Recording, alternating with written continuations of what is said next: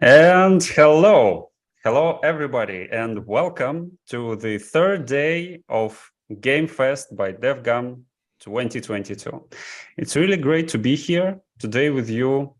Are myself, Nick from DevGAMM, and Ricardo. Welcome. It's your first day at DevGAMM event, am I correct? Yes. Hello, Nick. Hello, everyone.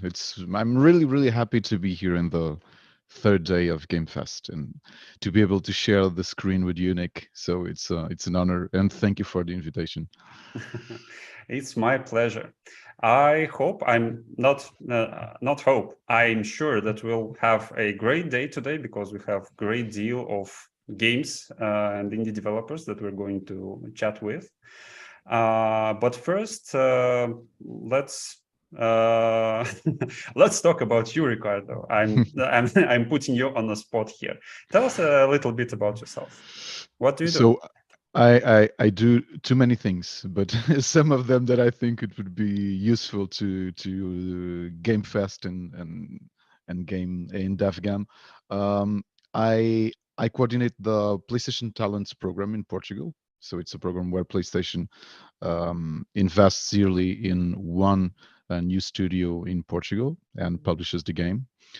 And for the last 7 years, I've been organizing and presiding at the biggest indie event in Portugal, which was Mhm. originally called Indie Dome, but for the last 5 editions, it was started being called IndieX. And yeah, I usually define myself as an indie activist because I think I spend too many hours each day finding new games and trying and writing about them. I've been writing about games for almost 12 years, mainly focusing on indie games. So indies are my passion, Mhm. and I'm really happy to spend this day with you and all the amazing developers that are part of this edition of Game Fest and talking with them. So yeah. Awesome, awesome. Well, uh, to love indie games is a bit of a prerequisite to to be the host of this stream. So it's really great. So tell me, what do you love about indie games? Why are you excited about them?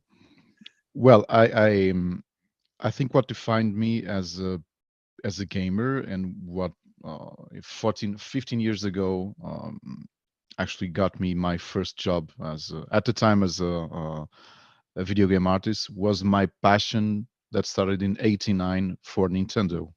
So Mhm. Nintendo games actually transform into the person I am today. Mhm. But we've noticed in the past decade, when from the first decade to the second decade of this millennium, that the indie market really grew up. So you started having amazing and surprising games that had huge commercial success, huge critical success. Mhm. And suddenly, all that passion I had, because I think we all love triple A's. Okay, triple A's make the industry advance and they amaze us with their technical prowess. Uh, but at the same time, I remember two games that changed my view and actually created my passion for indie games. It was SteamWorld Dig and Don't Starve. Mhm.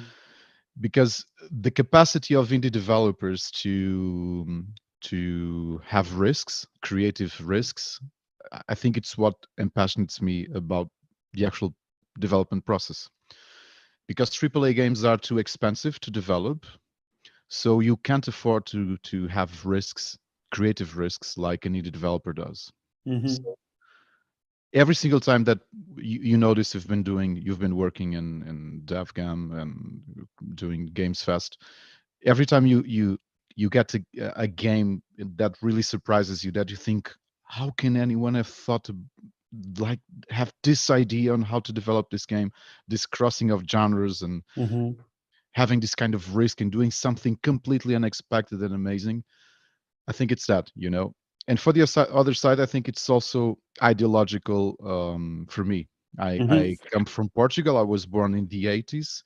So Portugal in the 80s and the 90s, post-revolution Portugal, Mhm. was a really poor country, as you can imagine. And I was born in Lisbon in a really poor neighborhood. And what I felt was that sometimes, or at least video games, have this global capacity to elevate you from and give you opportunities that probably you wouldn't get anywhere otherwise. So for me, it's also really important to try to give voice and try to find games and developers that come from unexpected places or smaller industries or smaller markets that aren't as well showcased as Europe, for example, or America or Japan. But finding these games from industry in terms of industry, smaller countries, for me is really important to try to help bring talent to with all the means I have available. So yeah. Oh, that's really nice, and that's really inspiring because I also find video games inspiring in that regard. Because for me, I also grew up not in the capital of my country, but in the region, in a very poor region, and video games were like this bridge to the wider world, where the technology can help you create amazing worlds and to just see amazing things that you couldn't see otherwise, and it's really awesome.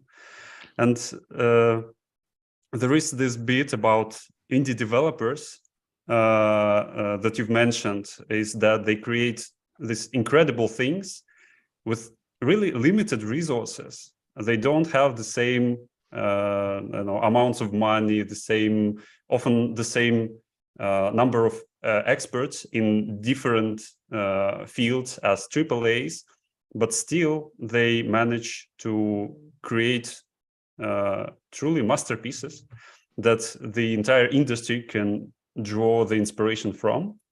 And it's really cool that like for the past decades, their place in the industry has become much, much greater. And what else I find inspiring about them is that their courage, actually, because being an indie developer, it's a tough job. We've been talking with indies like for a couple of days now on our streams and longer before that. And it's often, if not always, a story about a developer, a single developer or a small team of developers who just love games, who want to create their passion project. And they often even don't have experience in game development. And it's really inspiring to see people who are believe in themselves so much and believe in the things that they want to do so much that they start to develop on their own, find people who share their worldview and passion for this project, and they create this thing eventually, even if it takes 2, 3, 4, 5, 6, 10 years. And yeah, it's really awesome. Really awesome. You know, there is a game you probably know the developers too that also made a huge change and was one of my inspirations to create IndieX.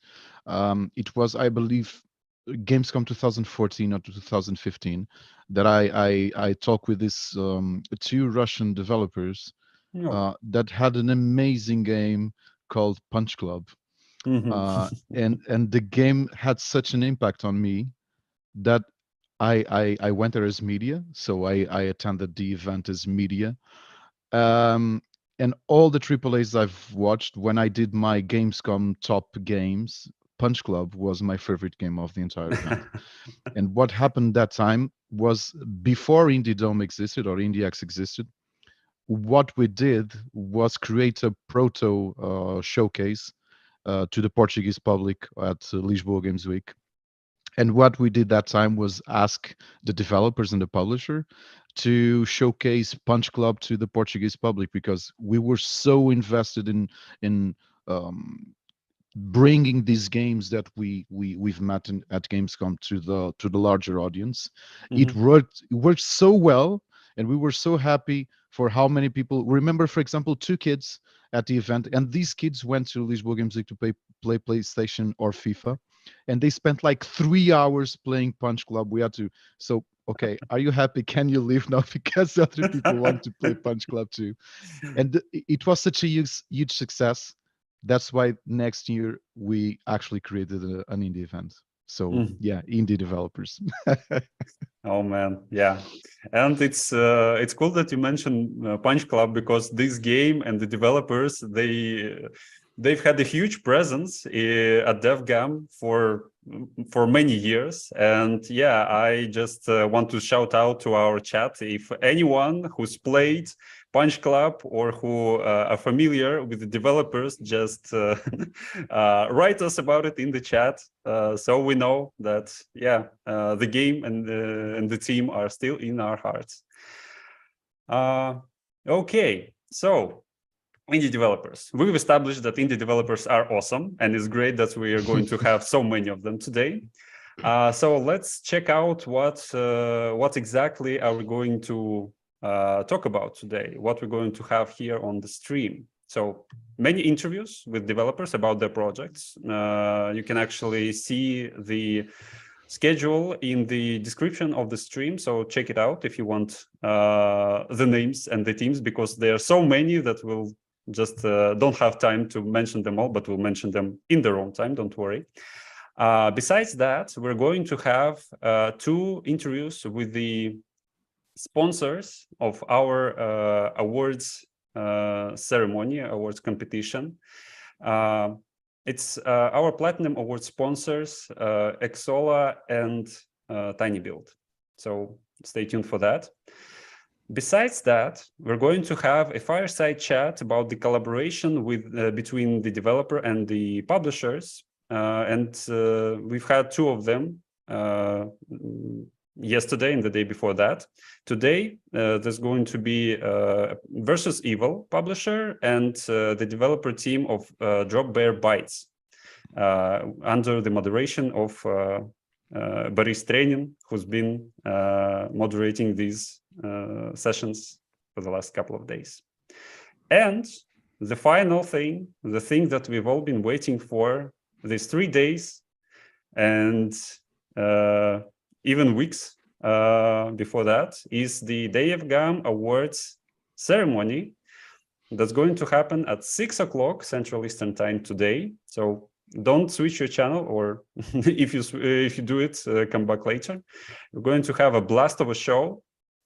And yeah, still we have a lot of time to do, a lot of time to spend, a lot of developers to talk to. And the first one is already with us here. It's the developer of Wingspan European expansion, Krzysztof. I hope that I didn't ruin your name with my pronunciation. No, that's fine. Thanks. Yeah, and hi. Hello. So Hello. how are you? Good. I must say I'm more stressed than I anticipated I will be. Oh, are we so intimidating? Yes, very much.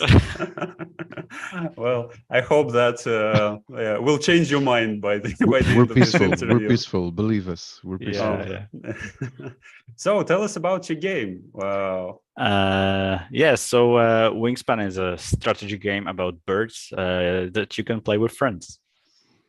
Okay, that's a short and lovely pitch. Okay, can you go into a little bit of more detail? Krzysztof, sorry, I have the board game and all the expansions actually. So for me, playing the digital version is a good way to enjoy Wingspan, even when nobody wants to play the physical game with me. So Nice. Thank you for developing the digital version. Yeah, there's been a lot of people who've been to a similar position to yourself, or also, during the pandemic, when the board game groups kind of fell apart, and they could still play together, the digital version.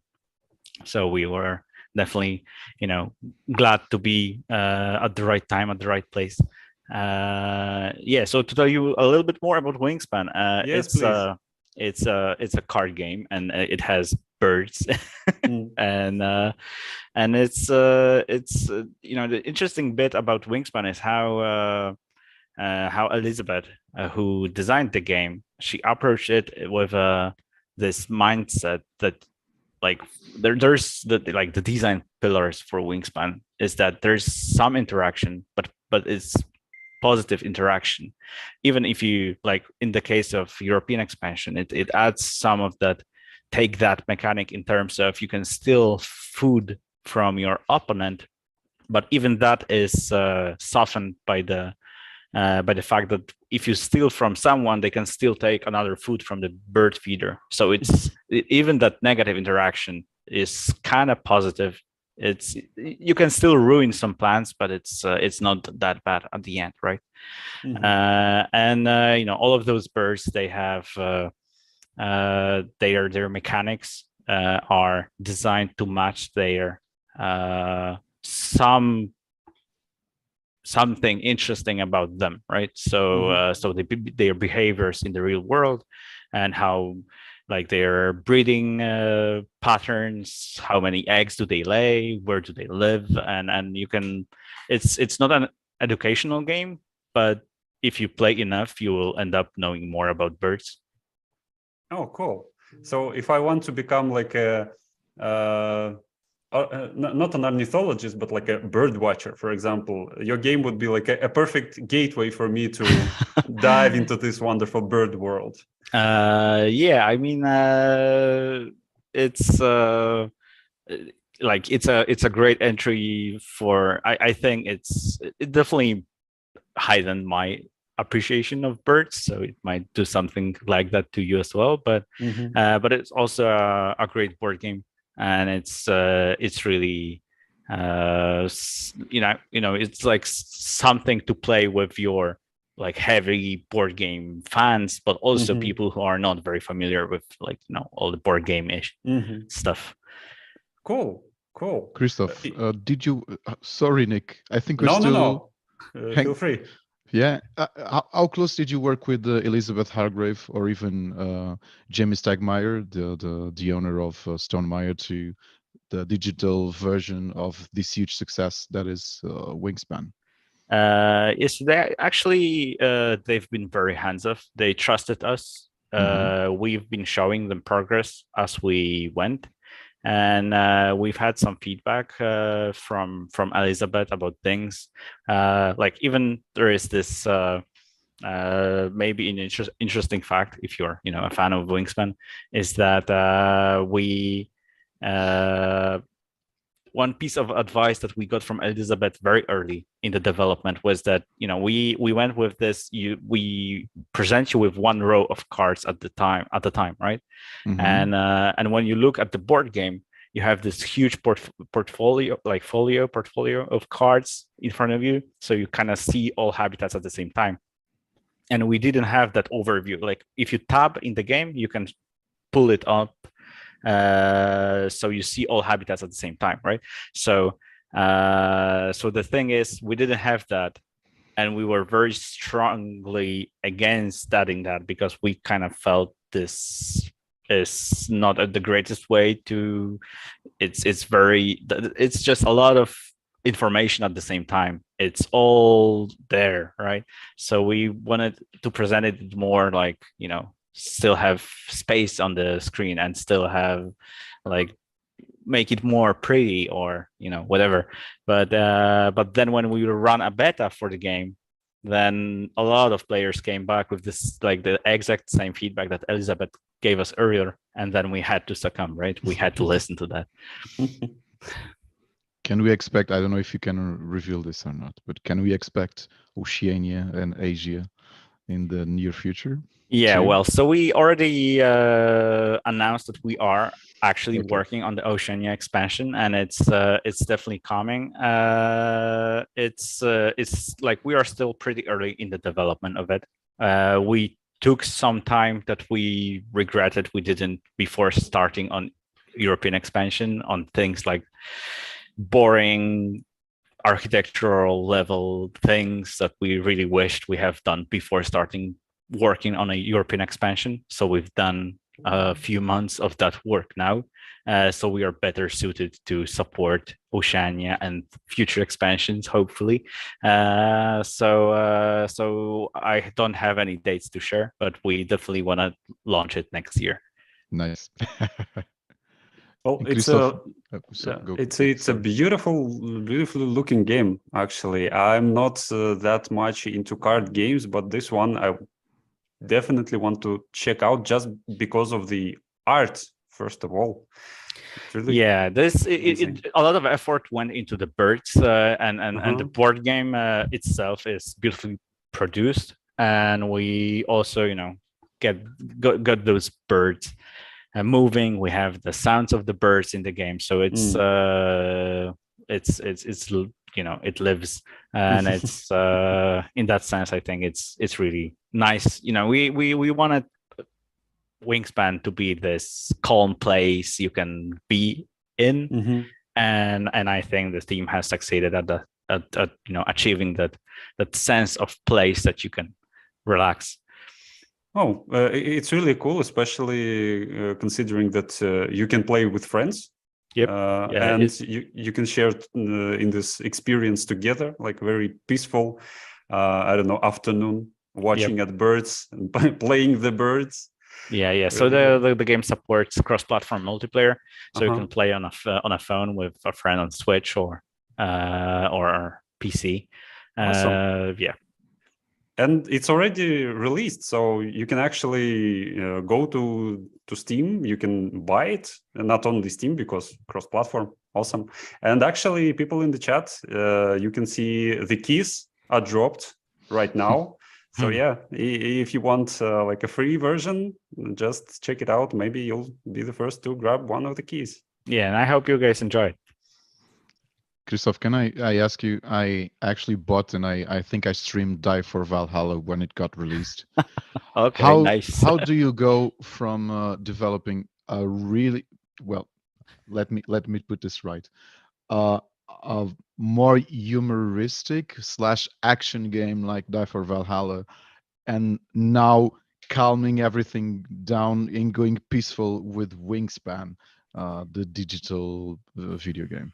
Yeah, so so the transition was not just this, you know, cut off. Yeah, because you had Tetsumo Party. Yeah, we've been doing some like we helped our friends bring their games to consoles after Die for Valhalla, because, you know, we needed another plan. How does the studio survive after the launch of the game, right? So we went around and helped our friends and helped some companies bring their games to consoles, and we were at the point that, you know, it's a very competitive world porting games, and it's often very difficult to judge how much work will go into porting as, you know, particular game. It's there's always hidden surprises, and those are not very nice surprises most of the time. So we were at the point that, you know, we kind of I have this kind of joke way of saying this, that we went out of friends to port games for, so we needed to figure out what we do next, right? And that thing was digital port game adaptations. Nice. So tell us a little bit about your team. As I understand it, you're not the only one working on the game, yeah? Yeah, so actually, for the most part of working on Wingspan, we were 8 people, and now we are 17. And we grew the team mostly because you know, we wanted to start, like, we made Wingspan. We work ever since on the launch. We kept working on Wingspan, and we are working on expansion and some additional, like the visual stuff that we added, the additional backgrounds we launched for seasons and all that. And we also, like, we plan to support Wingspan for for foreseeable future, right? And but we also wanted to start working on another board game, and actually we plan to announce it very, very soon. So we have something cooking. So we are actually 2 teams now, right? It's been a huge transition from, you know, just like Ricardo mentioned, Die for Valhalla is just, you know, 4 people working on the game, to now having 4 times that many people in the company, and it's been a transition, definitely. Well, cool. Changes await, and yeah, thank you for dropping that little bit of news. So everybody, just keep your eyes and ears peeled. There will be an announcement done soon. Awesome. Yes. Yeah. Okay, great. So what are you? So let me just quickly check. You actually been nominated for Best Mobile Game on these DevGAMM Awards. Yeah. Yeah, awesome. How do you feel about it? Yeah, I mean, the mobile version is definitely a great way to enjoy Wingspan on the go, and it's one of the, we started with Steam, we then went to consoles, and the mobile versions came last year. Like, I think we are very like, the Android version was also November last year, so that's the interesting tidbit. But yeah, one of the things about Wingspan is that we had like a very rough mobile version, working pretty early in the development, and whenever I tested the game, I was playing it on my phone. But we didn't really plan to launch it anytime soon, but it was still the way I tested things, right? Okay, great. And will you be watching DevGAMM Awards this evening? Yeah, definitely will be in the anticipation of whoever gets announced as the winner, and fingers crossed, right? Yeah, fingers crossed. I wish your team and yourself great success with the game and with your following announcement and your next project. Yeah, thank you for being with us today. Yeah, thanks. And thank you, Gustav. Bye-bye. Yeah, bye-bye. Bye-bye. And good luck for the awards. Yeah, this will be like today we'll be mentioning awards a lot, because this is the event of this event. So yeah, guys, just bear with us. It will not be the last nominee that we'll be talking to as well. So let's dive into the next game, who's also nominated for some of the awards. The game is Boxville, and we're going to talk with Pavel. Yes, hello guys. Hello guys. Hello. How are you? Fine, thank you. Yeah, hope you too. Yeah, we're doing great chatting with you. And tell me, are you excited about awards this evening? Yeah, actually, we were excited to know that we were awarded in 3 categories and 3 nominations. It was a surprise for us. We hope to be awarded in 1 or maybe 2, but 3 is super cool. So we're excited to see today's award and to know which awards we are winning. Wow, 3 nominations. That's that's a lot. So well-deserved nominations. Yeah, hope so. The game looks amazing. Tell us a little bit more about it. What's it about? Actually, it's a point-and-click adventure puzzle game, and it's about town of old cans, which are living in cardboard boxes city, and actually it's called Boxville. And we were aimed to create the game which will be anti-stress, and which will take your anxiety and your stress away during your gameplay. So it's calm and tranquil, without any nervous moment, and without any stressful arcade elements. So it's actually quite it's a game you can play and watch like an animated movie at the same time.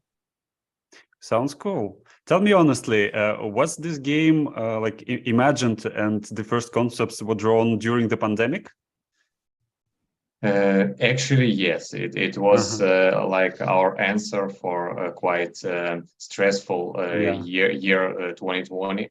And actually, I'm not a game developer, and none of our team is a game developer before. And actually, it was like a spontaneous decision to create a game. we were quite stressed, and we found some relief in playing like anti-stress games, like point and click puzzle games, and we decided why not create our own. And actually, it's true, we have no any background in game development. Actually, I'm a lawyer, and some of our other members of our team, like designers, interior designers, and so on. So actually, we studied everything from scratch, and it's our first game. So, are you telling me that this is the first game that you and your team are doing? That's your first game, like, ever? None of you Yes. weren't in game development. Well, man, it looks beautiful. I wouldn't think so. And well, you have 3 nominations for DevGAMM Awards. So actually, I think that your debut is like it's really doing great for the moment. We tried our best. So really, really great. And I receive very strong vibes of Machinarium, I think. Was that some of your inspiration drawn from there, or am I wrong here? Yeah, sure. Machinarium is one of the milestone games in this niche in point and click adventure puzzle games. Of course, we know Machinarium, we love Machinarium, but yes, we inspired of Machinarium too, but a lot of other art like movies, our music, and so on inspired us. But our main goal was to create the game which will take your stress and anxiety away. You know, point and click games are probably my favorite genre.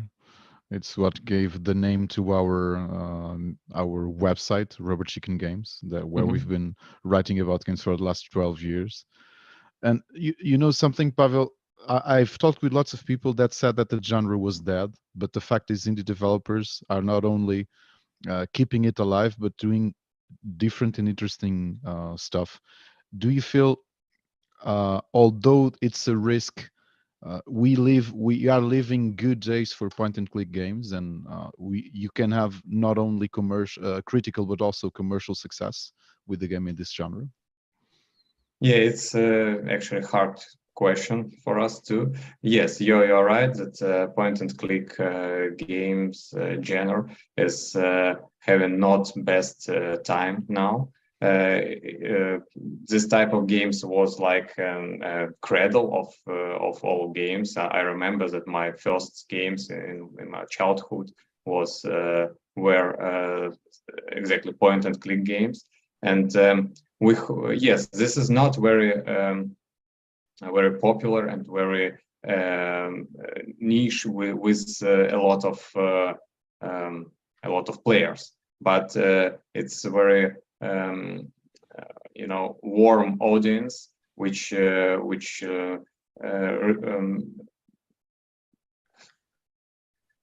takes your game close to their heart, and they like your game. And if you are popular in this small niche, let's be honest, that point and click is small niche compared to, for example, AAA shooters or some other popular genres. But if you're gaining some popularity in this niche, you receive very how to say very pure and loving audience. But for example, we've just been weeks away of one of the greatest releases of the year, which was the return of one of my favorite series of all time, Monkey Island. Do you think seeing these legendary video game creators like Ron Gilbert, who had a Thimbleweed Park and then returned to the Monkey Island, do you think it will help indie developers that are actually paying some attention to the genre and some attention, some love, and some creativity and talent? Yeah, sure. Of course, you're right that releasing new games in this genre helping another games, because actually one game is not a competitor to another game. It's not like you are buying one game and you will not buy another game. You are buying now first game, and in 1 month you will buy the second game.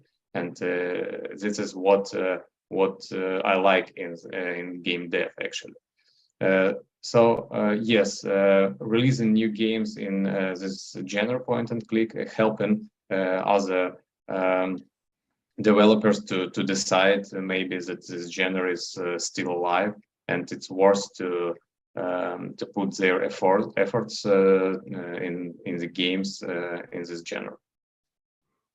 You know, I've been talking. I've some weeks ago during IndieX, I spoke with the developers of Lost in Play, which I guess are also a part of GamesFest, aren't they, Nick? If Sorry? my memory, Lost in Play, I think it's a point-and-click game. I think also makes part of this GamesFest edition. And I was checking something on Boxville, Pavel, that I think it's really important. And I've been noticing this trend that I wouldn't like to say that Amanita started, but there are lots of indie developers doing this. Do you feel, or did you felt the necessity of create a universally understandable game? Like almost everything on Boxville is iconographic. Like you don't have any reliance on language. It means that anyone, anywhere can play and understand Boxville. Was that something important for you as creators? Yes, actually, not almost, but everything. Everything in Boxville, yes, is without any text. Yeah, it was one of our main goals to create the game which will be understandable on any language without translation. We did this because of several reasons, and one of them is because if you want to create something visually perfect for our understanding, you need to think about, for example, lengths of fields where different words will be accommodated, and the same word on different languages will have the different lengths, and actually you can't rely on different languages in the question of perfect look. So you need to create something universal to be sure that on every language in any country your game will look the same, like you designed it. Because if you, for example, translate from Latinic alphabet to Cyrillic alphabet, it changes a lot in your game, and a lot of visual designers know this problem. And I'm not even talking about some Chinese language or some Arabic languages. They have completely different look of alphabet, and it can even not fit in the place where you supposed to put this word. It can be too long or too short. So we decided to make everything without words. Our cans are communicating with pictures. We have a completely graphic menu without any words, and yeah, it was one of our goals. Nick, I don't know if you asked Pavel if the game was developed in during the pandemic, because you imagine the creators looking at their home while we were all in confinement and looking some cans close to the trash can and having an idea to create the Boxville. Was it what happened? Yeah, so something like that. Not because of cans near the trash can. Actually, we had a lot of concepts before we came to Boxville concept. I will not tell you about them. They're quite funny and even stupid. But yeah, actually, we Please came share. to. No, next time. Actually, we came to this concept. Because it's quite cozy, and because some broken things like old cans with rust, old cardboard boxes, they're quite nostalgic, and they look familiar, and they look familiar to anyone. It's not like some fantastic fictional world. It's like word which consists with from things you know well, like boxes and cans. Yeah, actually, cozy is the first word that comes to mind when I look at the artwork and on the gameplay itself. It's really soothing, I would say. It's a strange thing to say about like the number of boxes and cans, but it really does provide this emotion. Actually, when I was checking out your Steam page, it said that your graphics are hand drawn. Is that really all the graphics are drawn like by hand? Actually, everything is drawn by hand, and all animations are also drawn by hand. And Wow. We have 23,000 of animation frames in this game. I can understand now why you're talking about that it's not only a game, it's also like a cartoon or an animated movie, because it really is. It's true. It's completely hand drawn and hand animated movie. Yeah. Awesome. We have Max on our live chat, and Nick asking an interesting question. How long did it take to develop Boxville with all this thousands of artwork and individual drawings and frames you had to create? It took from idea to release on Steam. It took 1.5 years of work, but actually it was quite active work, like everyday work. Man, that's what I'm always get impressed by indie developers. So your team, Pavel, you've decided to make a game. It is your first game, and you only had like 1.5 years to do it, and you did it. And the game is already released, and people can play it, and it looks awesome. You know? Yeah, it is because I first opened Unity like 1.5 years ago. Opened it and start to learn it. You said you guys had other jobs. Did you keep on working on your main jobs, or you all moved on to being game developers? Yeah, some of us continued to work, but actually me and our main artist, when we were not working during this time, because we completely dedicated our time to creation of Boxville. Okay, great. Pavel, thank you so much for joining us and telling us about your game. Thank you. Boxville is right now on Steam. You can go and buy it, or you can check out our chat where a few keys are dropped, and you can grab a free version if you're lucky. So yeah, thank you so much. And thank you. Congratulations. Yeah, good luck with the awards. Thank you. Yeah. So, yeah, exactly what we've been talking about before, like indie developers, the passion, and nothing that stands between them and their goal. Incredible. And we have one more, not one more, but next person to talk to. Yeah, it's Tobias with the game he's presenting, Above Snakes. And not with Samuel L. Jackson. Hello, Tobias. How are you? Hello. Hey guys. Yeah, I'm great. How are you? Awesome. We're doing awesome. We're talking with great people about their awesome projects. Yeah, I've seen your own. Yeah. Yeah, I'm pretty intimidated.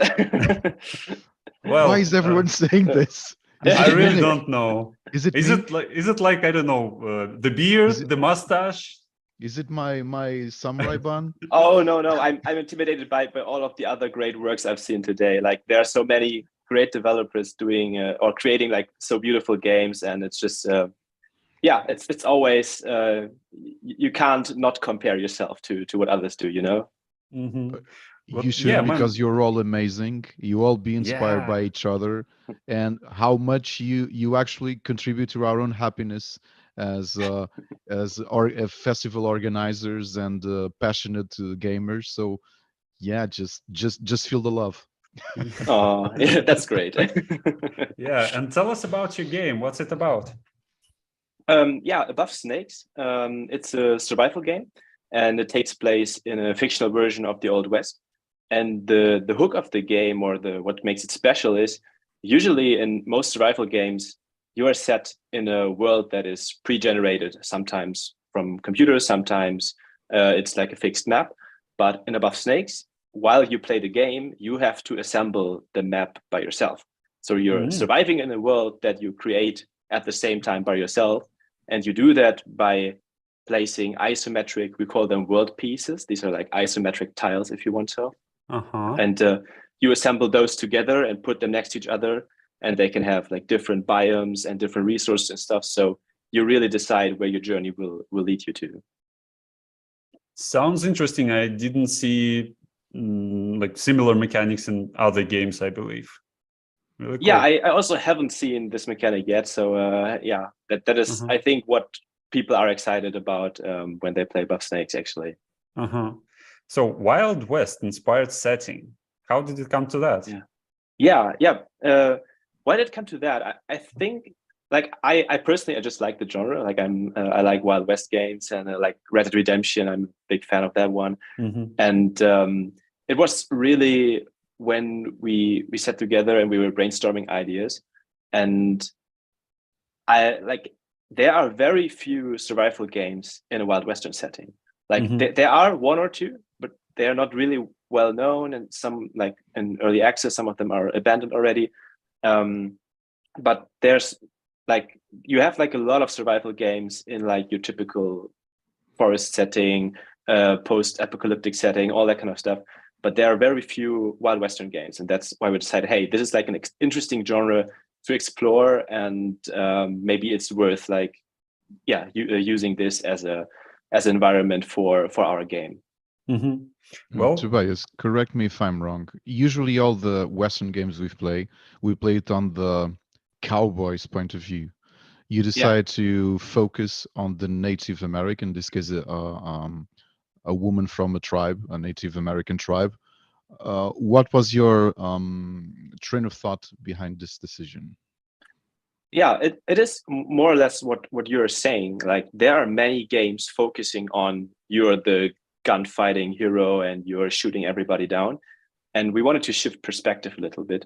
And the interesting thing about Ayana, our main character, is she has like a lot of native features in like how she looks like, but she's actually descended from both. Like we call them the settlers and the tribes.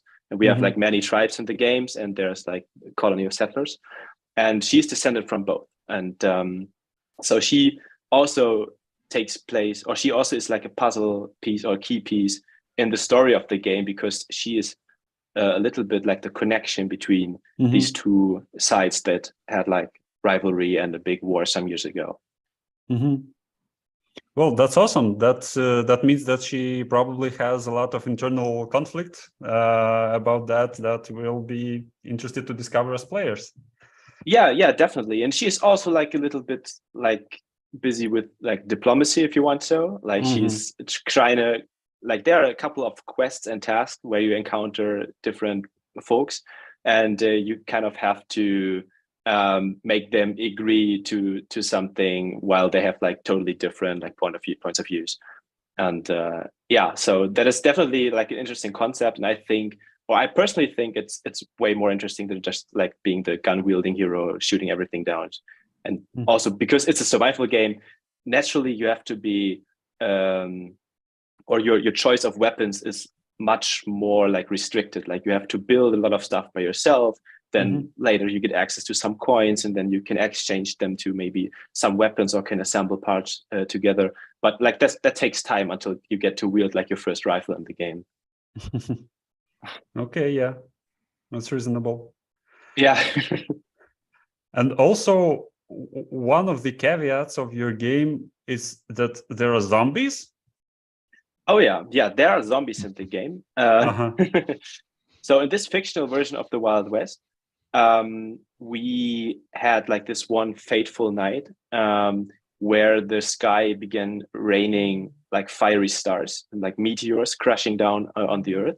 And these meteors, they were spreading like a green fog, and this green fog killed a lot of people. And these people, they, after being buried, they've risen from their graves, walking these earth again. And next to this, which is very prominently also shown in the trailer of the game, we have a lot of other supernatural phenomena in the game going on.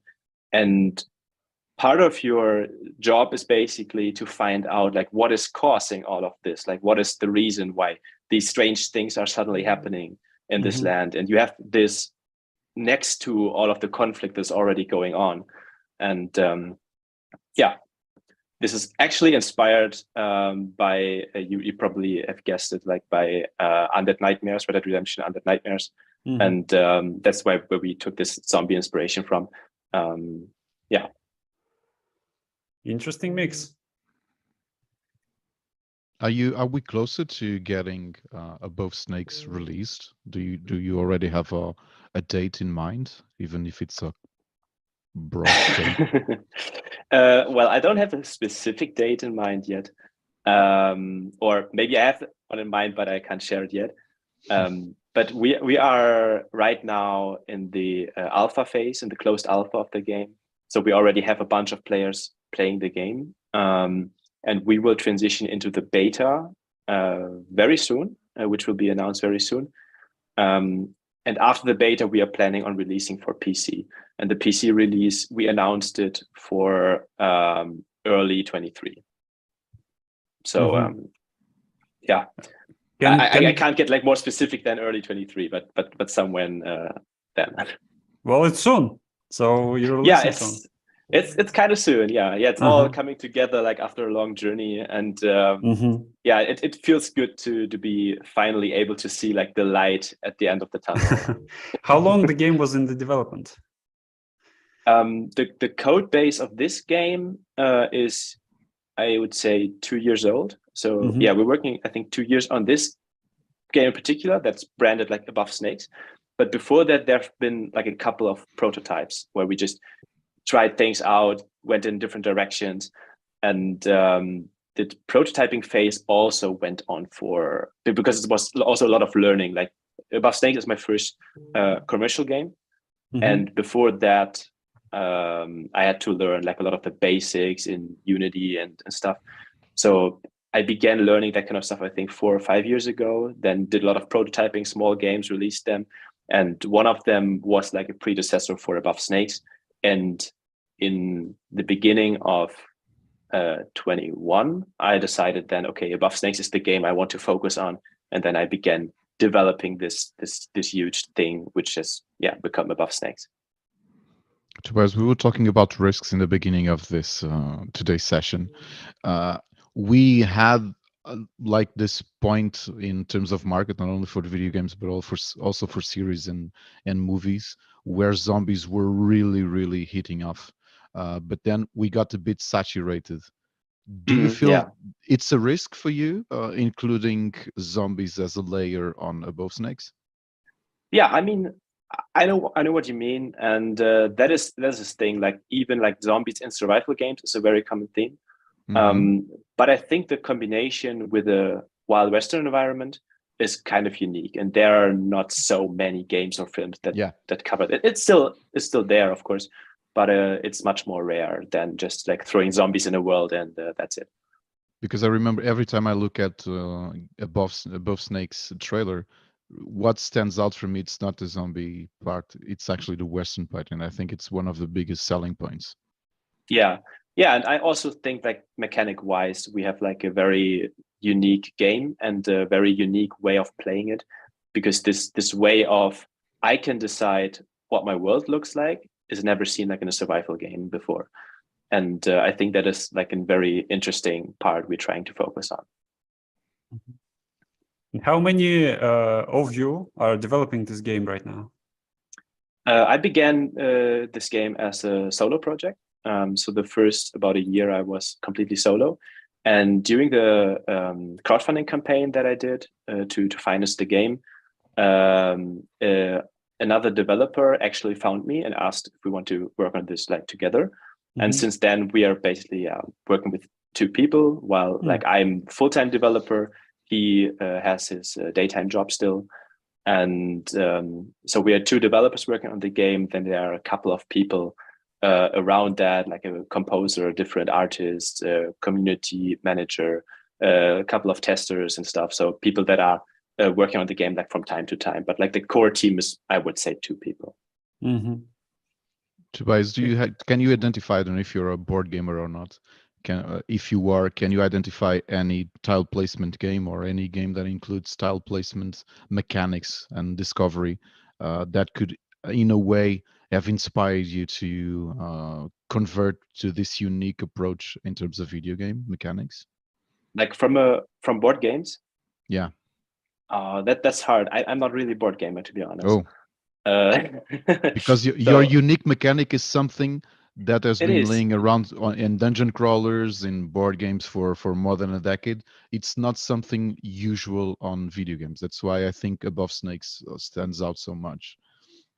Yeah, that is true. Like interestingly enough, we didn't come up with that like from that perspective, but it was the other way around. We needed like a restriction for our levels to take place. And at some point we decided to cut the world off, and then we ended up with this isometric piece. And then we were, hey, that's actually a good idea to leave it like that. And then we can put like multiple of these next to each other. And then it became mechanics like slowly over the time. Nick, you see, it's this what I really love talking with developers. Like without talking with Tobias, I thought what was first, the chicken or the egg? And now we've noticed how it was the genesis for this idea. Yeah, amazing, really amazing, Tobias. Yeah, really cool. That's sometimes how it goes. Yeah, the next best thing besides playing the actual game is to learn why the hell it is how it is, and why was the decision made. Yeah, awesome. Tobias, thank you so much for sharing your story with us. So everyone in the chat, you can check out the Steam page of Above Snakes. You can see it in the chat. And Tobias, are you gathering more people for your testing of the game right now? Yeah, we have a mailing list where you can enroll for closed tests. We are right now having like very soon a closed test, and we will have multiple of those in the future too. So yeah, you can always enroll for that. And otherwise join our Discord, chat with us, and yeah. And wishlist the game. I already did. Yeah, cool. Thank you. Thank you so much. Yeah, good luck with your with working on the game. Thanks for having me. Yeah, and see you around. Well, we're an hour through the stream, and right now we're going to have a short commercial break where we'll see a video about the sponsor of DevGAMM Awards, Archibald Studios. And after that, we'll be back with the next interview. So stay tuned.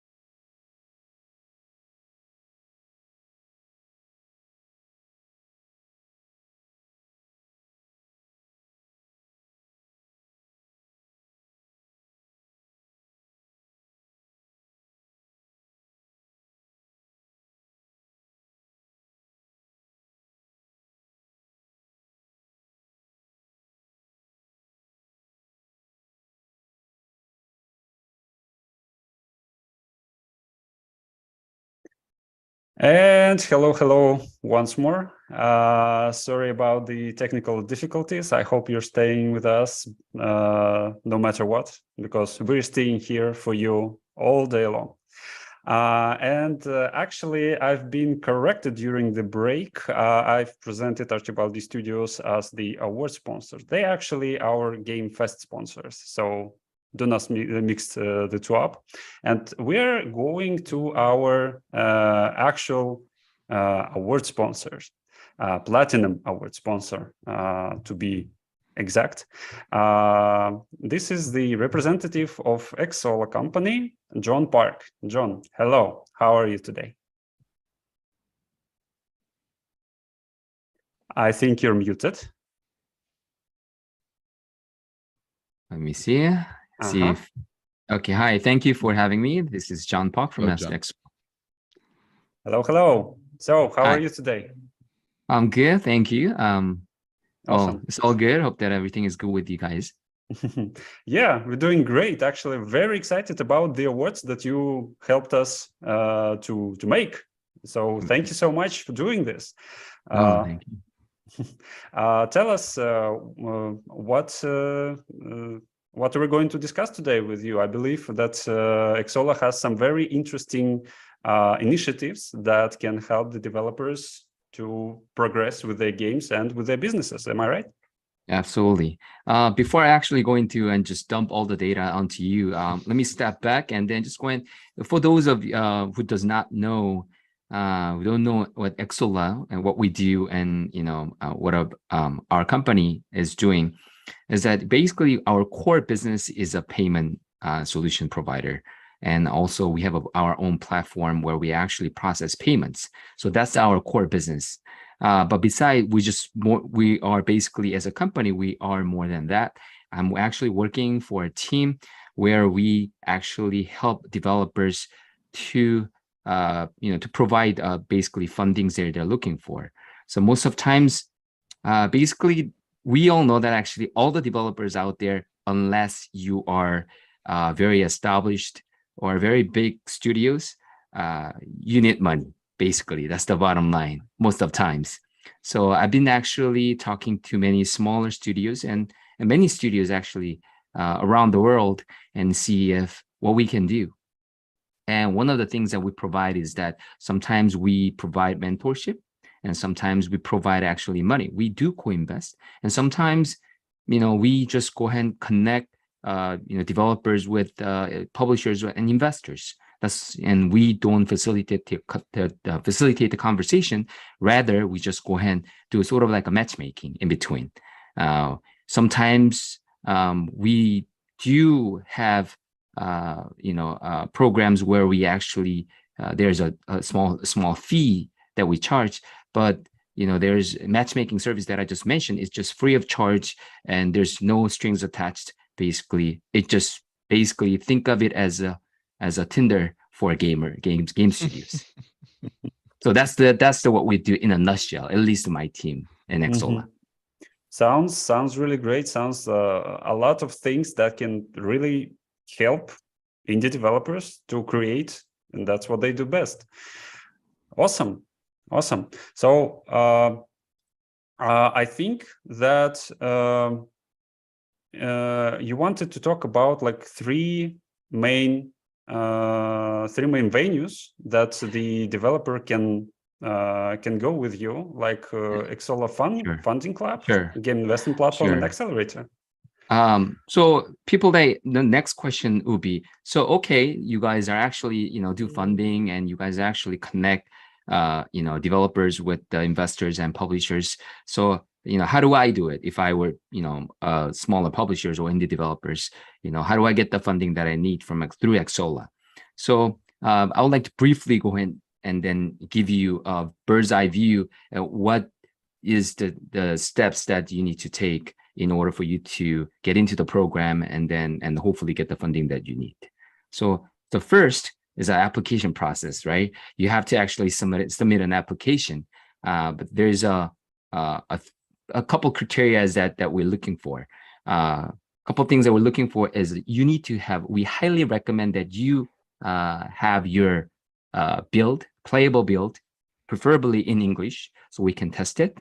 And the second one is that we would like to go ahead and invite studios. They're open to self-publishing. We do take a look at the bills that, where those studios are looking for third-party publishers, but we actually do prefer self-publishing route over to just regular third-party publishing. So that was the second one. The very last one is that basically the company-basic information, and just basically think of it as sort of like a IR deck, where basically a PowerPoint presentation, which includes your company, about your company and about your team. And if you're looking for a certain amount of money, then just tell us, how you will be using that money along the way. So that's the three things. So once you have those three things, then you can just go and apply online. And then the next step will be we play test your build. And then once you pass that play test phase, then we actually get back to you, say, thank you, we liked your game, whatnot. And how about, we give you one of three options. We present one of three options to you. So first is what we call an accelerator program, where a developer is a very a smaller startup, and then if they are looking for a rather a smaller amount of money in terms of money-wise, so roughly speaking about $150,000 USD, we provide that bridge fund in exchange of a little bit of equity, a little bit of a revenue sharing. But like I said, this terms and conditions, actually, it varies time to time. So just go and take it as a grain of salt, please. That was the first option that we present. And the second option could be, we like the game, so that can we actually invest along with the other investors or publishers? Can we invest in your game specifically in exchange of a revenue sharing? Meaning that when the game goes live, then we just split the revenue. But we will go ahead and provide the money that you need to finish the game and polish the game. Sometimes we co-invest and sometimes we don't. We are not a lead investor by any means, but we do actually invite other investors, mostly from the US, and then group of investors will go ahead and chip in and then invest in that specific game. So that was the second option. The third option would be basically, I told you about matchmaking services, right? Think of it as a Tinder. So we currently have about 1,100 games on our platform. It's basically, think of it as basically a marketplace. So we test your build and we qualify that build and we put it on our platform, where other investors and other publishers and come to our website and say, wow, we like your game. And then can we actually talk about publishing, or can we actually talk about investment? During that conversation, like I said, we do not facilitate the conversation. We just merely actually connecting those two stakeholders, meaning that studios and publishers / investors. So three options, like I said. So in a nutshell, we do provide funding that you need. That's all you need to remember. It's just one application. Once you submit it, then we'll go ahead and get back to you and say, hey, you know what? We took a look at your bill, we like it, and then these are the options, or this is the option that we would like to go ahead and present to you. And what do you think about it? And when that conversation starts, and then we'll go ahead and each the main point of contact for that specific developers will take you through and walk you through the process afterward. Sorry, a lot of information, but then at least I kind of wanted to, I think the main message, overarching theme is that if you are a studio or developer, solo developers, or smaller indie studios, that are looking for funding, then we can help. That's great. Funding is something that you can't get enough of, regardless of the stage of the development, definitely. Sure. About the amount of information, don't worry. We'll be dropping the link to the presentation with all the stages and with all the stuff that you've talked about in the chat. So everybody will have a second look if they've missed anything. Awesome. And let me ask you this.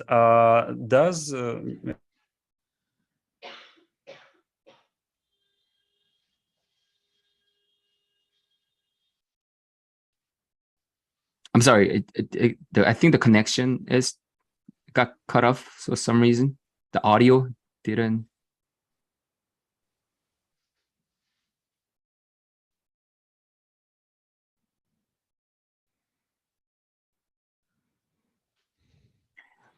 Yeah, John. While we try to solve Nick's problems, let me just tell you something. Using the opportunity to being in the panel with you, there's something I think our public that is watching must have this idea. Aside from the program you're here explaining to us, I think from our side, from the side of festival and showcases organizers like Nick from DevGAMM, or even myself, I don't want to feel like a Trojan horse, but also as IndieX, it's been events that Exol has been supporting and helping, and helping to grow, and helping all the games and developers that apply to our festivals. And I think the way that you are part and you are a reliable partner to indie developers across the globe, it's something that it's really important to everyone. So I just needed to have this message to you and to thank you personally, and with all the developers and games that has been showcased in Game Fest, or even on my event in DX. Thank you for all the help that Exol has been. I think you are an amazing player, an important player for developers that are starting, and even developers that want to increase their business. So yeah, thank you. No, thank you. I mean, on behalf of Exola, I would like to go ahead and extend my thanks to everyone here as well.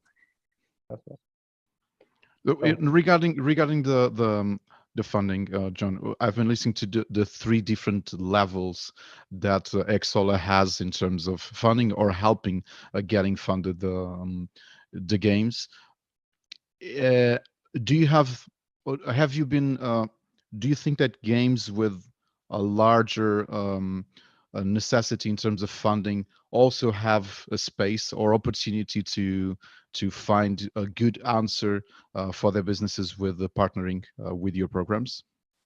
So if I understood correctly, I think your question is that what about those bigger studios like AAA? Yeah. AAA No, games, maybe not AAA, but we're now seeing some indie studios with budgets that surpass 1, 2, 3 million.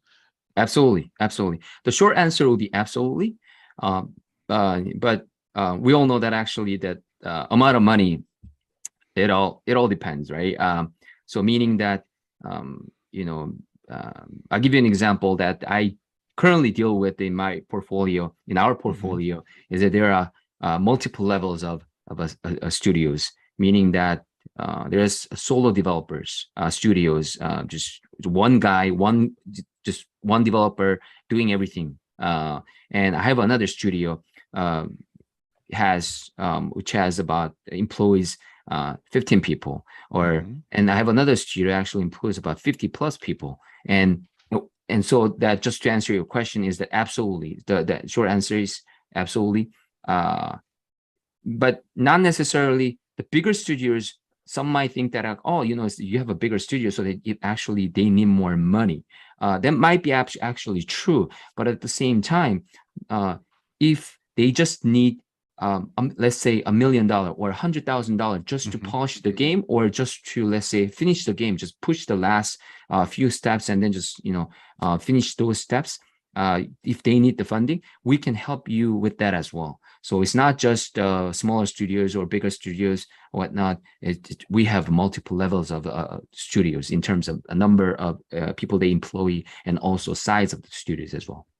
John, thinking about the different levels you've been talking about, and when I think about the program I coordinate in Portugal, PlayStation Talents for PlayStation, that usually is a supporting project and publishing by PlayStation for really starting studios from students that just finished their degrees and they are building their first game. Do you feel that Xola's expertise in your team's expertise with these many years of experience in funding for video games, do you think, or do you usually contribute, I would call it mentorship, especially for these younger developers that are starting their businesses? Do you think it's that connection could be positive from drinking from your own expertise for starting developers? Yeah. Can you rephrase the question? So yes, if I understood yeah, imagine you have this new studio built by people that just finished that degree. It's their first game, and what I've been feeling in this past 5 years is that their Achilles heel is usually the financial side. So they are creators, and the financial level is something that I see. they misunderstand, or they don't quite. They are quite able to manage that well. Do you feel that when you when these teams join or apply to Xol and you get one of the levels of partnership, do you also contribute to this almost educationally, if you got it? Now I understand your question. I think to answer that question, I think we approach that we try to actually help those in two ways. So answer will be twofold. The first is I mentioned that the accelerator program, that's for rather relatively smaller studios, and they will have to go through 16 weeks of a mentorship where we actually connect exactly what you just mentioned, that if they're lacking some of the financial, let's say aspect of running a business or doing some logistical, stuff, then we help you. I mean, we help them. So that's one way to do it. The second way of helping them is that if we cannot help them directly, and we actually will try to find someone who can help them. So I give you a concrete example is that I just came back from G-Star in Busan, where Xsola actually hosted a rapid. We invited a bunch of investors, a bunch of the studios. We call it a rapid round pitch day, where we actually, to be exact, we invited 6 smaller studios and we invited investors / publishers. So we help. We're not getting any money, or there's no entrance fee or nothing like that. It's strictly to help them to make that connection, so that if they cannot find the help that they need from Xsola, they can go ahead and ask the right questions, to investors, to publishers, directly. Because okay, here's a networking mixer, and so you have actually a physical airtime with the developers and investors and publishers among themselves. And I think that's the second way that I was going to mention, helping them indirectly.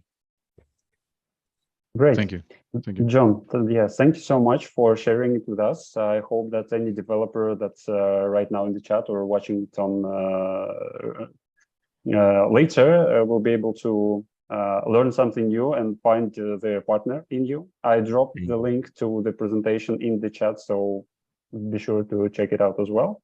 And thank you for your time. Yeah, have a great day. Thank you for having me, John. Yeah. Goodbye. I'm sorry about the technical difficulties on my part, but I have Ricardo here to pick up the slack and Nick, it's what they say, it happens in on live TV. Unfortunately, yeah, you're never safe.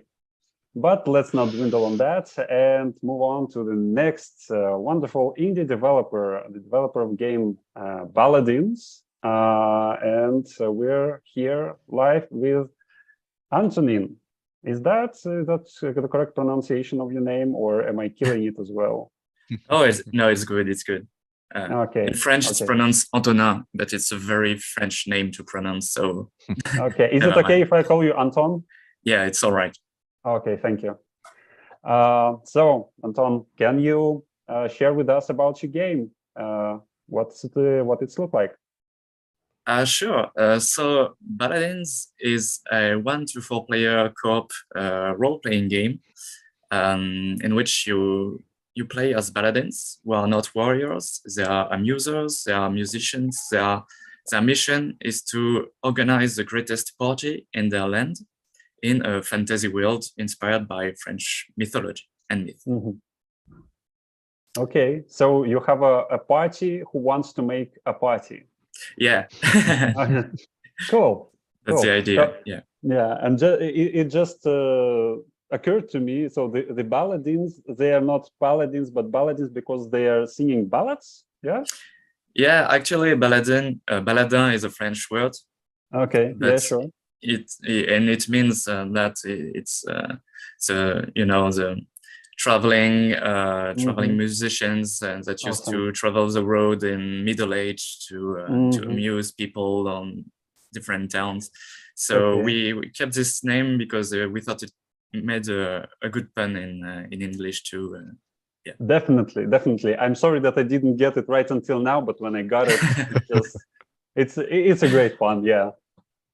And I'm really enjoying how your game looks. Actually, it's really colorful, and it's like the characters are so emotional. They look like stickers, man. Yeah. You know, when I saw your game, I just looked the trailer for 1 minute, and I decided that I want to play it, and I wishlisted it right away. So yeah, it really looks awesome. Thank you. So yeah, tell us a little bit more about what do you do there. So it has multiplayer, yeah. So you can gather your party and go do what? So the idea is that in your first run, the big quest of the Paladins will be to organize these parties, which is the biggest party, which gathers all the people of the land to feast together and to have a good time and remember, because we are in a world of peace, at peace. There is no war, no real conflict. And so in the first run, you will have to organize this party, but at the end, a gigantic dragon will crash the party and destroy everything. And basically, the dragon is like this ancient creature who sends you back in time 6 weeks in the past. And so each run will be, each game of Paladins will be, you'll play 6 weeks, and during these 6 weeks, you'll have to meet people, to learn about their problems and solve quests to bring back the harmony between people, because even if the land is at peace, there are rivalries between people. There are some problems that are undermining this peace, and the dragon basically wants you to work and to find ways to solve those problems, so people can be at peace together again. Oh, that's really nice. That's a really nice sentiment. You're not fighting like the monster just to defeat a bad guy, but you're trying to bring people together with your art and music and fooling around. That's really cool. I also noticed that your game is nominated the DevGAMM Awards for excellence in narrative, and that's I find really unusual for a game with co-ops. Well, maybe my I understand it a little bit in an old-fashioned way, but games with multiplayer are not often praised for the narrative component, and that's really unusual. Can you tell us a bit more about why you decided to go in that direction? Yeah, sure. Because basically, we were, as players, we were feeling that there were a lack of, stories that you can play together with friends. There are many games that you can play together. Our previous game, Pile Up, was also a co-op game, but it was a puzzle platformer with not a lot of story. And our idea with this game was to really be able to play and create stories together with your friends. And really, basically, it's inspired by tabletop RPG. And we often say that Paladins is a game for role-playing gamers, for people that like role-playing games, but don't have the time to play role-playing games anymore. So the idea was to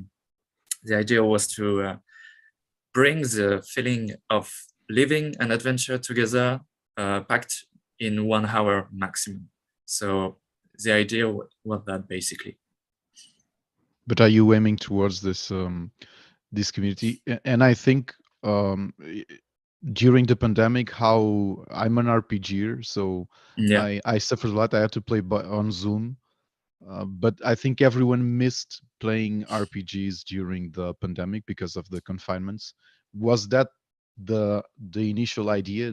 Are you RPGers at Seed by Seed? Was that your initial idea? Like, we miss playing RPGs. Let's solve this problem to everyone, not just for us. Yeah, sure. I personally am a DM myself, and I fist bump on DM. And so and as a DM, so it was frustrating during the COVID to not be able to gather around the table and play games together. But even if it was possible on Discord and Zoom to play together, and Roll20 helped a lot. Yeah, sure, definitely. Yeah. And yes, but as a DM, it can be overwhelming to, create, write a scenario or learn a scenario, and learn new set of rules. And for new players, role-playing games can be, a bit impressive. So the idea was also to make something really accessible for every type of player. You don't have to be a big RPG player to get into the game, to get the mechanics, and to have fun. And the fact that you decided to go with a more light approach, do you took some inspiration for other more humoristic approaches to RPGs, for example, Order of the Stick? I don't know if you follow the webcomic. It's been around for 15 or maybe 20 years. This way of trying to lighten up the idea of RPG and making them more accessible as an adventure to the broader public? Yes, there was that, and we were really inspired by games like The Yog, that is not really well known, but is Monster Prom. That is yeah. There are games that are really easy to get in and to play with your friends and to live a story together. Really nice. I was actually really compelled by this idea that you can have this story-driven adventure with your friends, because that's something that I've always wanted to play with, but didn't have an opportunity. But this game actually provides this opportunity. So yeah, it's at least for me, it's a wish-fulfilling game. So thank you for that. I'll be really anticipating its release. So actually, tell us, when do you plan to release the game? When can I play it? When it's done. So yeah, basically, we are aiming to release mid 2023, but it will really depend on how much money we can get to make the biggest game possible. And but yeah, we don't want to take too much time in development. So yeah, we are aiming to release in during next year. Great. And I see that you have a demo available already on Steam. Yes. So yeah, people in the chat, come and check it out. And actually, yeah, I really wish you well on your game, on your release next year, and in DevGAMM Awards this evening. Fingers crossed. Yeah, I wish you luck. Thank you. Good luck and thank you so much for joining. Great. And we're going to the next developers, also DevGAMM Awards nominees. These are Christoph and Gabriel from White Moon Games and their game Broken Ranks.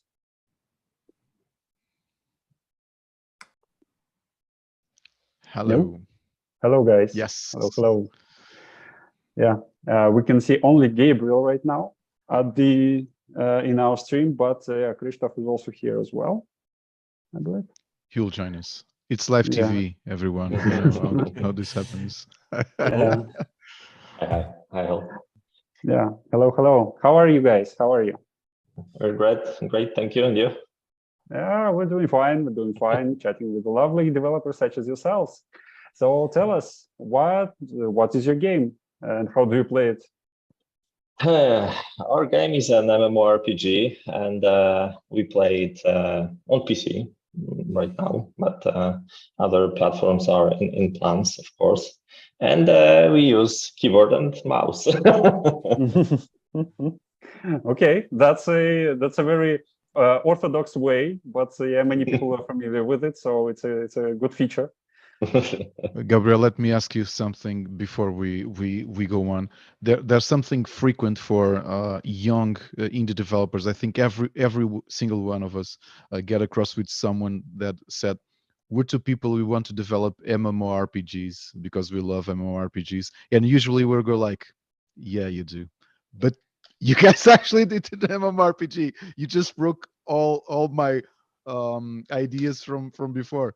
How was it's this? Like it's a great question, I would say, because when we have done it already, when we've made an MMORPG, then all our friends and game dev friends have told us that, oh no, it's impossible. Just never make an MMORPG as your first game. But it's good that we haven't known it back then, actually. So sometimes ignorance is bliss, like in Matrix or something.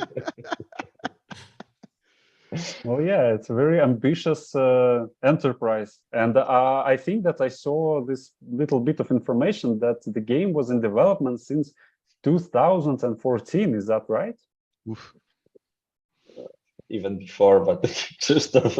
Yeah, I will elaborate because we started really in, I don't know, 2010 or something like this, or whoa, or even further. But it was our first game, Broken Tyrant, and Broken Ranks is like a sequel or continuation of our first game, Tyrant. Remake. Yeah, it's kind of a remake. So basically, first we've made a browser game, MMORPG game, and it took us about 5 years. Which we didn't know that it would take so long time, so we almost bankrupt. But that day we borrowed money from all over family, and we were doing side jobs to survive. But when we launched the game, it really take many players, and we could go on. And Broken Ranks is a continuation sequel, a remake of the work that we have done with Tyrant before. Yes, and it was an evolution, I would say, because we felt that maybe bringing to life a game with an open world and stuff and MMORPG is a little bit too much for us. So there was a time when we decided to make this arena version. But I mean the Tyrant, this previous title, which Broken Ranks is based on. But in those times, arena games were super popular, and we found out that there is nothing that can be unique in our game. So it was kind of an evolution that made us get back to the starting point. So we wanted a game with an open world, then oh no, maybe we make an arena, and then no, we need an open world. So it was kind of a cycle. So and yeah, and we did it. I love Broken Ranks, and I really admire you, but I have to tell you, I will try to hide your existence from my students, because even 2 days ago, we were talking about the final project of the degree, and they were like, one of them said, I want to do a MMORPG, and I said, that's impossible, and I don't want them to use White Moon Games as a throwing weapon against me. So Tell them it was a long time ago, behind 7 seas and 7 mountains, etc. So it's like never happened. Yes, I think we would fail today, but we were lucky enough. We were young, still a lot of power. Okay, yeah, but that's not a good argument for students. So yeah, it was a long time ago, so it's just words have changed since then. How many people were in this? I would like to say brave / crazy adventure of developing an MMORPG with this quality. At the start, at the beginning, 3, but we are saying about year 2000, I don't know, 7, something like this. But for Broken Ranks, I think we started with around 10 people, and till the launch of the game, we grew up to 30. So I would say 20. 20. It's fluctuating. Yeah, it's some stuff it's outsourced, some stuff is we've done in-house and so on. And it's by the not way, hundreds. some people said MMORPGs died in the first decade of the millennium, but there are lots of games, and I believe Broken Ranks is one of them and will be one of them, that is proving everyone wrong, that there's still audience for these games that want to invest their time and want to spend time in these amazing worlds. What do you think about the genre? MMOs are this very weird creature which is really tough to kill and to die actually, and we had a few years without updates of the Pride of Time because we were working on Broken Ranks, and really thanks to our community and people that still played despite of the fact that we haven't given them new stuff and new content, they kept us alive. And maybe MMO as a genre we can discuss about it, but the title that already has some critical mass of players and community, it's really immortal. Sorry, Nick, I have one following question, okay? absolutely. My main podcast co-host is 47. He's a huge, he's this person that is working all the time, and he also always says, I need an MMO. And he is always diving into MMOs. Do you feel MMORPGs are a generational thing? Who is your audience? Do you have this idea if it's 30 plus 40 guys like us? Or do you think younger audiences are also diving into MMORPGs? I would say that we've got all ages in our game. It's a broad audience. Yes, okay. Very broad audience. We have some 60 years old people, and we have also some 11-year-old people. So it's really, really strange mix. Really diverse crowd, yeah. Yeah, because I always felt that this generation, sorry, Nick, I'm sorry, because I felt that these younger generations got used to another way of playing online, other kinds of successes. And we grew up with our online experience was with MMOs, and we evolved with MMOs. And I had this idea, it was empirical, so thankfully you're proving me wrong, that maybe MMOs couldn't resound to younger generations, but apparently they do. They do, but I would say that it's a little bit more difficult now than, for example, 10 years ago to get young players. But they are still very interested in titles like this. There is a niche for us actually. So we would like to, but we are not very big title actually. And yeah, for like a traditional CRPG way of telling stories and giving the players the experience, there is always like a nice niche that lets us thrive actually. Mhm. So you guys are nominated for Best Desktop Game in DevGAMM Awards. Well, if do we you feel would have a about mobile version, we would be nominated in other. that? Do you plan to have a mobile version of your game? Sooner than later, but yeah, it's a natural direction that we have to Okay. go. And our combat system actually, it's perfect for mobiles actually.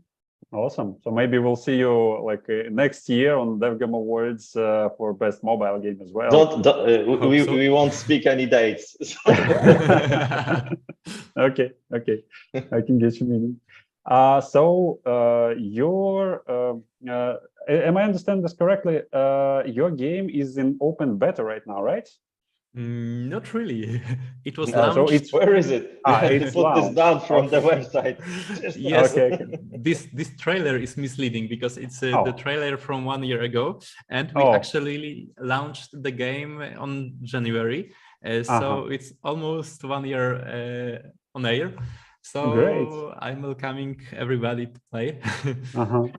Well, you released your game almost a year ago, and you're already here. You're working on it, and it's really cool. The game is alive, and everybody is able to check them out. The link in the chat. You can go there and dive into this new MMO that you maybe never heard about. So thank you guys so much for being here. I hope that your work will find this audience, and I will keep my fingers crossed for DevGAMM Awards for you. Thank you. And Thank you good very luck. much. Congratulations on proving everyone, including me, wrong with your talent and quality, guys. Really. Yeah, we got you. Awesome. Okay, thanks. Yeah. Have a great Thanks day, a guys. lot. Bye-bye. Thank you. Bye.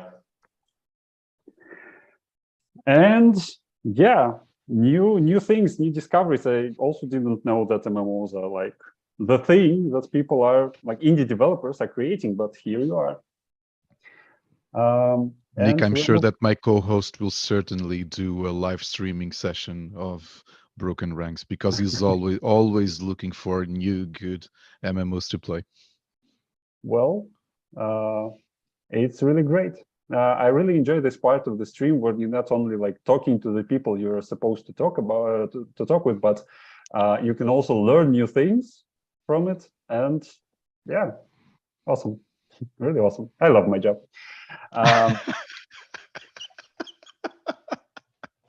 So yeah, moving on. We have next developer to speak to, and it's Matteo from Bad Seed and his game Crime O'Clock. Hello, Matteo. How are you today? Hi. Nice to Hello, meet you. Matteo. Yeah, Hello. nice to meet you too. Matteo, can I do this? Can I hijack this, Nick? Because congratulations on winning one of the awards of IndieX. Oh, thank you. Thank you so much. Yeah, we are very proud of the recognition that we are collecting worldwide because our game is a little bit experimental. We are trying to do something different from our past games. So it's thrilling to know that every time we show the game, people are enjoying the idea behind the game. So yeah, the prizes for us is something that help us to keep moving on in the development. We are near to the end of the game, so it's the hardest part because sometimes we need to do a little bit crunch to complete one milestone, or we want to polish everything as much as possible because we want to deliver the best experience possible to the players. So we are put an extra effort to complete the game, and every time someone give us a prize or a nomination for the prize, it's a boost of energy and confidence for us. Matteo, just to put a face on the name, are you the person who I might be owing a wine bottle if a DLC with TARDIS / Celine Dion comes out? It's you? Remember, I was the one suggesting Celine Dion. It's me. It's this face. Yeah. Okay. It's already in development. The Celine Dion it's a win. story. A win. Yeah. And we got new informations here at Games Fest. Crime O'Clock will have Celine Dion included eventually. Something to look forward to. So, Matteo, for those of us who didn't see your game on the other shows, can you tell us a little bit about it? What do you do there? The shortest description that I can give you about the Crime O'Clock is Where's Waldo meets Doctor Who, because it's an investigation game through time, and you need to investigate and solve crimes to fix the true timeline. If you already watched the first season of the Loki series TV on Disney Plus, the idea behind the true timeline is quite the same. So there is one true story for the humanity, and you are asking to keep the timeline in the right direction. But we have a deep story inside the game that will explain to the player why there is the true timeline and if the true timeline is a good thing or not. So it's up to the player to dig up in the story, in the different storylines, in the secret storyline between the cases, because we are inspiring our game experience from the crime series TV, CSI and CIS, Criminal Minds. So we have the vertical plot of the single case and the horizontal plot that keep together the story between the cases. So you explore different areas. We have 5 different areas, but I'm allowed to talk only about 3 years right now, though the publisher will kill me. There will be another crime to solve after this. Exactly. Without the time machine, so I'm I'm a very big trouble.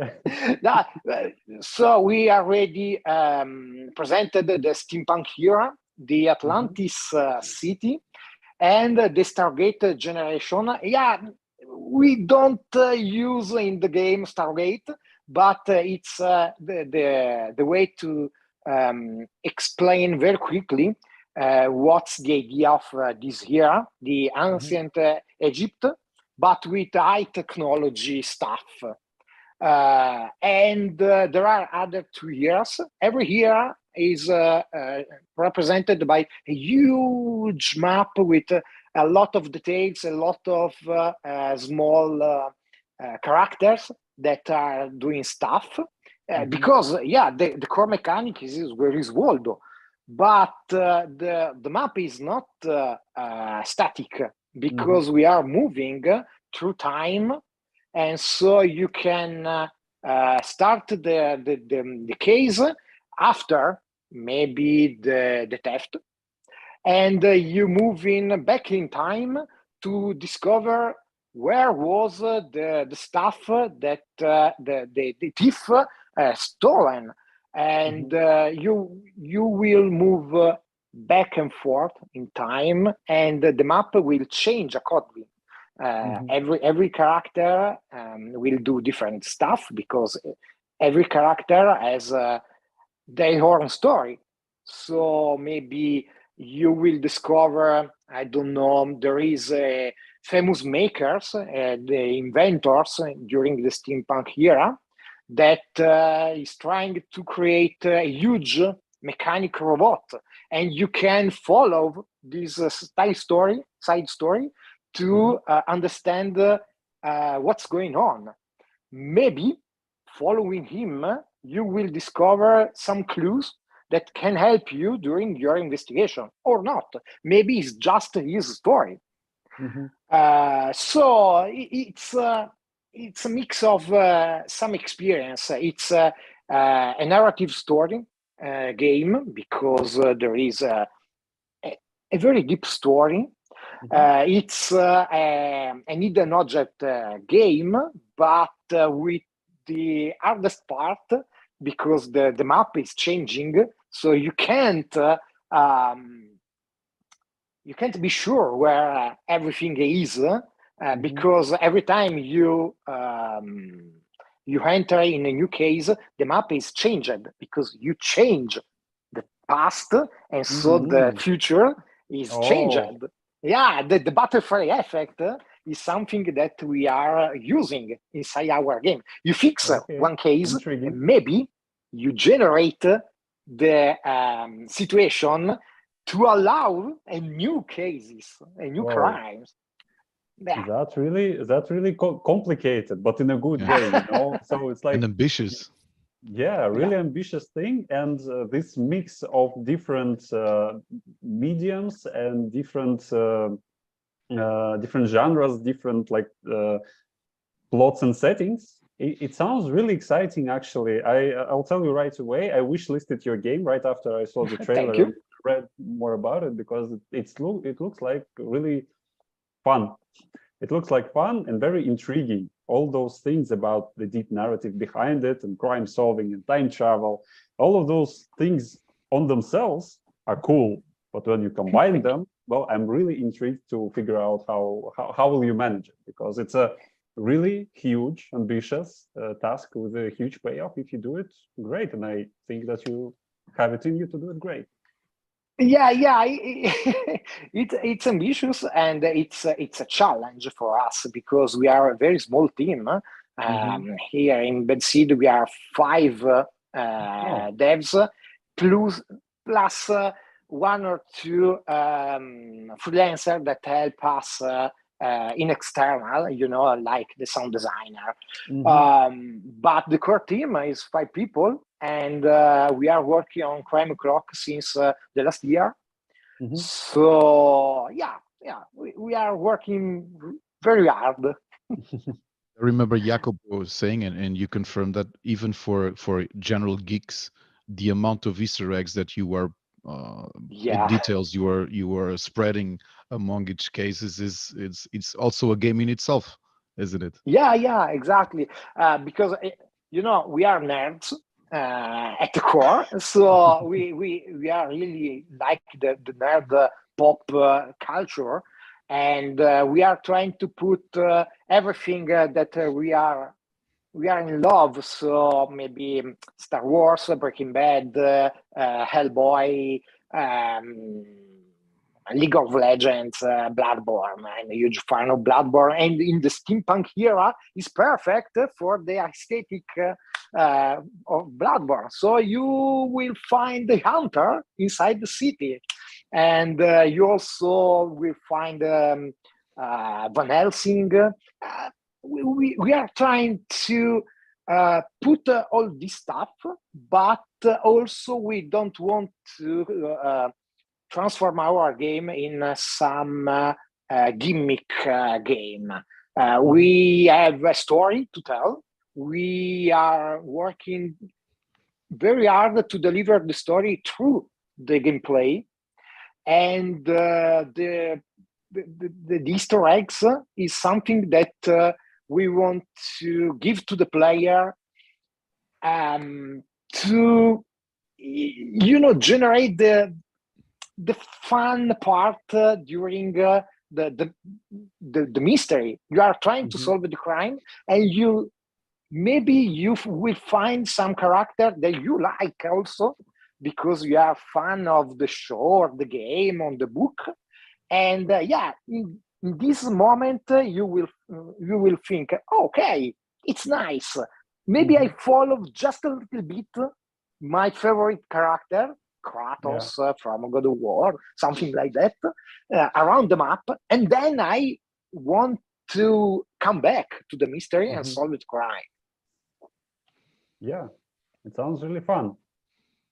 Thank you. You'll find not only Waldo or a criminal in your case, but fun as well in the process. Yeah, I hope so. It's really cool. And you've nominated on the best desktop game for DevGAMM Awards. Yeah, how do you feel about that? Yeah. Okay, it was huge because the other games with us are very, very. Some of them are very famous games, so we are thrilled, but also we are shaking our legs because you know when you are nominated for a category like indie games with only small games like you are the feeling that you can beat the other and you can win. This time is like okay, I'm in the ring with Mike Tyson, and okay, finger crossed, maybe I survive. But that just talks to the quality, Matteo. That just talks to the quality of Crime O'Clock. Your game isn't inferior to any more well-known games. It's an amazing game, isn't it, Nick? I believe so as well. It stands on its own and really stands out, and it has very unique feeling. And yeah, I'm really looking forward to it. So your release date is 2023, yeah, somewhere around that. Can you? Yeah, in the middle. We can. Okay. Yeah, we can reveal right now the release date. But yeah, in the middle of the next year. Cool. So everybody in the chat, you can go to the Crime O'Clock Steam page right now and wishlist it, and we'll wait for it. Like the 2023 is right around the corner, and I'm sure we'll have a lot of cool stories and cool memories from it. Thank you, Matteo. It was lovely to see you and chat. Thank you, Matteo. Yeah, and good luck with the awards this evening. Let's hope for Slindian. Of course. my wine. I'm waiting for my wine, from a bottle of wine. Yeah. Sure. Okay. Thank you. Have a great day. Thank you so much. Bye. Have a good day. So we're going for a short break right now with our sponsor support, Archibaldi Studios, who supported this Game Fest as a whole. Huge thanks to them. They're the people who you can talk to if you have any sound needs in your game that needs to be fulfilled. And after the short break, we'll be back with this hour-long fireside chat about how the developer and the publisher can collaborate, can find each other and collaborate for the betterment of the game and each other as well. We'll be back with Boris Trenin from Remote Control Productions as the moderator, and his guests will be Lance James from Versus Evil and Craig Ritchie from Drop Bear Bytes. Don't go away too far, and we'll be back in a couple of minutes.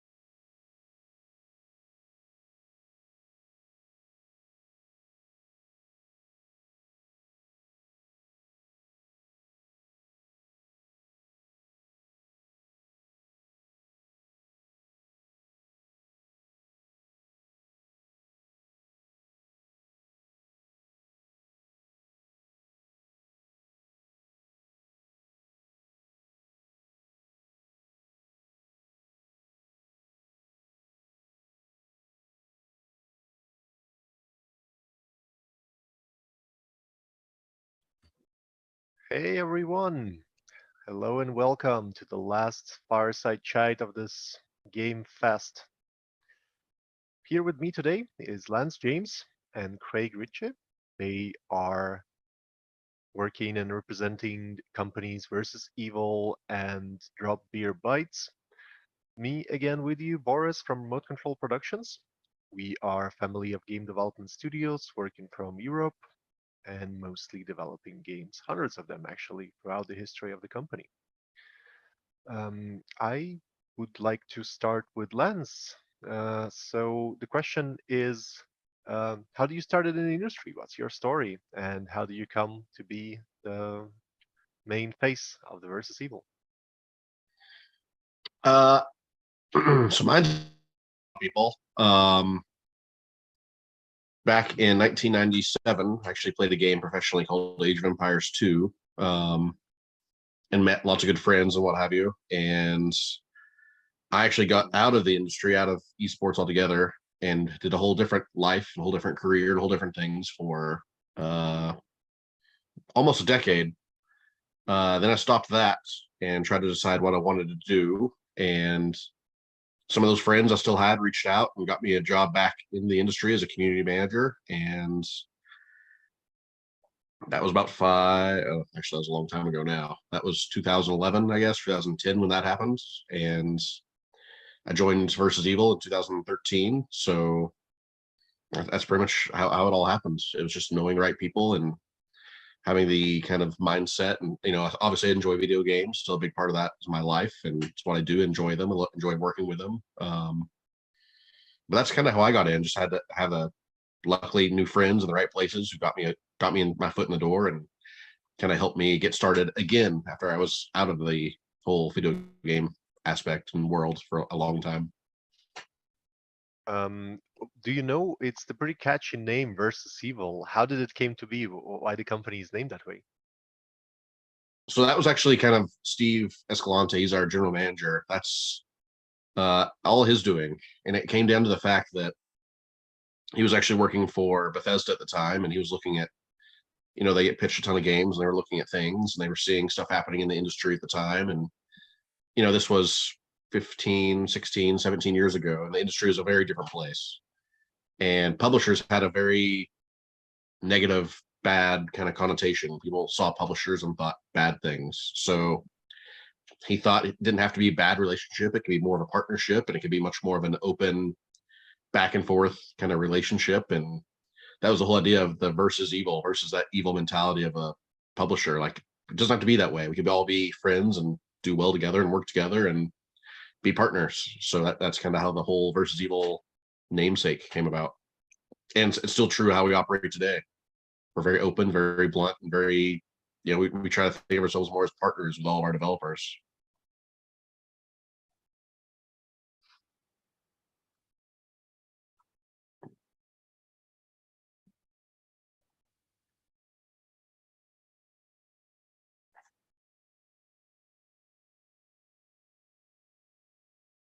I can just switch your mic for a second. So thank you, Lance. Craig, what is then your story? How did you end up in the industry and leading such a beautiful team? Thanks. Yeah, look, my background is originally I was in journalism. So I was doing a whole bunch of writing for surfing magazines, video game magazines, tech magazines, that kind of thing. Mostly print. I mean, this was started in the late 90s, long before most of the video gaming media world was online, long before websites were sort of had the place that they had today. And as time went on, I was still writing for these outlets. I had to just naturally start doing a little bit of stuff online, writing for websites as well. Somebody had me managing their social media, and that kind of transitioned into a role doing digital marketing for NVIDIA. Where I worked for them in the UK for a while. And then I was doing quite a bit of stuff with the GeForce brand as well. I was very keen to work in games because I'd always, as far back as the 80s, as far as back as I can remember, played and enjoyed games in, arcades and consoles at home, that kind of thing. And an opportunity came up to work for CCP Games, who do EVE Online. This was to work on Dust 514, which was a PlayStation title out of their Shanghai office. So it was, opportunity to work in games, go to China for a while, something really exciting. This was going on 10 years ago. So I think 2013 this happened. I worked for CCP for a while, and through a bunch of the different studios, bunch of the different products as well. Ultimately ending up in Australia, where we relocated almost 6 years ago, and did a bunch of more marketing, Kickstarter, just sort of lending my digital marketing and writing background and funding background to other indies, smaller studios, until somebody actually that I used to work for at CCP Games suggested, why don't you start your own studio? You've been doing this for a while now. Make your own game, give it a go. And that was almost 4 years ago. And yeah, so myself and a good friend, also from South Africa, we founded Droplet Bytes in January 2019. And hey, it's been a crazy ride, but here we are right now. Yeah, so what you're making is your first game together. It's called Broken Roads, and it's set in the Australian post-apocalyptic setting, which I haven't seen that much since Mad Max, actually. Could you tell us a bit how you came up with this? Because as you both, the founding partners of the studio, as I understood it, not from Australia, so you were really charmed by what you saw there. Yeah, no, exactly right. I mean, I moved over here and I was living here for about 2 years or so before the studio got founded. And originally, when we were starting off with Broken Roads, it was going to be a nondescript, kind of generic, you don't know where it is, we weren't going to say what country. It was just a post-apocalyptic journey, like an Oregon Trail through some post-apocalyptic world with, heavy on the tactical combat. And as we dived more and more into the story that we wanted to have and the characters we wanted to have, just became apparent that, hey, why don't we set this in Australia? It's such a big and diverse and beautiful place that even in a post-apocalyptic world, you could have deserts, you could have destroyed cities, you could have dried up forests, you've got the colder places down south, you've got the tropical places in the east, you've got the really dry and hot places as well. Eventually we had to cut down the content because it's just too big a game, so we were like, okay, maybe just Western Australia. And then we dialed it down and go, okay, there's so much in Western Australia, we'll just do the wheat belt area of Western Australia. And as we kept developing the characters, developing the story, we realized, okay, we're moving further and further away from just a pure kind of, like I said, Oregon Trails, a lot of tactical combat, into a deeper, more story-driven role-playing game, which let us dive into this countryside and its people a whole lot more. Ended up going over to Western Australia, to parts of where the game is set, traveling around there for 2 separate trips with a bunch of people who are now on the team. Took well over 1,000 photographs, and actually using those as reference images for all of the locations that are in the game. So we went from a nondescript post-apoc to very, very specific towns, cities, locations, landmarks in real Western Australia. Yeah, fantastic to bring such a real place to the game, especially as a small team. It's really high effort. So when you already start crystallizing the game, what was the point when you decided, okay, we're ready to start pitching, we're ready to start approach people? So when did you found Versus Evil? How long into this journey you already been? So we were quite a few years in before we approached Versus Evil. We'd always had the plan, the game that we wanted to make, the scope that we were going for. We were never going to get there without additional funding. So we, myself and Jeff Nordia, my co-founder, we'd always planned that, what we're doing here is we're starting a business. Yes, it's creative and it's fun and it's games and so on, but we're going to operate this like a business, try to do this as professionally and properly as we can, have a look at with what can we do with the finances we've got, sort of the seed capital, friends and family, our own personal investment. Thankfully, we live in states in Australia where there's quite a bit of government funding. There is also a little bit of federal funding. So we we had the plan. We were going to get, how far can we get a loan? What can we, as in just the two of us and the money we could raise together to get a demo together, what could we get in the way of state support, with the goal of coming out with a big announcement and a big presence at PAX Australia in 2019. And the first time we applied for government funding, we were actually unsuccessful. It was quite a knock because we were kind of really hoping we could use that for, say, building up the team or getting the demo together, that kind of thing. We had to scrape by. We did it. We finally got to PAX 2019 and got out there with the trailer and a hands-on demo and a presence at the event, and managed to get some really good coverage in, well, basically the global gaming press. We were on PC Gamer and Nintendo Life, and I think IGN, and just a whole bunch of spots that we really wanted to get out there. And that was part of the goal. Was we're going to come out there, we're going to sell a promise, we're going to build a brand well before there's a game underneath it. We're going to get those core elements of what we're trying to sell, and hopefully attract funding, whether it's partnerships with, say, first party, Microsoft or Sony, or ideally what we'd kind of planned the whole time was find a publisher like Versus Evil, and we actually ended up speaking to over 35 publishers along the way. And Versus Evil is one that I had my eyes on for a long time, because my favorite role-playing game of the last decade is Pillars of Eternity 2. It did a lot of things right as far as I was concerned, and I also really loved the Banner Saga, and I thought, well, here's a publisher that knows what we're going after and could really promote, sell, help us turn Broken Roads into the success we want it to be, but we can't without the support of a partner like them. Yeah, that's really great that you ended up together after all this time and really reaching out to so many parties. But Lance, do you remember like the first time when you saw the project on your table, like the first pitch, the demo? What were your thoughts and impressions? Yeah, the initial thought, and just kind of candidly, me being a Texan guy growing up with Crocodile Dundee and all of the very Americanized Australian impressions, was I had all those thoughts, right? There's shrimp on the Barbie and all that good stuff. Candidly, it was an RPG set in Australia. That was immediately my thought,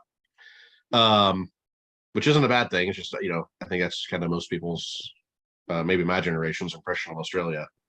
But seeing the game and seeing where, Craig and the whole Drop Bear Bytes guys wanted to go with the title, and kind of going after that more story-driven kind of micro story, even some of the side quest things, the path they wanted to go, more of the Disco Elysium style of narrative adventure and storytelling, and the depth of the post-apocalyptic Australian setting is something that really enticed all of Versus Evil. And then certainly, just kind of selfishly, these are games we like to play, right? So it's certainly something that most of Versus Evil has a lot of experience with, but it's also things that we enjoy playing, just when we're not working. So it's kind of that twofold setting of, they've got this really cool idea and a really great setting, and they've already developed it to a point where this, it's clear they know what they're doing, what they want to do, and how they want to get there. B, it was a game that we just liked, right? It's a style of game we like. It's something we enjoy playing. This is a game that we would play if it was ever out there.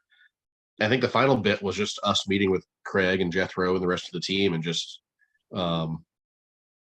meeting the team, right? That, to us, it's is with any game the team is a critical part of it. And that's something where we felt Drop Bear Bytes just regardless of the game, they're a great team and we want to work with them. So good people make good games. That's typically what we found. So good working relationship, good people, good talks, and obviously we went after it, tried to get a publishing deal, and thankfully it all worked out. Here we are. Yeah, great to find ourselves in this place when everything already developing. But when it all started, you saw then the team having the great idea, great concept, already working through it. And Craig already mentioned funding as the one thing they needed. What else did Versus Evil bring to the table? What kind of expertise maybe you identified that you can cover and really ensure the success of a project? Well, I don't want to take anything away from Bytes. They're certainly a very gifted and very talented development team. They've got a lot of great people working for them. Especially want to call out their art team, which since we've signed the deal with them has leveled up. Just they've polished, they've added more publicly. The stuff that hasn't been released publicly is amazing. It's literally a whole different scale up in terms of polish and detail and everything like that. So I'm really excited for that to be out there. I would say just in terms of helping Bytes, it's a lot of thinking ahead type of things, right? So I know Craig and most of the team, they're literally head down working on the game, right? So I think a lot of what Versus Evil is doing right now is thinking ahead, further ahead. How do we finish? How do we launch this title? Where are we launching this title? What other opportunities can we get when we do launch the title? It's kind of worrying about stuff that they don't have to, whether it's more marketing related or launch related or platform related or PR related or whatever. So there's a lot of that content or a lot of those headaches, I guess we'll say, that we're taking off their plate. I also like to think that we're also just helping them problem solve. That's one of the big things where I do like to think we step in, we do help opportunity wise. We get the opportunity to work with all the platforms and work with lots of games, lots of engines, lots of tools and what have you. And it's those things where, Craig may have a problem with something, we can go ask Unity or Unreal directly. It's like, we can just go ask and maybe get them an answer or get them a better support type of thing. But largely, I still want to give a lot of credit back to Bytes. It's them sticking to their plan and doing what they want to do and making it happen. It's just development process for any game is challenging. So the more help and the more opportunities you get, the more resources you get, the easier things are. Thanks, Lance. Craig, what's then from your perspective as a developer, what are those, like we talked about, like material and non-material things that publisher can bring to the table? What you can highlight, what is like the biggest value for you in this partnership? Sure. To not diminish the value of the services and the relationship, which I'll get to in a sec, what we knew we needed, which everyone needs, is the financing and the funding to complete the project of this scale, which has grown and increased. And like Lance said, we've invested more and more in the art team. I mean, the game originally started off with as a 2D, well, it was tile based, basically the same as Shadowrun Returns. We had the same art team as Shadowrun Returns, and it was a 2D tile-based kind of hand-drawn world with 3D characters, because that was kind of the ceiling of what our budget could allow. We always had aspirations to do more. And then, not forgetting about the fact everyone's got to eat, everyone's got to get food on their tables. You're always competing with the bigger studios or the more, secure setup developers, that kind of thing you could lose your team to. So just being able to give people hey, we're not scraping by anymore. You don't have to like mow lawns to pay the rent while we're pitching to all these publishers. So getting that out the way was like the massive, okay, cool, now we can actually do this thing. Like, this is amazing. Like what's next from here? Well, this massive QA team, the fact that there are so many people now, it's not just my team pulling out of the zero-sum game of human hours that comes to, hey, I can't have you developing, a new feature right now, or composing new audio, or, drawing a new character portrait. I need you to actually play the game because you need to be testing this. Versus Evil brings a whole QA team, as well as people to manage that QA team. Localization, voiceover support, porting the game to all the different consoles, which we plan to do as well. So the publisher brings those kinds of services, and then not just, hey, we're doing this, but we're also managing that. Like, we're project managing that. We're handling the relationships. We've got people to do all the Jira boards. We will reach out to you and say, hey, it's time for, more screenshots for Twitter. We'll get on Discord and keep the community stuff alive. And it's just like all of these hats that you get to take off that you've been wearing for like many years now. Okay, cool. I'm going back to writing the game. My Tim, our audio lead and composer, like he can he can take his foot off the social media gas and instead focus just on what he does best. So just kind of relieving us of just the bulk workload, chasing relationships, pitching, having those conversations with, like Lance said, with Unity or with whoever it is, because we were talking to, various platforms and so on, all before this relationship started, or officially got underway with Versus Evil. So it really is just, hey, what do you need? Where can we fill in the gaps? What can we take off your plate? What do you want to do? Like, they also don't overstep. My background is, like I said, was the marketing side and the PR side and doing events and so on. And Versus Evil were really supportive of us at Gamescom, but it was still primarily led by and run by my team. It was great to see Lance there. But it's kind of like, hey, what do you want? We're not going to tell you exactly what you need and what you got to do and when you got to do it. Let's work together. And so there's that collaboration thing. And then, like Lance said as well, it's the additional support. It's the, hey, what else can we do? Like, what's going on? What can we, how can we help you? And sometimes it's not just a tangible thing. Sometimes it's like, hey, so-and-so is having a hard time. Can we just back off on this particular deliverable for this milestone for now? And generally there's a flexibility around that. There's just kind of a human support, the understanding that those pixels come from somewhere, those beeps and explosions and VFX come from somewhere else. Like, there's humans that are putting that together. And just kind of a, no bullshit, no exaggeration, like Versus Evil appreciate the humans behind the video games. And I think that's kind of what Lance was saying about the origins of the publisher and the vision for the publisher, is that it's not the horror story crap that you might have heard about some other publisher-developer relations. Yeah, when the values align, the magic happens. But also, there were definitely challenges, because for the audience out there, currently Craig's in Australia, Lance is in Texas. It's a huge difference. So for Craig, it's like 2 hours past midnight. For Lance, it's like early morning, 7 a.m. And this is, of course, comes with a particular set of challenging of managing work throughout the time zones when you barely have any hours overlap. It's mostly like in the end of the day, probably, in Texas.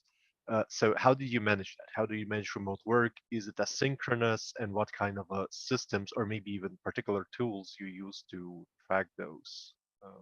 Lance, maybe you'll start. Yeah, so I'll also mention we have a third team doing some work with us called Knights of Unity. And they're actually in Poland. So we have that time zone to factor in as well. I guess the short story is it's a headache. Quite frankly, there's no good time, right? Because someone will always be either middle of the night or early morning or whatever, and that's a hassle. But we make it work. We try to be, cognizant and aware of where people are and what's happening, and if there's a major deliverable, or if there's something that we're waiting on, or if there's an event coming up, or whatever, we just try to talk to each other as much as possible. You brought up tools, so I think that's probably the biggest thing that we have at our disposal right now. Things like Discord and Slack and Jira and all these things, right? They allow us to work when we need to, right? I don't want to say overwork, but certainly you can check in with people like whenever. Like there's certainly been times where I've been awake at 2 or 3 in the morning. I'll hit up Craig or Jethro or one of those guys because I know it's better time for them or what have you. There's certain times or certain meetings that I'll want to be a part of, and it may be 4 a.m. for my time, or maybe like it is right now for Craig, it's midnight or 1 a.m. There's exceptions that we can certainly happen, and we all have been part of. The big thing is just be aware of everyone's, kind of what Craig was said. Everyone's a person, right? So we don't want to keep someone up at 3 a.m. every day because it's horrible. It's more so just sharing what you're doing and just talking to people, and not doing it in a way that you're forcing people to work crazy hours or ruin their lives, so to speak, right? So they're up at 3 a.m. They're obviously not sleeping great. They're not working great. It's just a downhill spiral of kind of their mood or what have you. otherwise, it's certainly a learning experience that's still kind of ongoing. I think it is based, a lot of it is communication based, right? Knowing when someone's available and not available, knowing when something's due, not due.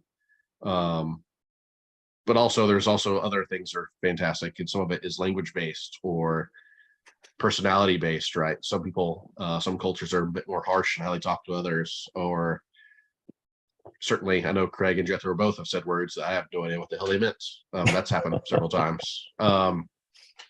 So yeah, just asking questions and talking and being aware of everyone. That's easily both the hardest point and the point that carries the most weight. Is just, be cognizant of who you're working with and where they're at and what's happening. It's, I like to remind people who work in video games, rarely are there any life or death emergencies or anything crazy like that. So if it can wait for a better time, or over email, over Discord, where you're not bothering them like, at 4 a.m. their time, well, you're probably okay doing that, unless it is something crazy critical. But yeah, I would say it is challenging, but we're making do, I think, as best we can. Yeah, thanks, Lance. What's then your set of cases that you can mention, Craig?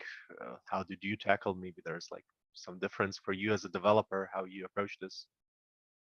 Yeah, we started off fully remote from the beginning as well. I mean, for a bunch of reasons. We had artists in China and South Africa.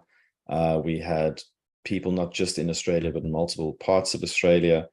You can save on labor costs, of course, when you're getting established and you need to, produce assets or get a demo out or get whatever it is.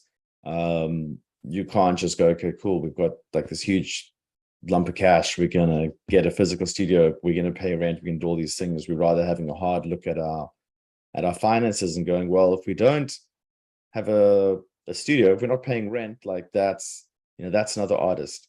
Or if we don't pay rent, that's like we can get a slightly larger booth at PAX and hopefully attract some more eyeballs when we're trying to attract a publisher, whatever it is.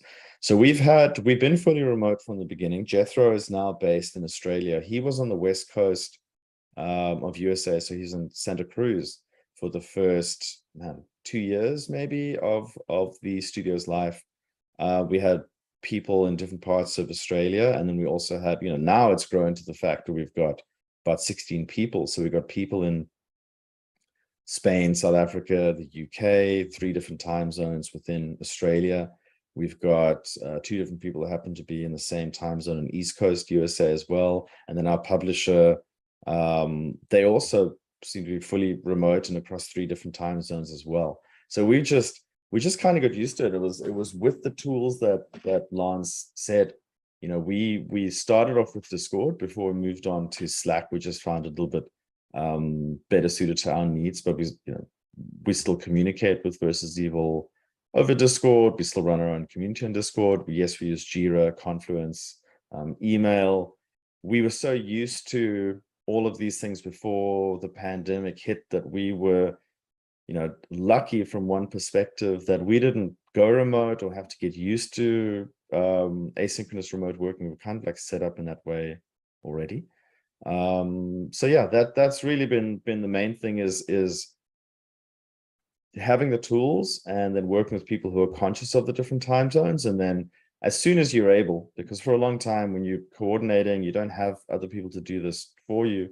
You've got a call with somebody in New York, and that's at 7 a.m. and then you've got to run your studio during the day, and then you've got like a couple calls with Europe, and then there's another pitch in the UK, which can be an hour or 2 later than mainland Europe as well.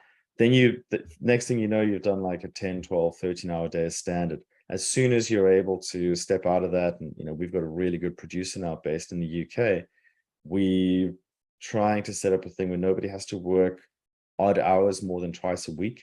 So like myself, I'll start at sort of lunchtime on a Monday, and then I'll work until 8, 9 p.m. on a Monday. And then similar on a Thursday, I'll work a little bit later. And then I'll do, say, 2-3 hours on my Saturday morning to overlap with North America. And that just becomes the standard. And everyone, we use our Google calendars. You can see when we're in the office, out the office, and basically just looking at the resources that are out there and also having a bit of self-discipline and understanding from the team that, hey, there's times when I'm not around. And like Lance said, like what is so important that it can't wait if we're making video games here, not doing anything more, life or death, like he said. Yeah, that's for sure. But as we already discussed, so how the partnership started, how it went, how did you establish kind of a cooperation procedures? Where are you now? What's the next things for the projects, next challenge that you're anticipating? Could you tell us more, Craig? Cool. Look, we kind of looking at the home stretch now. If we're looking at, we've been doing this for about 4 years. It hasn't been 4 years of flat out development. Like I said, the first while was pre-production, then it was funding, then it was like pitching and trying to find the right partner. So there were long periods where no development was happening, but we've been on a really good run, really good momentum now for quite some time. Like just looking at the calendar right now, for quite some time, going, wow, it's unreal that this game's actually coming out next year. Where are we? Well, we're closing out the writing, the polishing, the playing everything a million times to make sure we're completely happy with it, sending it off for QA, making sure that the PC version is where we need it to be, and then going on to I guess Lance can speak more to this because it's his team, but more intensive QA and make sure we're really happy with the state of the PC build, which is being developed with consoles in mind, rather than okay, PC's good, we're now going into like scramble to port. It's kind of cool. The PC is now at the stage where let's start assessing the console versions and get moving with that. I mean, Lance, what else? What am I forgetting right now for the next little while? I guess we're heads down, getting massive chunks of words over to you to localize into different languages, which is what I mentioned earlier, that Versus Evil's taken care of. That's a really big deal because you kind of going, okay, well, I'm packaging up this 10,000 word location, which means that if I have a great idea, we've got to draw a line under it, and just say, sorry, that's got to wait for the next game or the next project, or maybe never see the light of day, So, yeah. Yeah, really curious to hear what you have to say, Lance, as a head of production. What's happening behind the curtain? What's then the challenges? Because you mentioned thinking ahead in the beginning of a relationship. I think now that's that time when everything clicks, when you actually execute on those plans. So what's for you as a publisher comes next? Yeah, I would say it's the exciting time, and also arguably some of the most challenging times, sadly, or not sadly, but it's just there's challenges that happen, kind of as Craig mentioned, right? You have a good idea, but there's not time or it doesn't fit or what have you. To Craig's point, and especially with his title and any title like that, right? It's a big narrative driven branching RPG, and that's where QA comes in. It's where playtesting comes in. So we have months and months of that coming where we have to figure out, does this feel good? Does it not feel good? Does the combat feel good? Does that not feel good? Does the story make sense? Does it have a good ending? Does the economy work? There's tons of playtesting coming up that will impact the schedule or could impact the schedule, whether it's good or bad. But personally, I found it to be fun, right? You're playing the game from start to finish and seeing what it feels like and making tweaks or adjustments based upon that. Overall, as a schedule, we are marching toward release for sometime next year, but there's so many things that could kind of come into play that we have to finish up and work on and adjust that will still be part of that, whether that is, to Craig's point, just finishing up the PC version, doing technical optimizations, doing localization QA, wrapping up all the specific platform porting. And thankfully, that's where Craig brought up that we're already thinking about consoles. It's not going to be an afterthought. It's kind of more of a inline and progress thing anyway, but there's still plenty of work there that has to be done. So we're still months away, but we are marching toward release. I would say we're in the final quarter of development, which is really awesome. It's where things get hectic, quite frankly. It's the last 20% or so that's can be challenging. It can be hard to finish, but hopefully that's something where we can lean on each other quite a bit and kind of work through all the issues and make it happen. But it's exciting times. I'm excited. Quite frankly, get the game out there, but also just start the marketing plan and see see the new art hit hit people's eyes and see new trailers and stuff. That's quite frankly where I think, I'll mention again, the Drop Bear Bytes guys have literally leveled up, where the art is just so awesome. It's very cool. I'm excited for people to see it and play it, for that matter. Well, while we still have some time to go, I just remind people in the chat here that you can ask your questions. So anything that you want to know about Broken Roads, Craig and Lance here will be able to answer. Go check it out. It's easy to find the game. There's a beautiful homepage with all the trailers and assets. You can also wishlist it on Steam. Please do that, and you will give a great favor to Craig and his team for all the hard work that they put in. So me personally, and I have a question that's been like bothering me since the first time I seen the first trailer. I can't stop but compare this game to Fallout. What's the ambition for the project, or maybe even like the whole franchise? How do you envision this game like in 5 and 10 and 20 years? Do you already thought about that? Or if you can comment on that, of course. Sure. I mean, what when you set out to make a project, you do think about the greats in the genre, or the those iconic titles that have come before, either because you got your finger to the pulse of the market and you know what's selling and you got to hit those beats, or because there's passion in there and there's memories from those classics from 20 plus years ago, like Fallout, Baldur's Gate, Planescape Torment, all of those titles that we unashamedly from the beginning were like, that's the vein we want to carry on with. It was probably the second month, 6 weeks into the company, that Jethro and myself were like, cool, we're closing the door on this Oregon Trail with tactical combat in a post-apoc world, and we are going, like, this is going to be a Baldur's Gate 2, Torment, Fallout 1 and 2 inspired traditional isometric role-playing game. For that same audience, we'd seen the success of Pillars of Eternity. That reignited a genre that a lot of people had thought was done.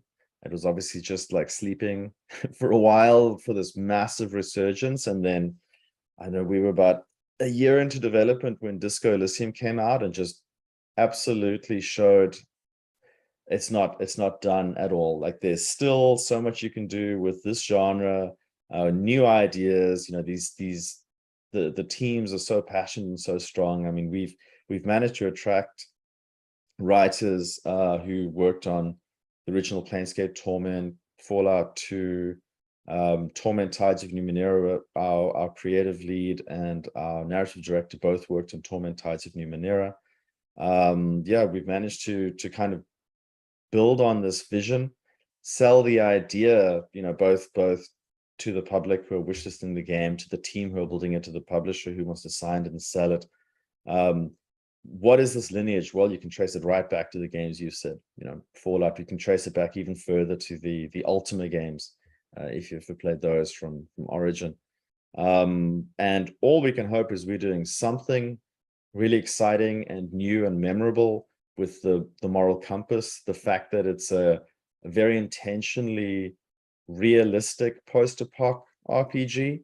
What I say with realistic, I want the people in the world to feel like real people. The locations are real. Obviously, in the post-apoc world, there's either a sci-fi or a fantasy, or there's certain things that you lean into, which we're doing, but we're following the sci-fi rules of, we'll break these rules about the laws of physics or about whatever it is, and the rest is we want people to feel like real people, have the emotional reactions that they would have, face the moral quandaries that they do, and have it really like, I just wanted to resonate with somebody in the same way that Baldur's Gate or Planescape Torment did with myself, and have those memories of losing myself in this game as with the original Fallouts. If we can do that, hey, 5, 10, 20, however many years, if we can just do that now, we'll have achieved everything we set out to do. Well, I hope this will happen rather sooner than later. And Lance, maybe any comments from you on what's your expectations? Yeah, I think that's something where you know, it's a really special game where you can get emotions out of people, right? And you know, not, you know, obviously having fun, that's an emotion, but when you can get other deep kind of personal connections with characters, with story, and then you get actual like human responses from people. Those are things where I think games can stand apart, and you get really good games and they really stand out. And Banner Saga did this, right? You had these really tough choices, and you literally, you know, there's tons of reaction videos out there of people crying playing Banner Saga because they made the wrong choice, or somebody they really loved ended up, you know, spoiler, dying. So that's the thing where I think Craig and the adult writing team has done an amazing job, because there's been several scenarios where, you know, I've read about, and then seeing it in game, it's a whole different thing. And like, oh shit, like some of those moments, it's like writing, you know, reading about it, and then seeing it play out on screen in front of you, and you being a part of it, and you making those choices to do certain things or not do certain things. It's a powerful writing, it's powerful gameplay, and it's those kind of things that do stick with people. And I think that's what Craig brought up, those things that, you know, last with you, those memories that last with you. They're on a great track, and I'm excited for both the world and the team, because Drop Bear Bytes is a really talented team. So I'm really excited to see what they keep working on and keep developing. But the world itself for Broken Roads is also very unique and very interesting. So there's certainly plenty more to explore there. And I'm sure you made some memories along the way of developing it, just as personalities within your own, working with the team. Can you share some anecdotes or maybe like funny situation that arisen during development that really is memorable and like you will be remembering? Like problems and challenges, they like keep forgotten. You have in the end a complete game, but there are these heartwarming moments or funny moments that you remember. Can you share some of those with our audience?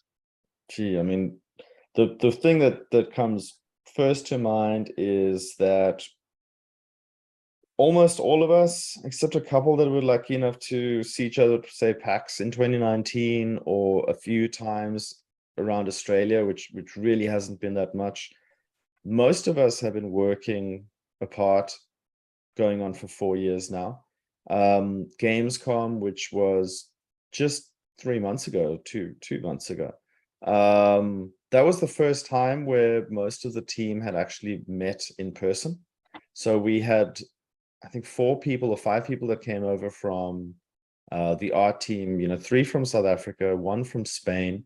We had 4 or 5 of us from Australia, and Lance came over from the States, and Colin McComb, our creative lead, he came over from East Coast USA.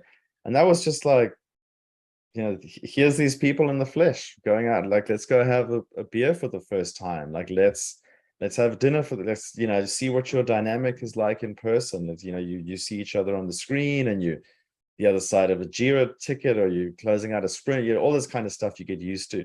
But there's really nothing like seeing someone in person. And while it's worked for us just fine, man, that you get that much more of a connection in person, and, you know, hey, get drunk together and laugh together and all those kinds of things. That makes such a big difference. So that's like a real major standout thing.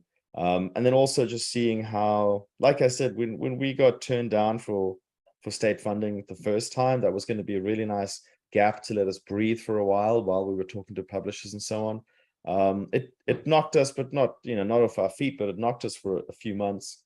And to see how the team were just rallying, like doing other jobs.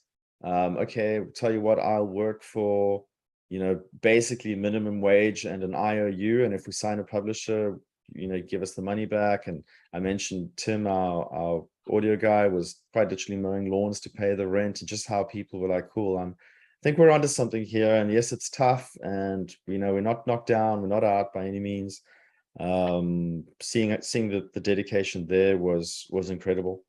And then a personal kind of solo thing, obviously signing a publisher, having an idea, seeing it to go from just Jethro and myself saying, hey, we might go into something here, to like actually signing this and going from 2 guys with an idea to now a team of 16 plus all of the people that are working on this in Poland, Knights of Unity, and in the States and in Brazil with versus Evil and Red Cerberus. Just like, wow, there's so many people that have dedicated or contributed something to this.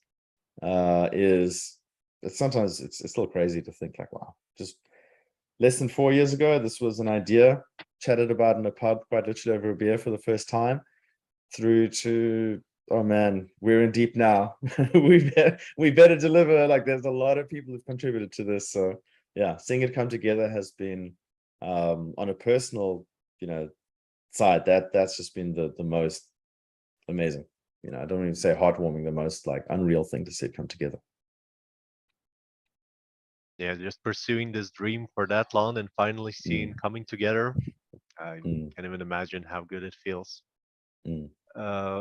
Just actually to put this to the context, I want to ask Lance, how many pitches do you receive yearly? Because I saw like on Versus Evil page, there's like around 25, 22 signed projects. How many of those didn't get signed? It's like hundreds, thousands. Yeah, easily in the thousands. I would say on a daily basis, I get anywhere from 10 to 30 pitches. It's a lot. Easily in the thousands for a year, if not more. I mean, there's just a bunch. Then you factor in friend recommendations or traveling to events where we see a couple hundred more pitches, well, what have you. There's a lot. And sadly, just, there's no way we can publish them all. And there's other games and other platforms we just don't work on as much. So we refer people to other friends or other publishers or what have you. But there are a lot of good games out there and a lot of good developers. Sadly, just we're not a huge publisher ourselves. We just can't do more than a handful of games every year. But there's a ton of great games, and great developers out there who need to keep pitching and need to find their publisher, need to find their partner to work with. Yeah, even after all this time, no matter how tough it looks, you developers out there, never give up, keep pursuing your dream, and it will definitely come true. And okay, so let me just quickly check our chat. I'm reminding you guys again, send us our questions, even if you think it's something outside the topic, we will happily answer. We're here for you, specifically on a DevGAMM Game Fest. So give it a shot, even if it's our favorite taste of the pie. And yeah, Apple. so Apple. Well, cheese pie. That would be nice. And so as a closing thought, maybe also some highlights from you, Lance. So how do you usually distribute the time? Because I can imagine even with a handful of projects that you go through publishing each year, how much time do each project receive equal time, or you have like a certain distribution? If the project goes smooth, you will just know what they're doing. You just check in occasionally, or how do you do it internally? So thankfully, Versus Evil's to a point now where we have enough people, we do spread people out kind of evenly. So every developer gets their own brand person, their own kind of marketing person, and their own producer. So like, I know I check in with Craig and Jethro weekly, but we talk often or all the time on Discord and what have you. I do a dedicated kind of weekly check-in. But I think that's the key that I want to bring up is that we're still a small team, and we don't want to overdo it to the point we're not making enough time rather for our developers, right? That's the tricky part with any organization or any partnership, is that it's not fair to Craig and those guys if we sign them up and don't work with them or don't help them or don't, we're not available for them. That's not great. So that's one of the key things we always keep in mind when we're looking at titles and looking at other games, is that, well, we might see a game that wants to launch next year or in January. It's like, well, I don't have anybody available because all my producers are working with people already. So it's not fair to our existing games if we were to do something like that. And that's, unfortunately, that does happen from time to time.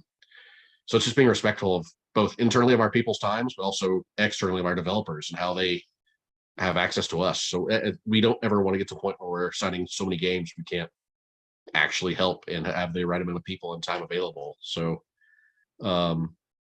I think that's just the key. Just keep in mind in being respectful of everyone that's involved, whether it's someone's pitching to us or someone we're already working with. It's just making sure that everyone is taken care of, and ideally take care of the people we've already signed before we even think about bringing in another title. Make sure we're not upsetting anything that's already existing or the status quo. But on the both sides actually, and including like the outside staff that you involve, how many people in total it takes to release the game of this scale? Like how many people are gonna be in the credits?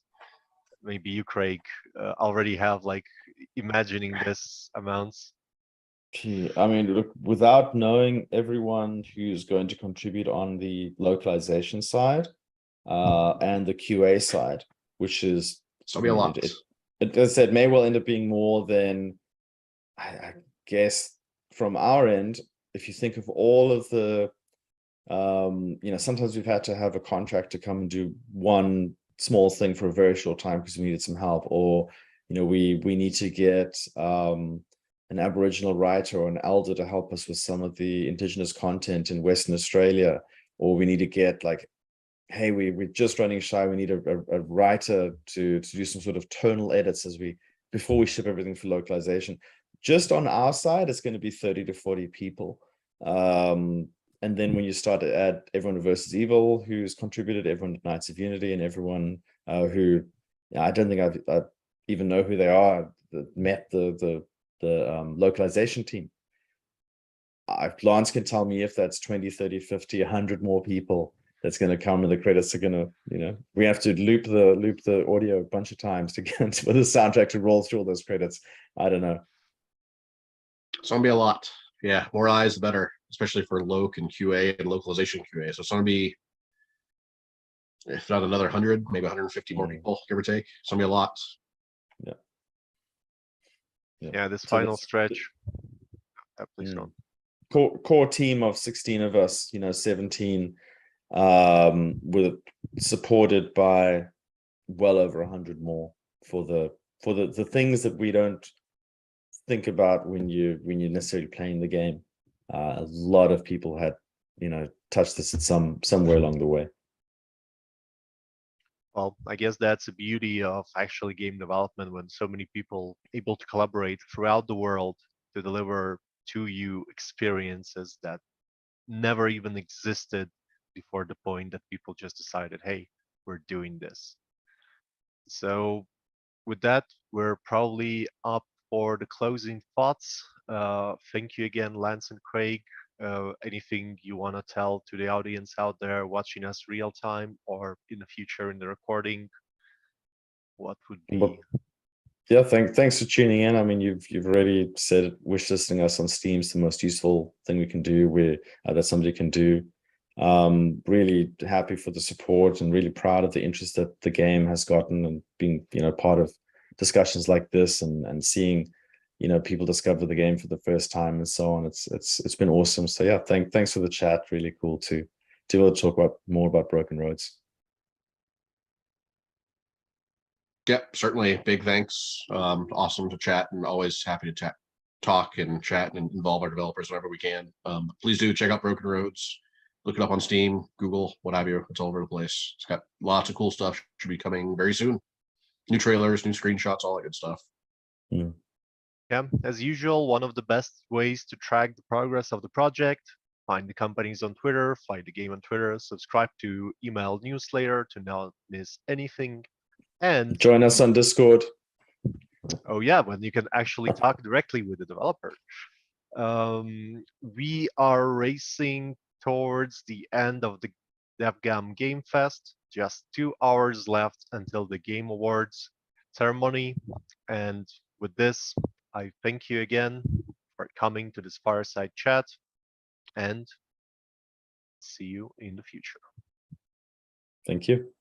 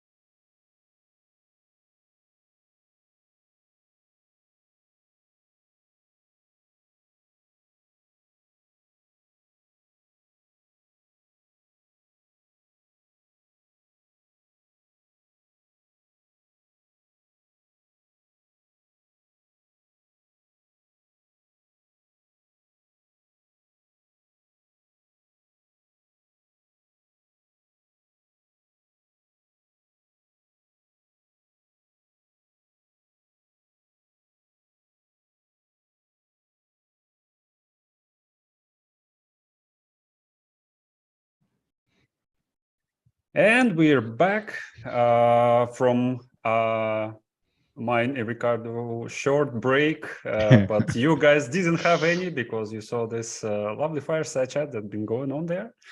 And I hope you liked it. And please push the like button if you did. And if you didn't, still push the like button because we're going for the second half of our stream today. And right now we are going to be joined by Dominic Clark and Tom Mead from Spiral Circus with their game Silt. Hello, guys. How are you today? Hello. Hey, how's it going? Good, thanks. Hello, guys. Lovely to meet you. You too. So tell us a bit about your game. Oh, sorry, go Tom. Silt is like an underwater surrealist adventure game set in like a deep, dark void where you play a diver who has to swim around basically solving puzzles and uncovering mysteries. Yeah, it's from what I've seen from your game, from the trailers, etc. It seems really mysterious and even a little bit scary. It's kind of what we were going for. Yeah. Well, you did a great job because I was really filled with those emotions. I got kind of limbo vibes from it. Was it something that you referenced at any stage of the development? Yeah, definitely it was. Like, I guess the big thing with Limbo was that game kind of proved to the world that you could do a game like this, right? There was a puzzle platformer, but there was really art driven, really focused on like how it looked, how it felt, what the mood and atmosphere was. And I think the idea of like making mood and atmosphere and visuals the most important thing was probably the biggest influence we took. Mm-hmm. I've always been a monochrome artist, so I've always drawn in black and white. And the minute I saw Limbo, that was the first time I'd seen kind of a monochrome art style used in games. So that was like a really like influential thing for me to see that. Like that was actually in the midst of development. I didn't play it for many years until then. So yeah, it was a huge influence. Very inspiring. Cool. Any other like inspirations that you drew from while developing the game? I think both of us are just massive horror fans, or like just we're film buffs. We're really into like strange and surrealist works. Mm-hmm. David Lynch is a touching point for both of us. Twin Peaks, anything weird and scary is pretty much our bag. Mm-hmm. Yeah, and I think I guess back before we started the project, we were both influenced when we were kids by Echo the Dolphin quite a lot, and wanting these kind of 2D underwater games then. And Echo's I don't know if anyone remembers it, but it was a Sega Mega Drive game. Sure, yeah. Yeah, it was super weird, right? Like it starts I'm getting to my 40s and I'm still trying to know what the game was all about. Yeah, I played it as a kid and I just thought it was going to be this happy little game about a dolphin, and it ended up being really, really strange. So I think that was a big influence that was knocking around in both of our heads as well. I think it's basically we almost tried to make a game that was based on the entire end level of Echo. Yeah, the weirdest bit. What if the game was all this? Yeah. Okay. Can we say that Silt is like Echo the Dolphin meets Limbo and kind of being the punchline here? Yeah, I think that's a good little element. That might have been it out. So yeah. You know something curious about Silt? It's been, I think this year was one of my summer games when I played it through, which is I know kind of paradox considering how monochromatic and horror like the game is, but it's a good summer game too. Not only because of the underwater theme. Thank you very much. Yeah, I mean, I guess it should have been released on Halloween. It is funny for it to come out in the midst of summer, but you know. Yeah, it's all sunny outside, and we're asking people to go inside and look at a really dark black screen. Yeah, and that they're underwater in a cave. Yeah. Salvador Dali would approve this. Yeah, definitely. I hope so. It's kind of logical. I mean, like, do you like diving? Do you like swimming in the ocean? So here you go. You have a game that you can do both, but you also have scary black monsters that try to eat you. But no, don't mind that. Yeah, I think it was more like more built around the idea that Tom hates the ocean and it freaks him out. Oh, yeah. Was this therapy, Tom? Yeah. Well, basically, I've kind of always drawn my fears, and thalassophobia is like the fear of like deep underwater spaces is one of my fears. So that I was doing a watercolor series at the time when I met Dom, and of thalassophobia kind of style watercolor paintings, and that's kind of what sparked all of this. So yeah, it was very cathartic for me to well, especially from the research point of view, like having to research the things that I was terrified about was very like cathartic like thing to do, for sure. But the thing with Silt is that the fact that it's more than the actual underwater, because it can be scary. Your mobility is not as agile or as easy as we humans on above the water. But most of all, the creatures you can possess to traverse all the puzzles that you developed.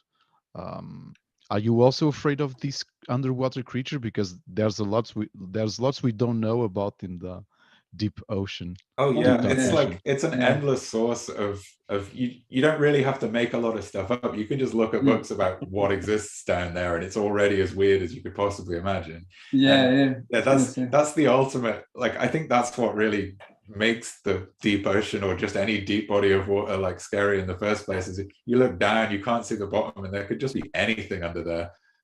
Like something reaching up and touching your foot is just whoa, like that feeling is just Google Mariana Trench, isn't it? Yeah, exactly. Yeah, I looked at a lot of pictures of the Mariana Trench and all these undersea creatures and stuff like that. And yeah, like Don said, you don't really need to like make it up. Even like lakes and rivers and stuff. We did a lot of the early development in this when we were staying in Sweden on this Games Accelerator program, and they had us staying next to this lake, and you sort of jump off the little pier thing, and you know, you don't want to look around too much because you start to realize there's like leeches and creepy crawlies and stuff hiding in the reeds. It's just as soon as you can't see the bottom, it's all bets are off. Oh, guys, you don't even need to, I don't know, to go to some water to get this feeling, because you're just describing this and I'm getting literal chills down my spine. Excellent. We've done our work. I think that's why it makes a good setting for a game, is because everybody can kind of relate to that fear, that weirdness. True. So true. Yeah. I apart from Ricardo, didn't play the game. The only thing that I saw are in the trailers or on screenshots and stuff like that. But I'll definitely check the game out because, well, I wishlisted it and I really was impressed by everything that I saw. I wanted to ask about this. I saw two parts. Yeah, one part is that this underwater caves locations, and the other one are like ruins of some ancient civilization. So is there something more you can share about that part? Because it sounds mysterious and I really want to get exploring. Yeah, I think you know, the story in Silt it's very abstract and it's not told very directly to you. But the world that you're swimming in is full of these kind of, it feels like a world that was once full of life and is now nearly dead. And there is, you know, kind of the remnants of quote unquote people that once lived there, and you'll find your way into something that's quite clearly man-made. Like there are quite clearly like artificial structures in there, and you know, for the player, that's all sort of part of the world building. But we try really hard to not like explicitly state anything about what it is, about who they are. It's so, you know, if you're looking for like a really nice wrapped up tale with a nice moral at the end and stuff, it's probably not the game for you. But if you like to be immersed in a world that you don't quite understand, you don't feel like you belong in, like that's the atmosphere we're going for. Yeah, I can see it. Yeah, if you solve the mystery, it takes away this feeling of uneasiness that you get, and I think it's a great artistic choice to leave it a little bit. Thank you very much. I mean, I've always been into that kind of style of writing, I guess, like that kind of hinting at other things, because I really like the idea of people being able to put their own interpretations onto what they're looking or playing. So yeah, that was kind of the way of thinking when I was designing a lot of the shots, was just a kind of hint of something to kind of spark someone else's imagination was my plan. Something curious, we've been talking about Limbo since the beginning, because it was a milestone in terms of puzzle 2D games. But the fact is, in a decade where lots of games like that have been released, Silt really stands out, and it's easy for us not to compare it, because I think it stands on its own, both as aesthetically, but also the mechanical decisions you had on the possession, the possession mechanics, but also the underwater swimming. Did you have this in mind? You immediately knew you wanted to do a 2D puzzle game, and it had to be underwater? Yeah, pretty soon that's what we were doing. Yeah, it started out underwater. It started out, I think you get a lot of really nice, like I really like the idea of your protagonist character not being particularly powerful, not having any, it's not a power fantasy. It's not this like, imagine what you would do if you had these crazy abilities. And then the possession gives you this nice, well, the underwater setting gives you this nice, like this character needs a suit to be alive down here. It's not where they belong. And that's a really important feeling for us. And then mechanically, like the idea that you don't have any power and that the only sort of effective ways you have of getting through the world is using other things' power, and that kind of manipulation and all of that sort of those dark connotations that come with that. Yeah, that was something we were into really, really early on in the design. I think maybe even the first meeting, right, Tom? The first time we sat down, we were talking about making an underwater game. Yeah, I mean, it sparked, yeah, like I said before, really, is that it happened, the underwater setting happened because I was simply doing a series at the time. So that was just what I was showing Dom. That was what he was interested in anyway. And it just felt like a natural progression to push that forward. It changed massively though. We started, obviously we'd never done a game before. So we started like not ambitious and just had like a simple little, I don't know, like a dark version of chasing bubbles around just to do a test, and it just ballooned into this massive project, like like projects do. So I think we also had like some ideas about maybe making it more of a kind of survival crafter collector type game. And then just the more we were drawing it, the more we just wanted this game that was just this atmosphere 100% all the time. And I think in the early builds, we had things like oxygen meters and, you know, a stamina bar and stuff like that. And we ended up just getting rid of all of that because it wasn't helping the game. But I guess, yeah, it was always going to be underwater, but the exact kind of underwater game we weren't sure of until a little bit later on, I think. Nick, something curious. It's the second time today, I think. It's this amazing things of having conversations with developers.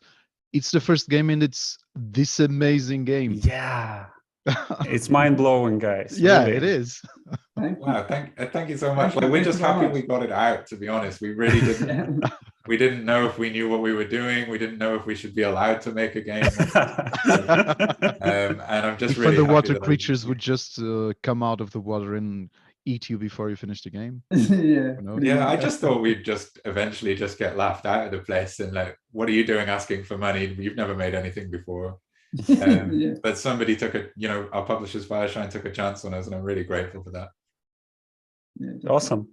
Really awesome. So the game is already released, and our chat can actually, people from in our chat can find several keys to get this game on Steam, and also just go check it out. It looks amazing. I personally wishlisted it, and I'll play it as soon as possible. I think it's also on sale at the moment as well. It's on the 33% sale. If anyone wants the additional information. Yeah. That's an excellent opportunity, to go and grab it. Also, guys, you're nominated for excellence in visual arts at DevGAMM Awards. So yeah, huge deal, and I hope that you'll be lucky tonight. Up against some stiff competition though. Well, your game certainly deserves its place in its in this collection of great games. I really appreciate that, but also we won't be mad if somebody else from this great group beats us, because there's some really good games in there. Yeah, I agree. Yeah. Okay, awesome to talk to you guys, and have a great evening. You too. Thank you very much. Thank you very much. Nice to meet you. Nice to meet you too. Bye-bye. Bye-bye. Okay, yeah, Ricardo, it's definitely astounding how people just make the game for the first time, and inspiring too, you know. Inspiring to developers that or young developers or starting developers that are watching this live stream really should feel inspired by these good examples. It's possible, it's feasible. You just need dedication and talent like these guys had. Yeah. Absolutely. So let's check out what the next game will bring. And we have Paul Herr here from Disco Studios with the game Adapt. Hello, Paul. How are you today? Hey, how are you? I'm good. Yeah, great. We're having fun. Yeah, it's great to have you here.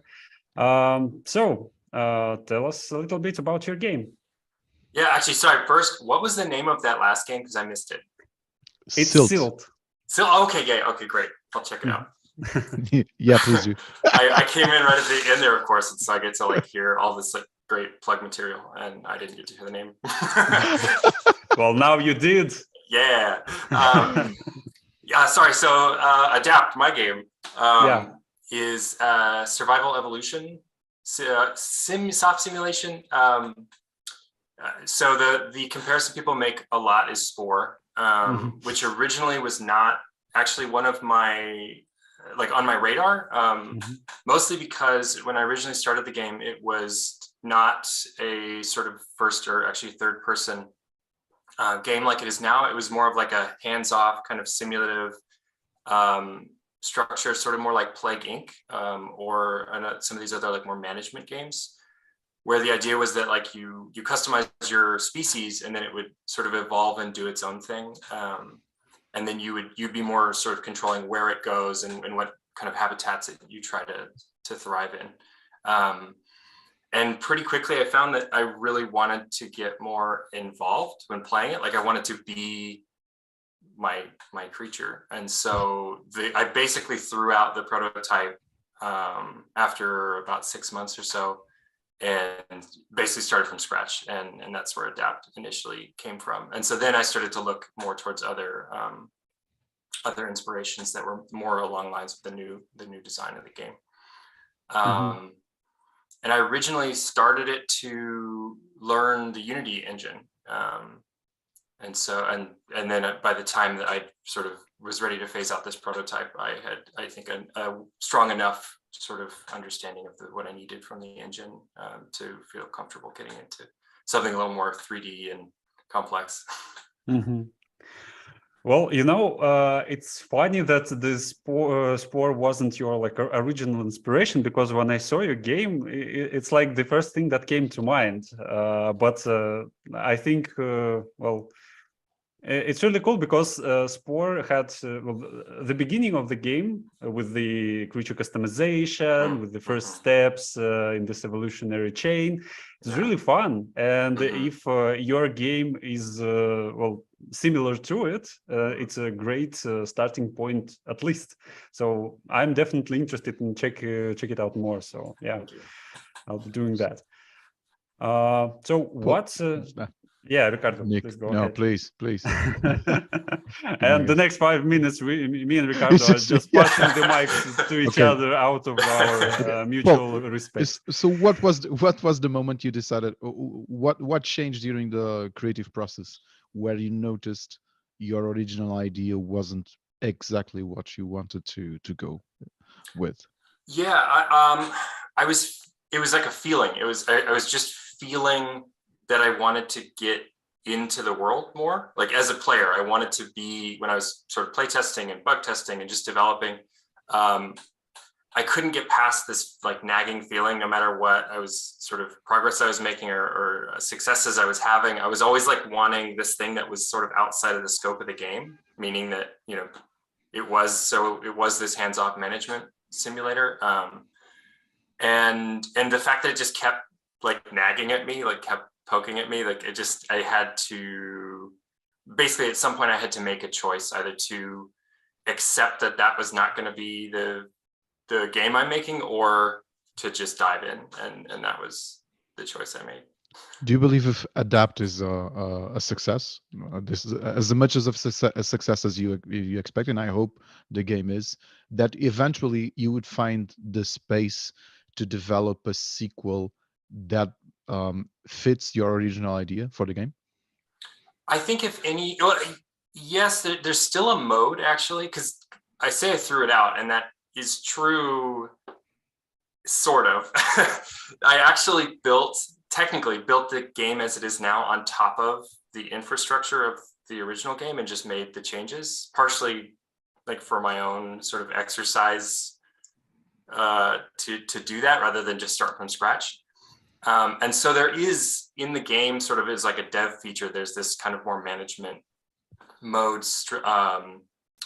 You know, I mean, it's half working right now because I don't really use it anymore, but it's something that I've thought for a long time about implementing as a sort of a creative mode, as like a small feature. You know, it wouldn't be something I'd want to devote massive development time to, but if I did at some point get to go that route and create this sort of more sandbox system where you're not playing as your individual animal, and people enjoy it and people really want more of that, then it's certainly something I would be open to diving more into.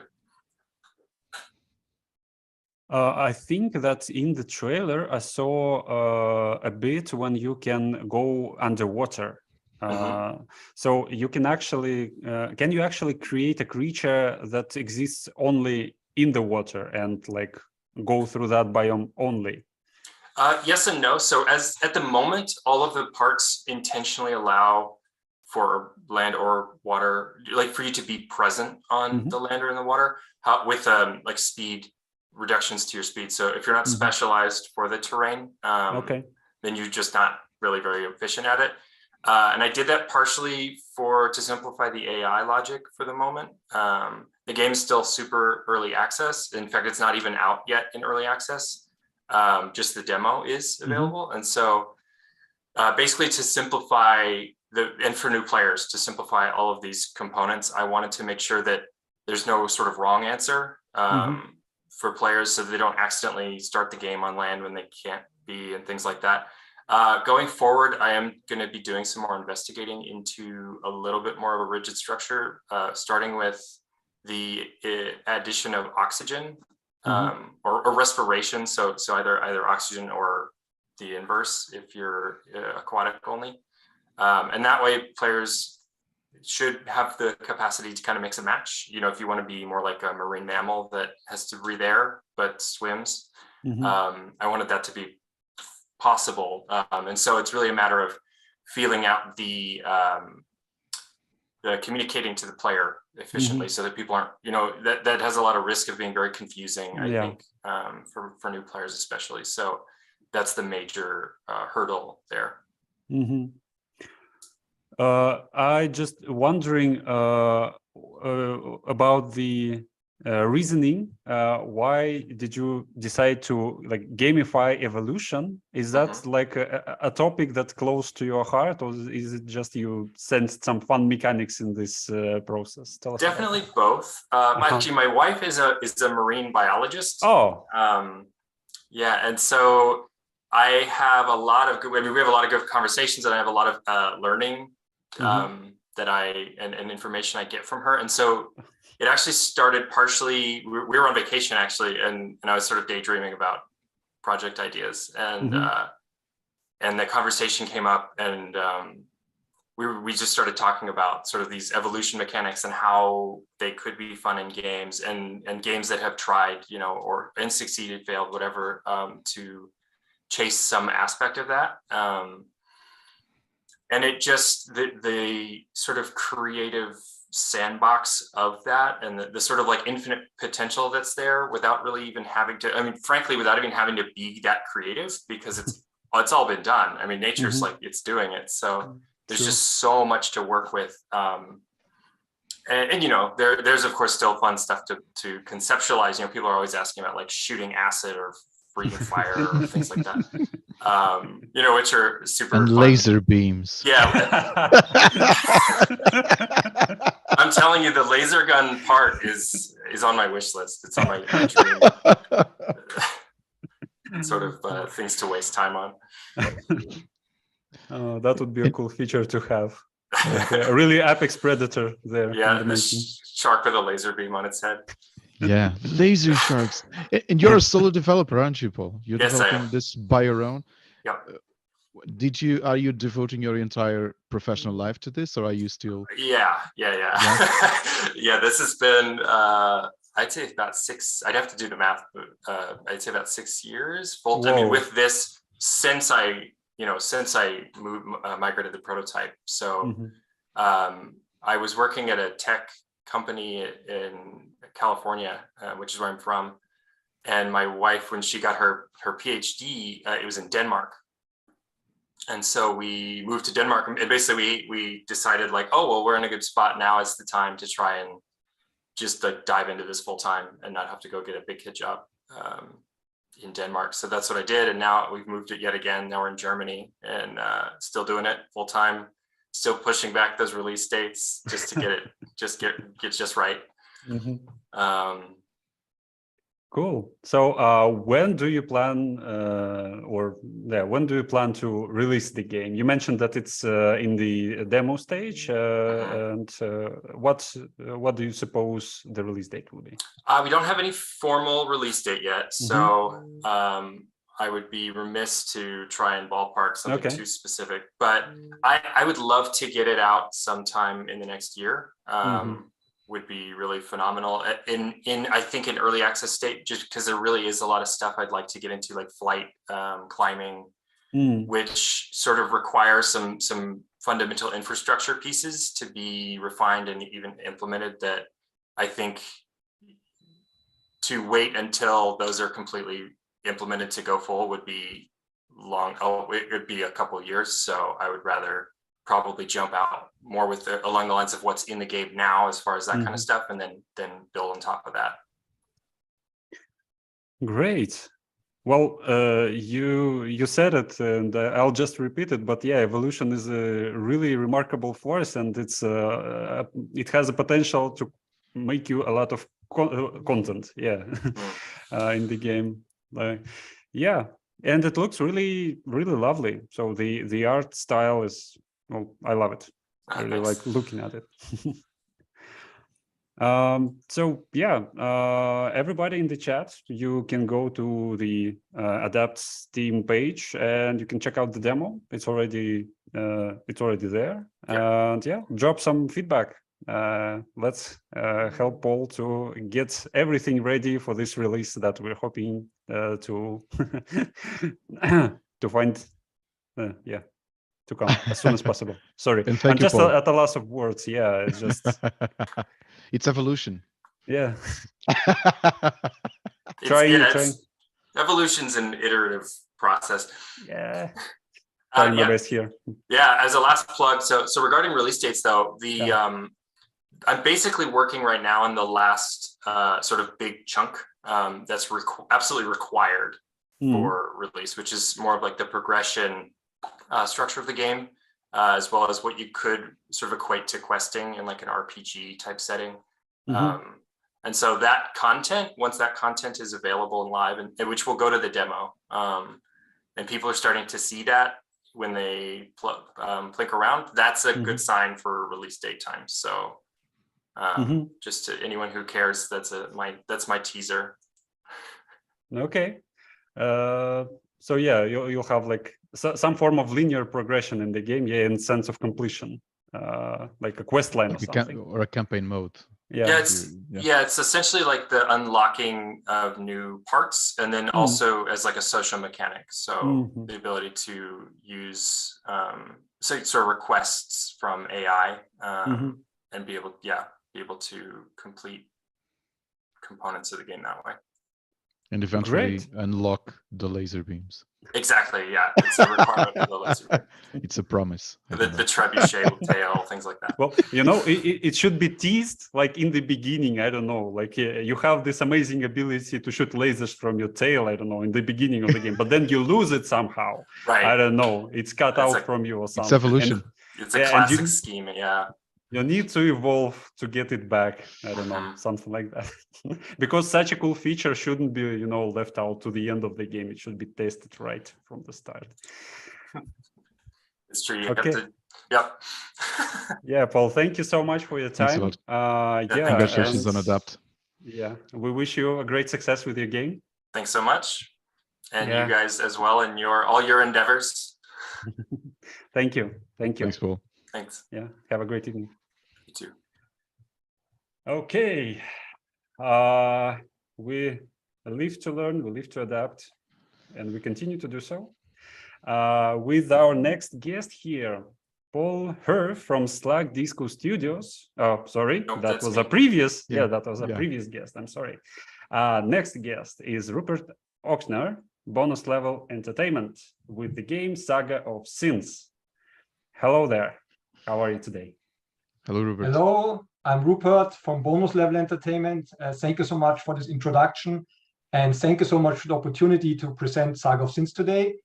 And if I may say, congrats on this successful DevGAMM festival so far, on the cool games shown in the past days. Wow, some really nice stuff.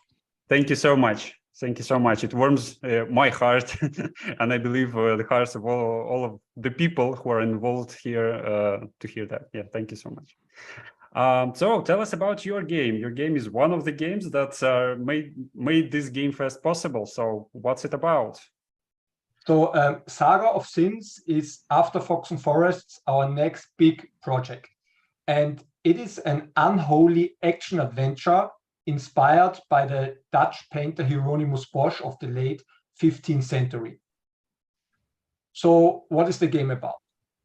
In Saga of Sins, you play as the cleric Cecile, and he can enter the minds of the people via transforming into unique demonic creatures like a werewolf or a gargoyle. And he is entering the minds of the people to fight the 7 deadly sins and free his plague-infested village. Okay, sounds very, very epic. It sounds like a very personal journey of a guy who wants to defeat all the sins. Sorry, I wasn't expecting someone to bring my favorite painter. Just 2 weeks ago, I went to watch the triptych of Saint Anton's Temptations here in the Ancient Art Museum in Lisbon, because I took my kids to finally meet the triptych. And whoa, cool. A game about Hieronymus Bosch. Congratulations, sir. I've also loved his paintings, especially I'm from Austria, right? And so in Vienna also I went quite sometimes to watch his paintings, and then you can sit there for so long because there's so much detail in them. It's really great. I mean, I've been fascinated by Hieronymus Bosch since I was a child because of this crazy fantasy and these dark themes in his paintings. So when designing the next game, right, I thought with my team, what game can fit into the world of Hieronymus Bosch, right? And thus the idea of Saga of Sins was born. So once again, the plague is a big topic, and obviously the plague is a punishment for sinful behavior, right? So we have to fight the 7 deadly sins in order to free our village. And the cool thing is that to do so, you have to enter the minds, as I just said, but you can enter the minds of all 31 villagers of Sinwell. Mm-hmm. So some villagers are sinners, obviously, right? So their levels, their minds will be, action levels or boss battles themed after the 7 deadly sins. But we try to put a bit of salt into the soup, and you can also access the mind of innocent people in Sinwell, right? Mm. So when entering someone's mind after talking to him, you don't always know is it a sinner or not. And contrary to the sin action levels, the levels of the innocent people, they are riddles and puzzles and skill tests. Sometimes they're very hard, because you actually do not have to, beat the innocent levels as well in order to beat the game. But of course, if you do so, then you will get an opportunity to see all 4 endings in the game. Was it too difficult for you in terms of art direction to not be too close to all the surreal and bizarre creatures that Bosch painted 500 years ago? Exactly, that's a very good question. So our credo was, we want to use Hieronymus Bosch as an inspiration, but it shouldn't be imitation, right? Yeah. So inspiration, yes, imitation. That's difficult. No. That's difficult, especially here in this scene you're just showing in your live stream, and you just had this devil, filling liquid into the poor creature lying on the floor. This is like something directly taken one of Hieronymus Bosch paintings.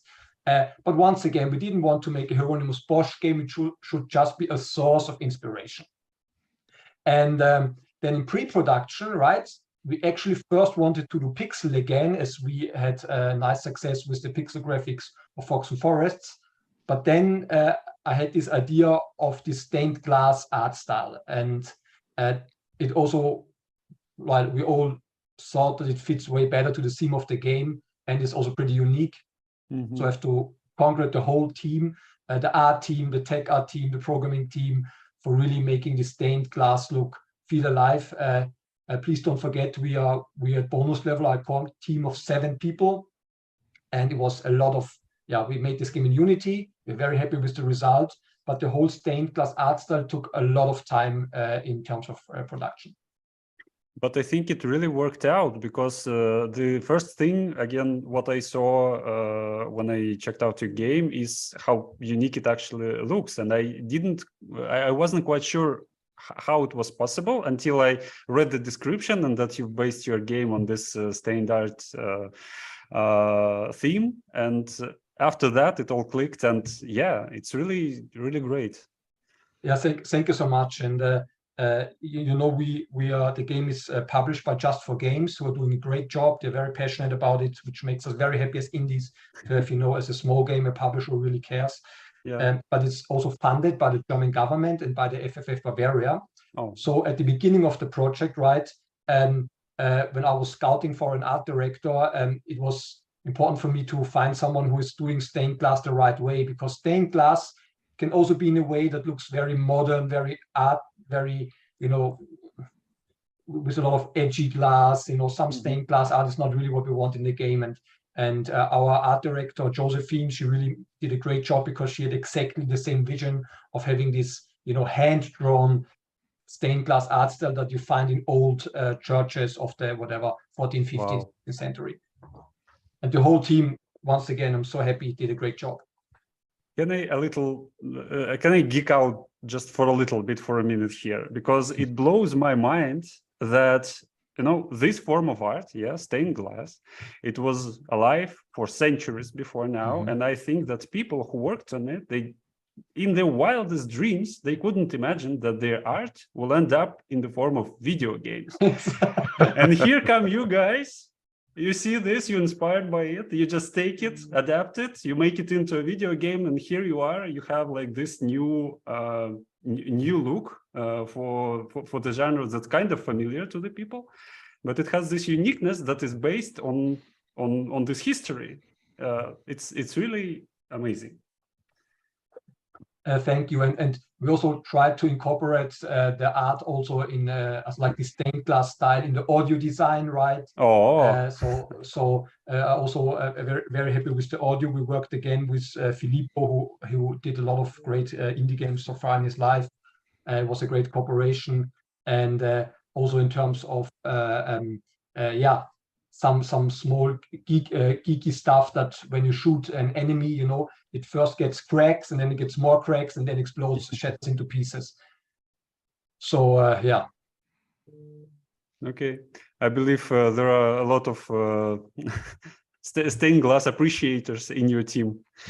Yes, there are, and even like all the creatures, right? They have unique abilities. Yeah. And one of the creatures, the werewolf, has the ability to actually shatter cracked glass. So sometimes in some levels you can see some cracks in the background, and the werewolf, he can howl by pressing the attack button, and then he produces sound at such a high frequency that like the glass in the background splatters, and you can find hidden treasure. So secrets was a very important part for us in the game design, in the level design. There are 7 treasures hidden in every level, and 111 treasure chests in the whole game. There will be some backtracking, but it's optional. But if you like, if you like action gameplay, if you like story, but also if you like exploration in a 2D action platformer, then this is definitely a good game for this. With this idea of unlocking, like we just saw in the trailer, unlocking werewolf, are you going into a light Metroidvania kind of approach, or are you staying away from it? We are staying away from it because we wanted to have like a more arcadey feel to the game. Mm-hmm. So we are internally, right, we are joking around that we say we invented a new genre, right? It's just a joke, of course. Story arcade. So on one hand, we have this really rewarding, tight arcade gameplay in the action levels, but on the other hand, we put a big focus on story. We worked with subverse narrative for really amazing dialogue. We have very cool voice acting. It's a meaningful story with twists about inner conflict, because obviously a cleric, was entering the mind of the people of his villagers in the form of a demonic creature, right? There's already some conflict going on here. And yes, I hope that the players will try out the game to uncover the truth that lies beneath Sinwell for themselves. The truth uncovering part is always really exciting. So, Rupert, can you share? Well, I saw that you haven't announced the release date yet, but can you share with us some, I don't know, approximate period of time for which you are kind of aiming? Yes, I'm happy to share this now for the first time. The planned release date for Saga of Sins is spring 2023. Awesome. And it will come out on PlayStation 4, PlayStation 5, Xbox X, Xbox S, Nintendo Switch, and PC. So everything. Great, very ambitious. But your game is it deserves to be seen by as many eyes as possible. Yes, thank you so much. I mean, our lead coder, Toby, he has a lot of pressure at the moment, right, because of all the ports and the polishing. But I have to say, I'm really proud of the team. We're a young team, right? We started this 18 months ago, right? In the middle of the pandemic, so we didn't see each other for 9 months. So the first time the whole team met was after we already worked together for 9 months, and they're really doing an amazing job. And yeah, we just hope that people will enjoy it. Incredible, guys. Thank you so much for sharing your story with us, and we wish you well on your spring release. Be definitely checking your game out. Thank you so much. Thank you so much for having us, and yeah, good luck with the awesome festival. Yeah, thank you so much. Thanks, Hubert. Yeah, thanks. See you Bye. around. Goodbye. Wow, one more amazing game. Just you can't get enough. You can't get enough of it. But we do have more. We do have more. Next one is Louis Olivan from Fixerama Studios with the game Do Not Feed the Monkeys 2099. Yeah, hello, Louis. How are you today? Hi, Nikita. Hi, Ricardo. Hi, everyone. Hello. I'm fine. I'm so happy to be here at DevGAMM talking about our game. Awesome. It's a bit of deja vu, because you already participated with your game, and actually I believe you won DevGAMM Awards several years back with the first game of the series, Do Not Feed the Monkeys. And now you're here with the sequel. Would that be an appropriate word? And you're also nominated for Excellence in Narrative. So tell us, what do you feel about that? Yeah, it was really amazing to win the DevGAMM Award a few years ago. It was a pity that we couldn't attend the award ceremony. We couldn't attend the event back then. But then we attended DevGAMM Minsk next year, the year after we won the award. It was amazing. It was a really great experience. And now we're here showcasing Do Not Feed the Monkeys 2099, which is the sequel to that other game called Do Not Feed the Monkeys. And well, the game, both Do Not Feed the Monkeys and its sequel, 2099, is what we call a digital voyeur simulator. It's a game about looking at other people and trying to guess about their lives. So it's really cool to be at DevGAMM again now, introducing the sequel to that game. Do you feel the public received? Firstly, it felt it was really something new and strange, but then they got into your mindset on creating Do Not Feed the Monkey, and now they will also already understand your vision, and they will immediately dive into Do Not Feed the Monkey 2099. Yeah, we hope so. Actually, we decided to make a sequel to Do Not Feed the Monkeys because the community asked for more content from day one. I mean, it's like, okay, the game is great, but we need more stories. We need more characters. We need more cages, which is the way we call these cameras, these security cameras that have been hacked, so that people that have these cameras at home or at their shops or wherever, they don't know they're being watched. So it's like from day one, the community asked for more content, and it was like, okay, let's make a new game with the same concept, but this time set in the future, in the year 2099. So the game, this sequel allowed us to include like more like crazier stuff, like aliens and spaceships and robots and androids. And it was like, oh, this is going to be really fun for us, and hopefully also fun for the players. But your original already had this really crazy ideas when you changed security cameras, and it was this surprise when you find a new live feed. Live, well, between commas, yeah. And you wanted to top all that those surprising moments with the sequel.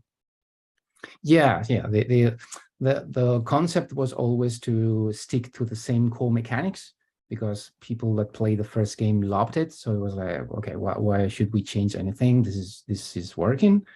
But then create more stories, give the game a different vibe, because it's set in this close future. So the art style is more polished, because we needed a little more detail to depict all the subtleties of this new world that we created.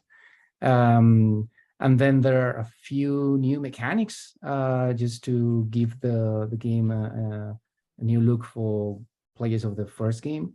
But it's also important for us to state that you don't need to play the first Do Not Feed the Monkeys to play the sequel. They can be played as different games. But of course, it's fun if you play both, because you will find some references and tips here and there that will tell about the previous game. So yeah, that was our approach. And can you tell us more about what did you change since the Do Not Feed the Monkeys, the previous part? In terms of mechanics, I mean.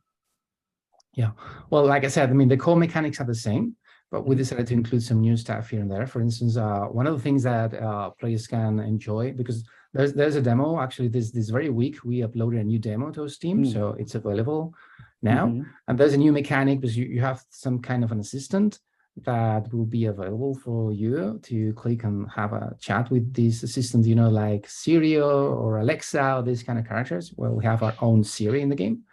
And this character will help you with one of the new mechanics, which is a mechanic based on investment.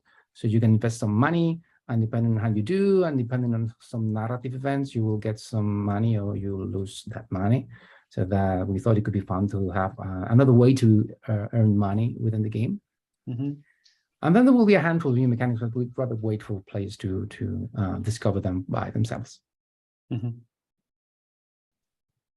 you think it will make sense for you, or are you thinking of, since I believe both critically, and I don't want to pry into your private informations, but I believe Do Not Feed the Monkey was a great success.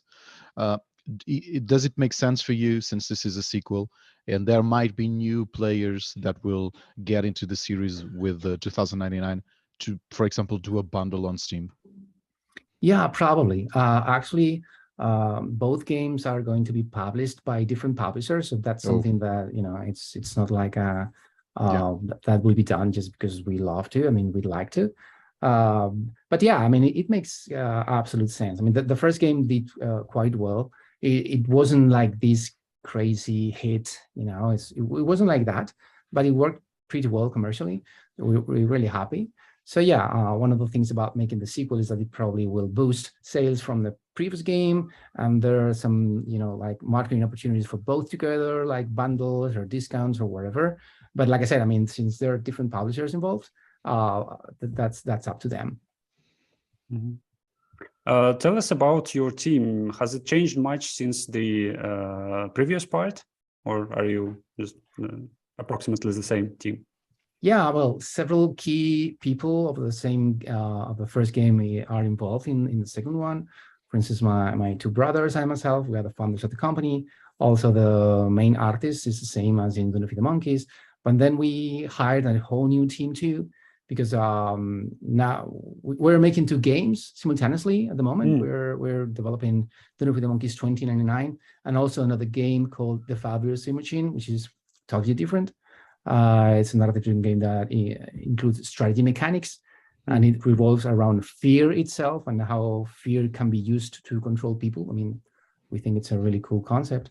So since we're making two games, we had to hire a lot of new people. We're 12 people now, and it's being really excited to be working on two games at once. It's something we never did before, but we'd love to keep doing that in the future, because it's great to have like a bigger team and all the interactions that happen. It's a pity that we've been working remotely since the pandemic started. We'd love to go back to the office probably next year when we finish our two games. But it's great to be working on two games at once. It's a bit hectic, but it's also so fun. Do you put little hints and Easter eggs between those two games that you're developing simultaneously? We try to. I mean, we're working on two games now. Next year, both will be published. We will have 4 games published so far. The company actually is 10 years this year. Oh, so, nice. Yeah, we've been quite long in the industry. Happy anniversary. Yeah, thank you. Thanks so much. Yeah, we're so happy, because surviving 10 years in the industry is not easy. Yeah. And we try to include things from one game into another games because we think it's fun. And that's why also players that are really keen on our games and play all of them will find like tiny surprises here and there, so they can see the connections between them. Yeah, that's always fun. Yeah, it is. Do you feel that with 2099 going into the future, apparently, depending on how the community will receive the game, that I believe will be obviously a really positive reception for the game, that your team and you yourself are still willing to continue building up on Do Not Feed the Monkeys, or do you want to move somewhere else? Oh, well, who knows? I mean, actually, we'd love to, because one of the things we love about Do Not Feed the Monkeys is that it, I mean, like the IP as it is, it allows us to tell like dozens of stories. And it's like, we can tell all kinds of stories. I mean, we did it in the first game, we're doing it also in the second game. The fun stories and also sad stories and stories more related to horror or sci-fi, or, I mean, it's like you can include whatever you want. So it's a great game to convey our vision of the world, to discuss about the things that we are like worried about or interested about, or so from that point of view is awesome, because it's like there's no limit from a narrative point of view in regards to the things that we can tell with these kind of games. We created the company, like I said, 10 years ago. Our main goal was to tell stories, to make games that dealt with issues that we are worried about as citizens. And in those regards, Do Not Feed the Monkeys is perfect, because it can, like I said, it allows us to deal with whatever topic we want. So that's awesome. Do you feel from your studio's inception till today that the worries you have personally has changed, or the world has changed, that you need to present different perspectives through Do Not Feed the Monkeys? Yeah, because in the end, I mean, we try to get updated with the status of the world, so every once in a while something happens and we try to get into those like everyday topics. And yeah, I mean, the things that are in our games that are just things that we are worried about. Actually, with Dinner for the Monkeys 1, we created a character that people say that looks like Donald Trump.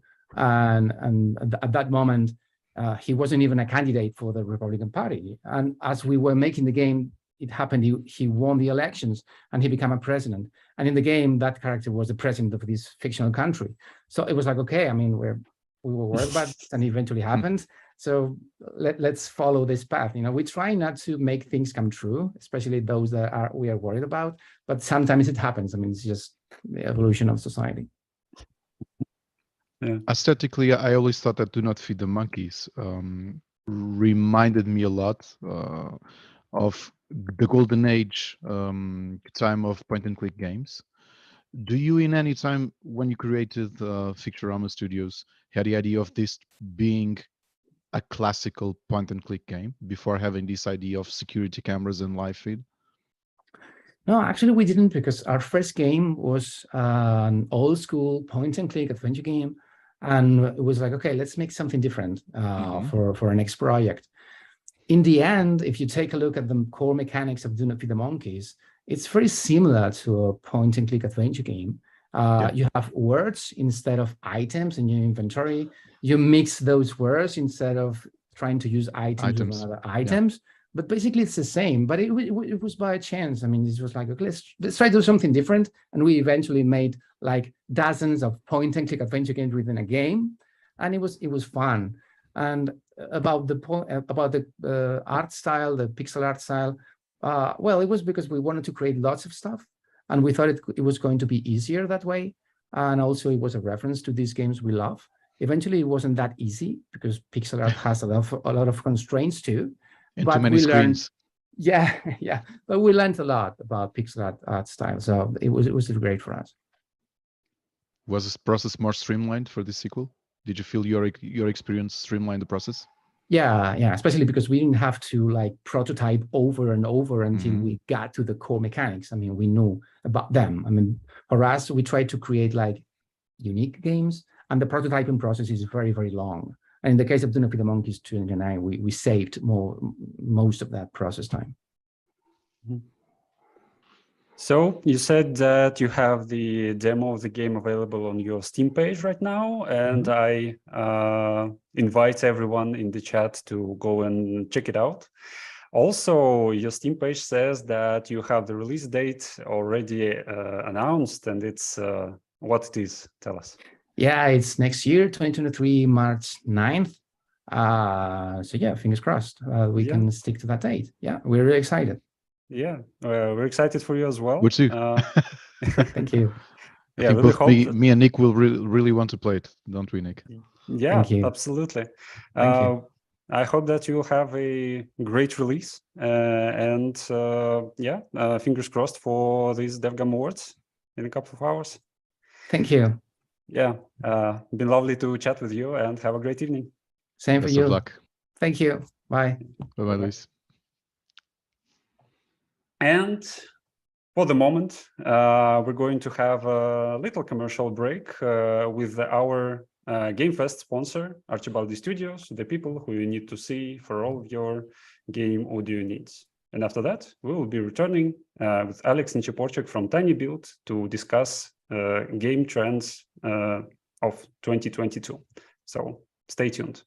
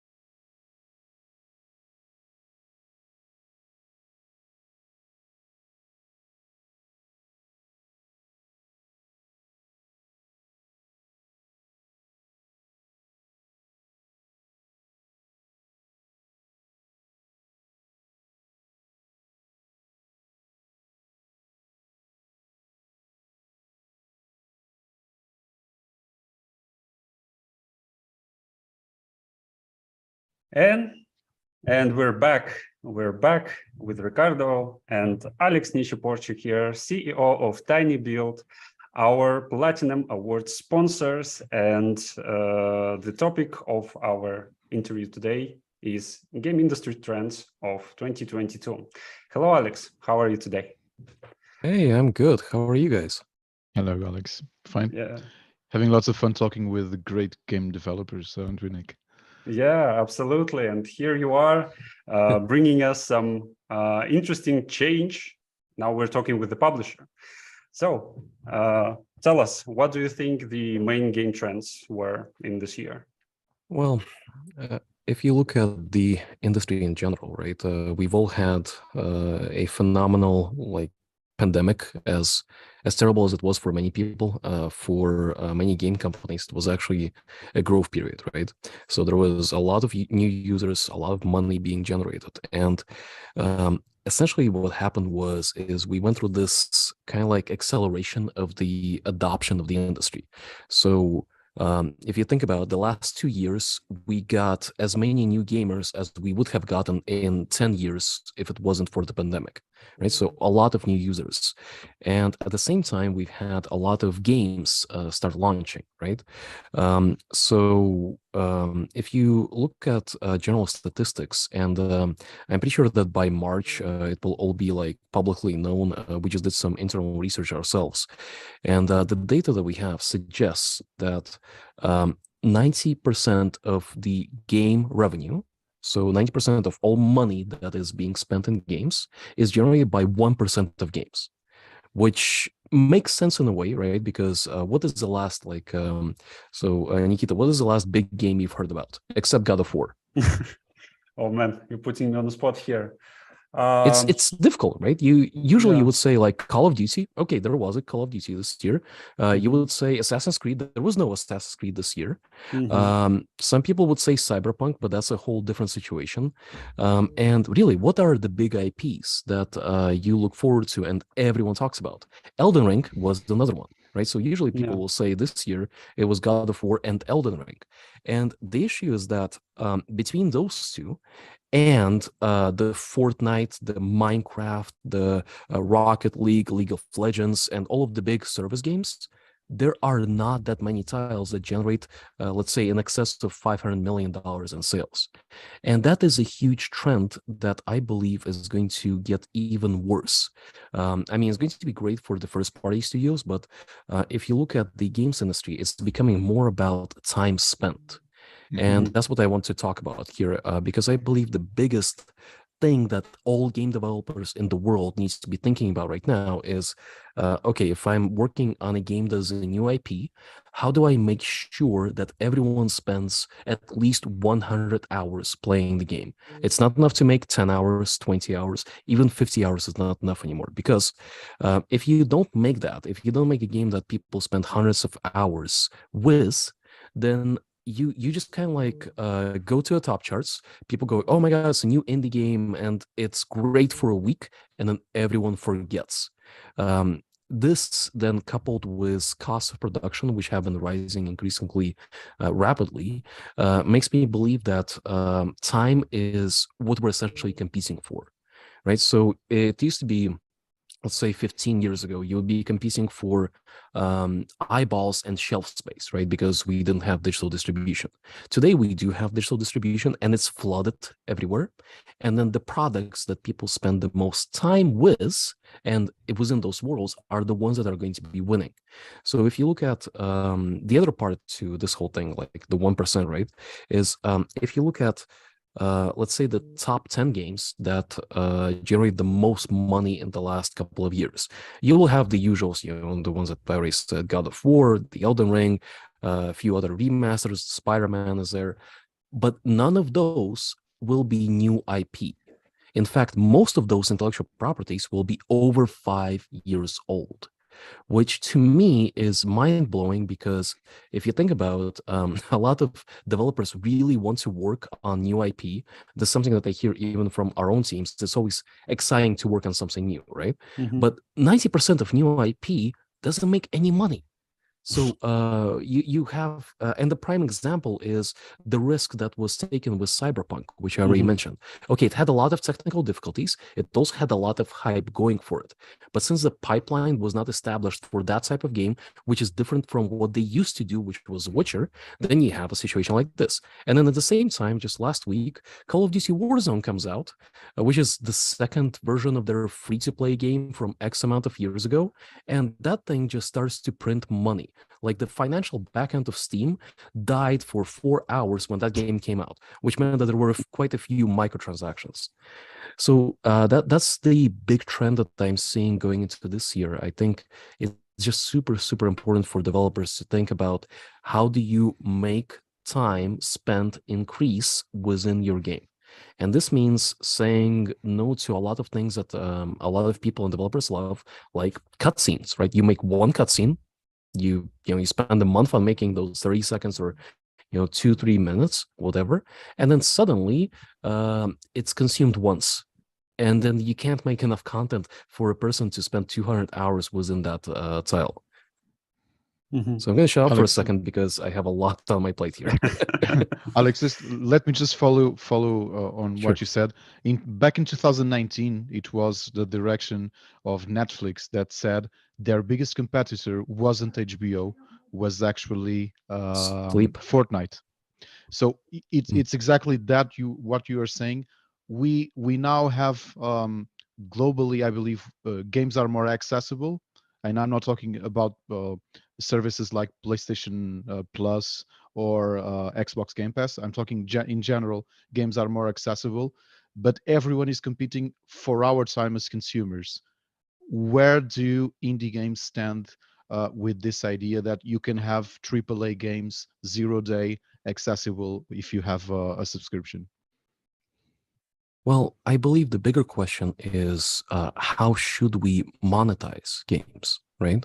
Because to me, it doesn't really matter if you're selling a game, if you're licensing it to Xbox, Game Pass, or PlayStation Now, or streaming it to whatever streaming service is going to be relevant this year.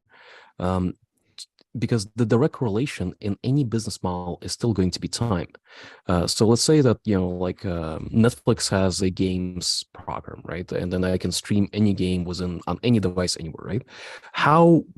If I was Netflix, how would I define the success of any title that I give money to be in my program? It will most likely be engagement or time spent, because people log into my service and then spend time. So here, I think any kind of indie game, and if you look at the biggest indie games of all time, what comes to mind? Well, maybe Stardew Valley. I have like 250 hours in it, and I know players that have spent thousands of hours. Some of our own biggest titles, like for example, speedrunners from 10 years ago, there are players who have spent over 1,000 hours in that game, and it's still selling 10 years later like crazy.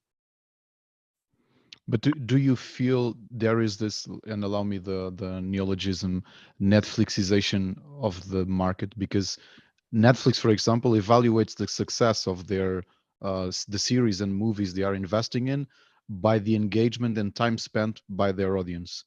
Will video games actually have this kind of currency to be evaluated? I think not necessarily directly. The time that you put into games will be then visible in other metrics, right? Like, for example, maybe if the game has DLC or microtransactions, it might be making a lot of money within that aspect. Or if it is being enjoyed by a lot of people, the algorithms within those systems, like Netflix, how it recommends stuff for you based on what you've previously done, it might recommend it to a broader amount of people. I think a prime example of this algorithm working was Squid Game, which came out of nowhere with zero promotion. It just went viral because you start watching it and you just don't stop, right? And then it starts to be recommended to more people, and within a week, it was all over the place. But you also saw this wave, right, of when it was gaining traction in Europe, then it got traction in the US, then got traction everywhere else in the world.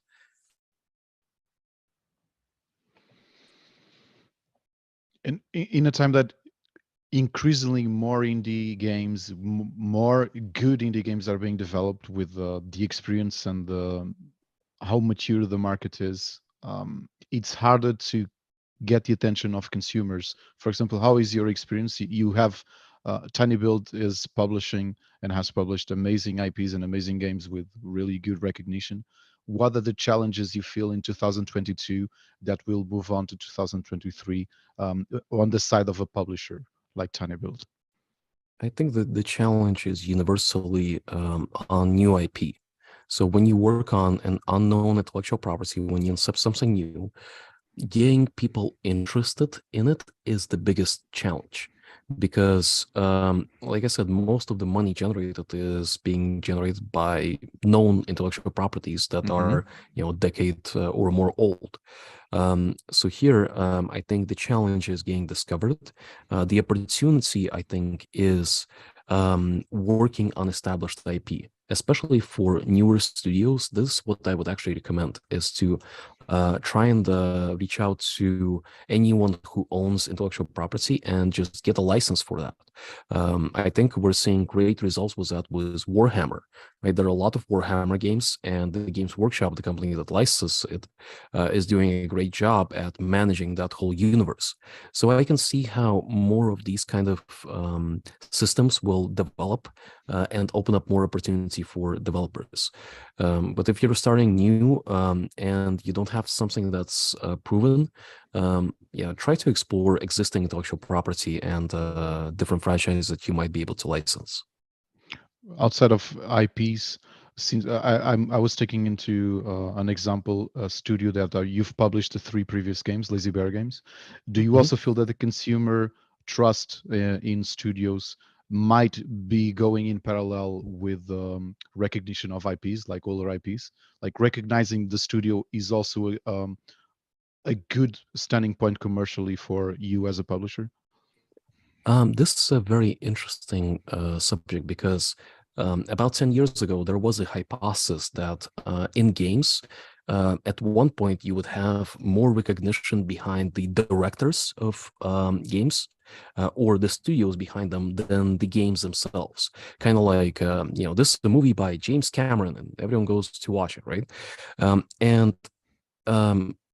In my experience, it hasn't happened as much, because it was supposed to happen when the guys from Respawn, that whole fiasco was leaving EA, forming Respawn, and working on Call of Duty, that everyone would follow them.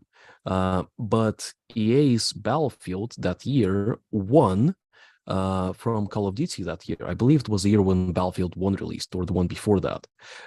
So the theory kind of didn't get proven. But then, they went on to make Apex Legends, which was a much bigger success than Titanfall. So I think it's still unclear on if fans will be following the intellectual properties, their creators, or the publishing labels. To be honest, I think it's most likely going to be the intellectual properties first and foremost, because you recognize that, like the logo of a specific game, you recognize the feeling that you've had with it. And sometimes it does work that you would have multi-franchises under a single label that are all kind of like having the same or similar target audience, but it's really, really difficult. Also, unlike movies, so a movie can be done within 30 days. 7 days on principal photography and then post-production. You can do it. This has happened before. Like movies like Whiplash, it was done in under a month for the filming. So for games, there are not that many games that you can say, hey, this game was done in 2 months and launched and sold millions of copies. So yeah, I think IP longevity is going to be more valuable here. Okay, thank you, Alex. I think our time is almost up. Do you have any closing remarks that you wanted to share? Excited about the awards in just under 40 minutes. So good luck to everyone. Yeah, thanks so much for supporting DevGAMM Awards this year as well. And yeah, we'll be seeing you later. Yeah, thank you so much. Bye. Yeah, bye. All right, that's what we've been seeing at Game industry this year, and probably we'll see in the next continuing. But right now we're going back to the developers because we have 3 more developers before the DevGAMM Awards ceremony starts, and let's get right back to it.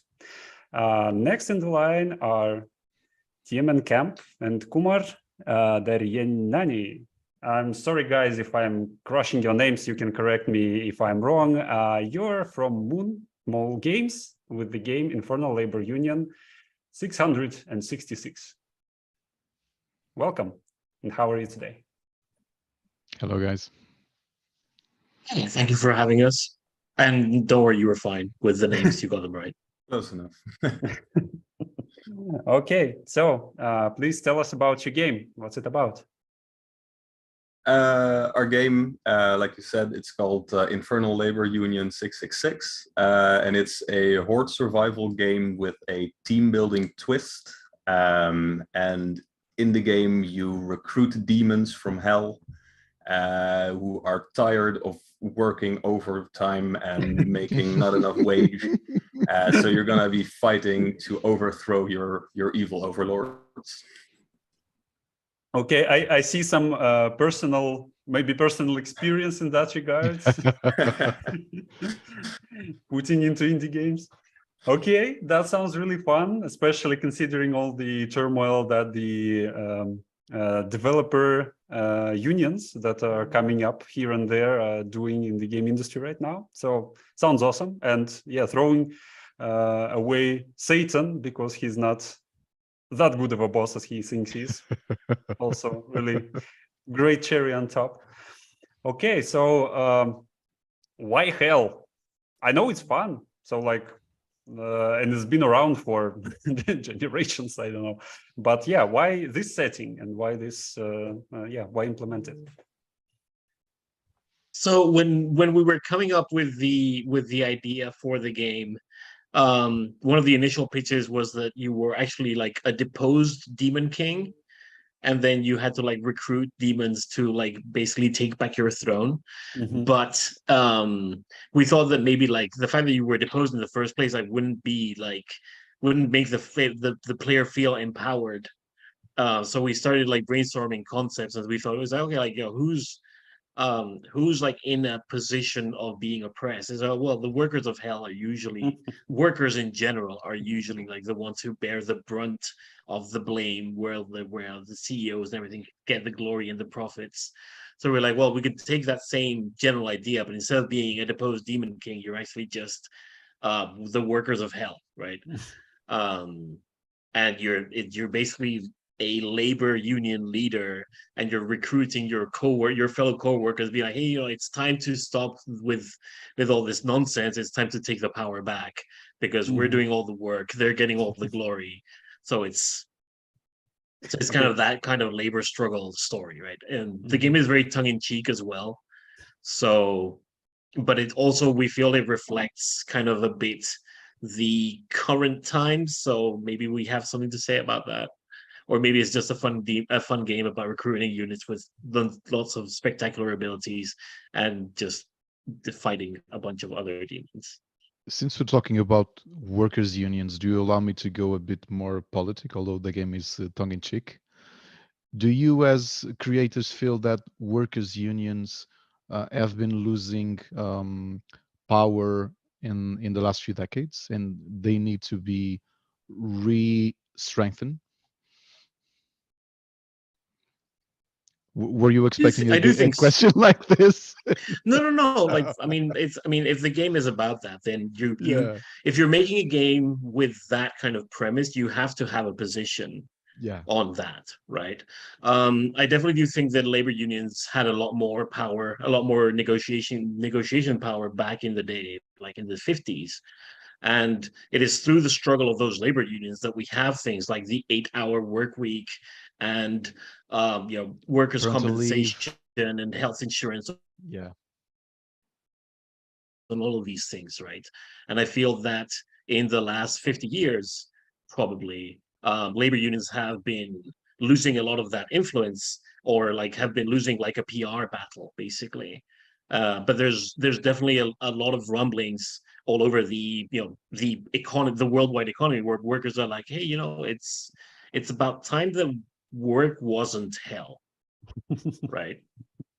At the end of the day, everyone wants to have dignified working conditions and make a living in a way that does not mean sacrificing their health, their family life, their social life, right? So, and especially like the game industry has been one of the places where this has been in the news a lot recently. Yeah. So as game developers, we have a stance, right? And it's kind of ironic because since it's a relatively young industry, you missed that point in time where workers' unions were strong, and it looks like you're coming with a delay in terms of standing up for the workers' rights. Don't you feel this? Yeah, so I mean, there is a lot of talk in the game industry about forming unions, about the necessity for unions, right? Like if you look at a place like Hollywood, they have their their Writers Guild Association. They have a number of work guilds that protect their interests, right? And there's a lot of discussion about how game developers, like the people who work in the trenches of game development, should be doing that because because of the nature of game development, where if a game is a flop, then the entire company closes and everyone gets laid off, or you have to, a new CEO comes in and says, oh, we have to cut the fat. And instead of cutting the fat by reducing the C-suite's salaries by 10%, they'll be like, okay, who are we firing? Well, like, we don't need QA right now because we're in pre-production or whatever, right? So there's definitely, in a lot of game development companies, there's like a boom bust cycle where you're like, oh, we need to ramp up production to release the game. And then the game releases and it doesn't meet expectations or whatever. It's okay, like now we have a whole bunch of people who are not working. And instead of being like, okay, like stagger your development so that the people that you're off ramping from the current project can go work on a new project, they just get laid off. And back to the game from the land of politics. Well, it's an important topic. I wholeheartedly agree. But yeah, let's return for this little sidetrack. So guys, tell me, how many people are in your team? It's just the two of us. Yeah, we started about 5 months ago. Yeah, we just decided, like, we did one game jam together, which went pretty well. We felt like we synergized well together. So we just started out. Our idea was to do rapid game development, create demos like every couple of months, like every 1 or 2 months, and then release them for free online. So Infernal Labor Union is also free to play right now if anyone wants to check it out. Awesome. Yeah, the link should be in the chat right now. Yeah. Cool. So 5 months and you already have a playable game. That's extremely inspiring and cool. Yeah. What was the most fun part for you in this game to work on? For me, it was just coming up with crazy attack patterns and implementing them, and then forgetting to flick like attack delays off, and I'm just like throwing thousands of Molotovs per second. I'm like, this is awesome. Okay, that's not something you see like every day, thousands of Molotovs flying around. How about you, Kumar? For me, coming up with the initial premise was a lot of fun. Just the iterating on the idea of, how do you make, how can you make a novel? How can you mix two genres together to create something novel, right? So, like we said, like it's a horde survival game, which is a very popular genre this year, but we want to do something a bit different. So instead of having weapons that you upgrade and synergize together, you're bringing together a team of different units with different powers, and then how do those synergize? Like the synergy system for that was pretty fun to come up with. Then coming up with all of the individual characters and trying to give them their own personality.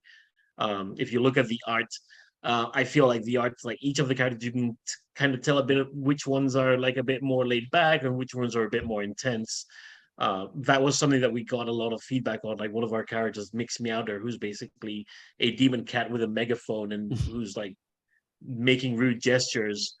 She was very popular when we shared the art for her. So yeah, everybody loves cats. Okay, and what exactly are you looking for being at GameFest? Is it, well, you've already published your game, it's available online. Are you looking for new players and new audience here? Yeah, yes, we're definitely. Oh, Sorry, yeah, go for it. Okay, I'll go. Yeah, we're definitely looking for feedback for the game. You're so eager to answer these questions, you both. Yes. But yeah, we like we said, the demo is online, and we just want people to play it and tell us what they think, both for us to know what we can add to make it even better, and also what works well that we can reuse in future demos. So yeah, we're just looking for more players, more feedback. Cool. I hope you get some. So people in the chat, just jump on the link that you can see on your right. The game is already available, and you can become the part of this particular labor union from hell. Okay, guys, thank you so much for joining us and for good luck. Yeah, for sharing. Good luck and have a great evening. Yeah, thanks. Congratulations, guys. Yeah, it was good being here. Yeah, thank you for having us. Okay. Okay, so I suggest just to make the questions about labor unions our go-to questions. Like, person shows up and what is your stance on the workers' union? Just no pressure here, just chatting, casually talking with each other. Yeah, are you asking me directly or our chat? Are you asking our chat? Well, actually, hey chat, do you love these politics politic talks? Tell us, we can switch to them. But yeah, we'll try our best in this case. Okay, but without further ado, we have Liz McDonald from Broken Spear here with the game Beneath Aresa. Hello, Liz. How are you today? Hello. Thank you so much for having me. I'm very good. How are you both doing with the showcase? You're enjoying it so far, day 3? Yeah, definitely. It's like it's coming to an end, and it's a little bit sad. Yeah, it is. I think I'm having pre-post event blues. Yeah, it hits you earlier and earlier these days. Yeah, but help us to get over it and tell us about your game.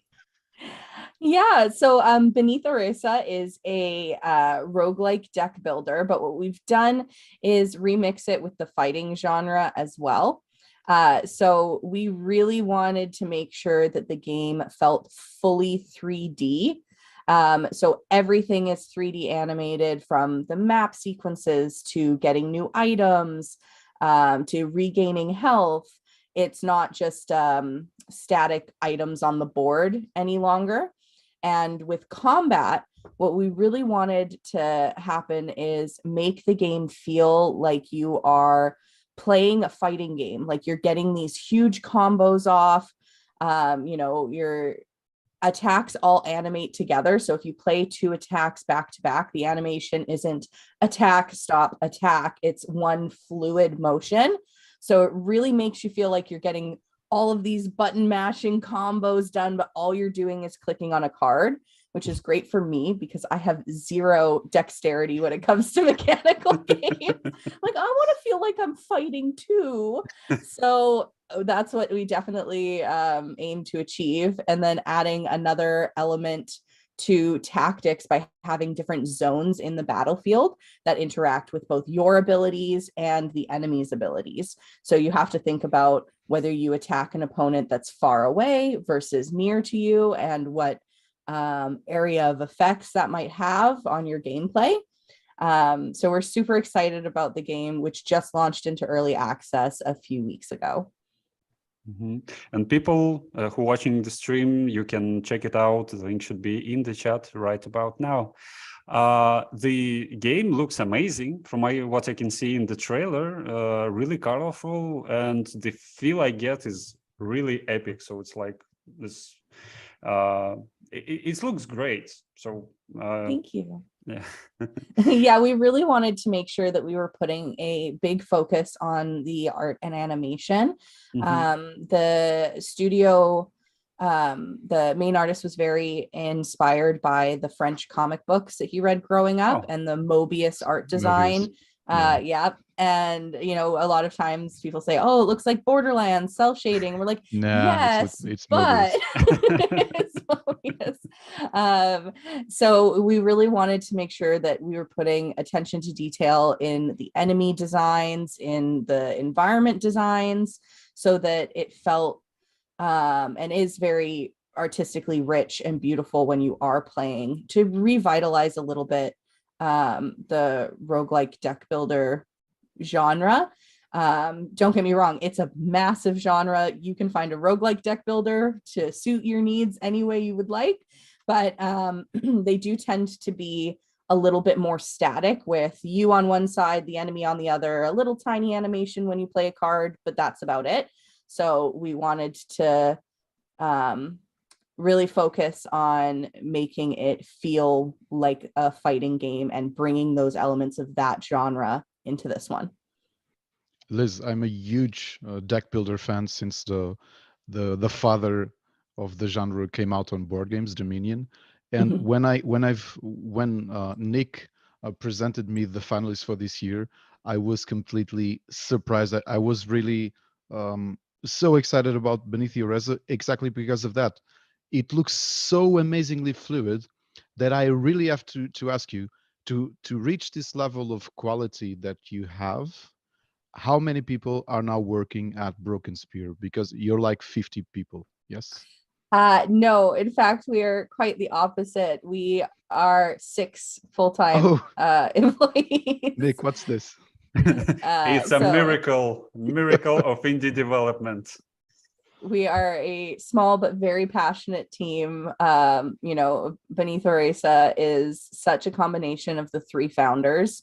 It incorporates elements of the artistic design and the game design mechanics, as well as our game designer is, the whole team is very into D&D, Dungeons and Dragons. And so we wanted to really up the fantasy element as well, exploring a sunken city that's been forgotten by the gods. And so it really is all of the employees, all 6 of us, feel really, really passionately about the game. And that's my favorite thing to work on, is when everyone is like, yes, this is our baby. We want to make it as amazing as possible.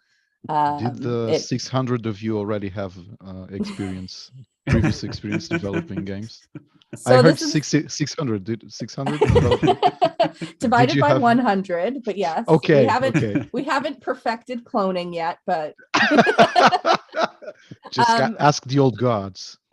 This is actually our first game as a studio. The founders of Broken Spear have worked together for many years, especially on a lot of games in the Tekken franchise.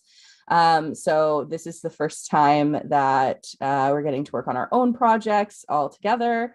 The studio was founded in 2019 and production began shortly after. Looks like you've got a very promising debut on your hands. Because, well, we can see how beautiful the trailer looks, and also you've been nominated at DevGAMM Awards for excellence in visual art. So that's not only us, but the jury as well kind of saw. And Best Indie Game, it's also one of your nominations. How do you feel about that?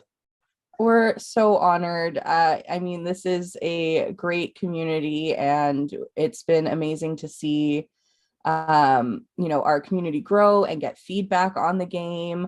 And it is really an we're totally honored to have not one but 2 nominations. The whole team is very excited.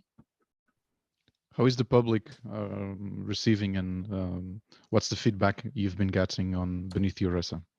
Yeah, we're really excited with finally being able to have our community play the game in full, and get to experience Beneath Your Resa. With it being early access, one of the things that we are working on during that early access period is right now the game, it has 1 faction of 3 characters.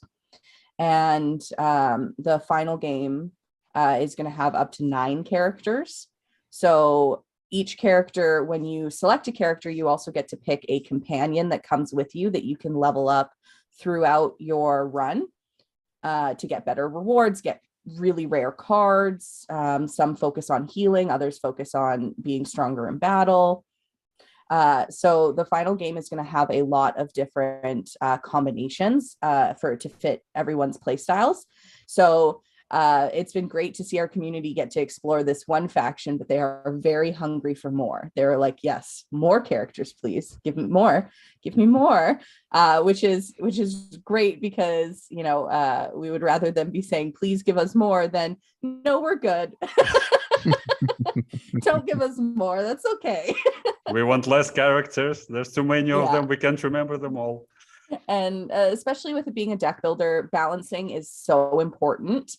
So we really want to work closely with our community, both throughout the early access process and afterwards, to make sure that the game feels great as well. There's not just like 1 card that is so overpowered that everyone picks it and then the play styles fall to the wayside. So yeah, we've been really loving getting to interact more with the community and the public, and finally getting to talk about all of the things that were so hush-hush before release. Liz, with the growth of the board game market, and we've been having some good adaptations for AAA games, but also from indie games, would the team at Broken Spear envision, or do you feel Beneath Your Resa would be a good board game eventually in the near future? We'd love to do something like that. I mean, as I mentioned before, the team is very into tabletop games and board games. And so we do have a little experience in that field, publishing D&D campaign accompaniment. And so right now, our main focus is to make sure that Beneath Your Resa is as wonderful as it can be throughout early access. We're hoping to bring it to consoles at some point next year. And yeah, but the possibilities for doing a board game or a card game, or even just like collectible cards. Or TTRPG, would it be in the possibilities? Absolutely, that's definitely like the dream, but we are 6, not 600, so that will definitely be. Sorry. It's the quality, not the quantity. Yeah. Sorry, I just heard Pokemon Scarlet and Violet talking now with the amount of workers they had on their game. Sorry. It was, I think it was the connection that went on. Yeah, really nice. Did I ruin the conversation? Sorry. So, Liz, you were saying you already have experience releasing TTRPG campaigns. Mm-hmm. Is Beneath Your Resa difficult, since you already have the script and mechanically where the game would go? Would you think it would be a rather easy job for the team to publish this, like in the first step towards going to tabletop game? I think anything in indie game development nothing is an easy job. And especially, we are very much striving to create as perfect as a game and a community and continue growing on that. So it's definitely something that if we did work on, it would be later on, but it would be something that we would give our all to. Our game designer is our lore master, and everything from hopefully one day doing like Beneath Your Resa comic books or web comics, or doing a tabletop RPG, We have a list of dreams, and with the community's continued support, I'm sure we will get there one day. And yeah, the best way that you can support an indie developer like ourselves is to make sure that, if you can buy the game, great. If you can't, wish list it, tell your friends who like deck builders. All of that goes so far. A lot of people think, oh, the only way that I can support this dev team is by buying the game, and I can't afford to buy the game right now, or, I don't have a PC to play it on. I only have a PlayStation.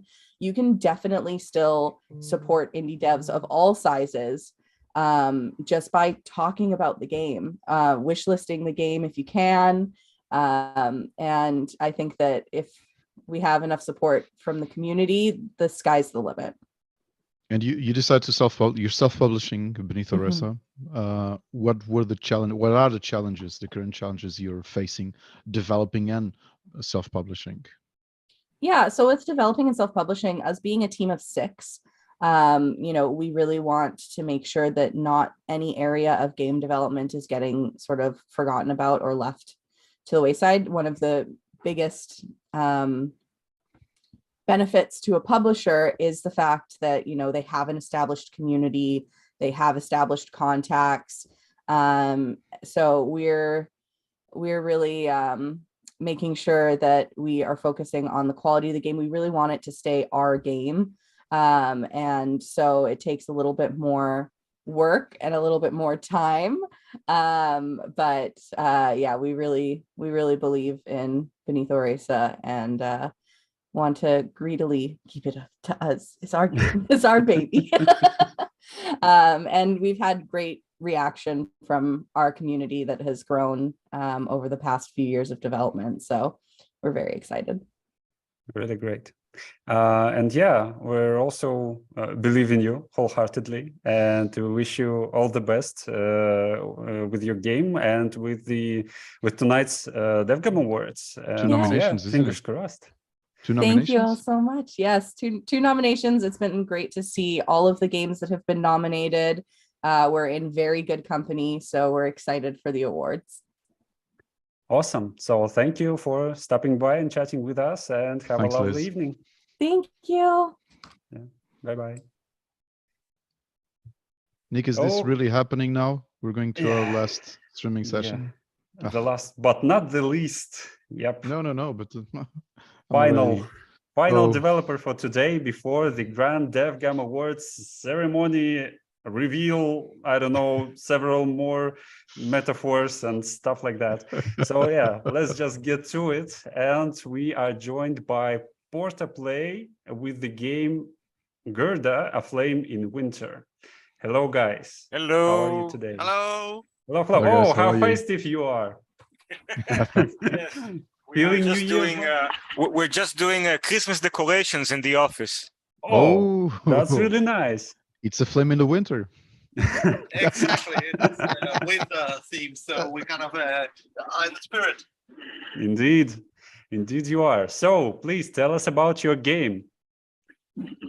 Well, Gerda, Flame in Winter is a game about an ordinary woman in an extraordinary situation where you as a player face challenges of being a nurse in a small town where everything is very quiet, but all of a sudden your world is turned upside down, and you have to figure out how to save your husband, how to save your own conscience, and how to save everybody in the village.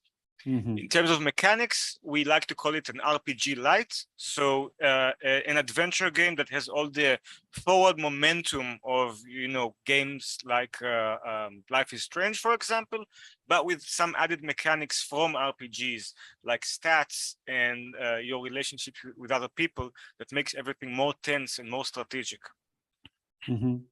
Well, from your, I've been wondering about you and partnering up with the Don't Note as your publisher, and when you mentioned Life is Strange, everything clicked. Okay, so your game is placed at the World War II setting, and it sounds like a really personal story about a woman and her husband, and what is like the price of love that can be paid. Can you tell more about what inspired this setting, this topic? Is it something personal for you guys, or is it just some combined experience of everything that happened last 70 years ago? I think that's your department, Hans. Potentially. Well, the game is actually inspired by my grandmother, who was a resistance fighter in the very area where the game takes place, a very little town in the south of a very little country named Denmark.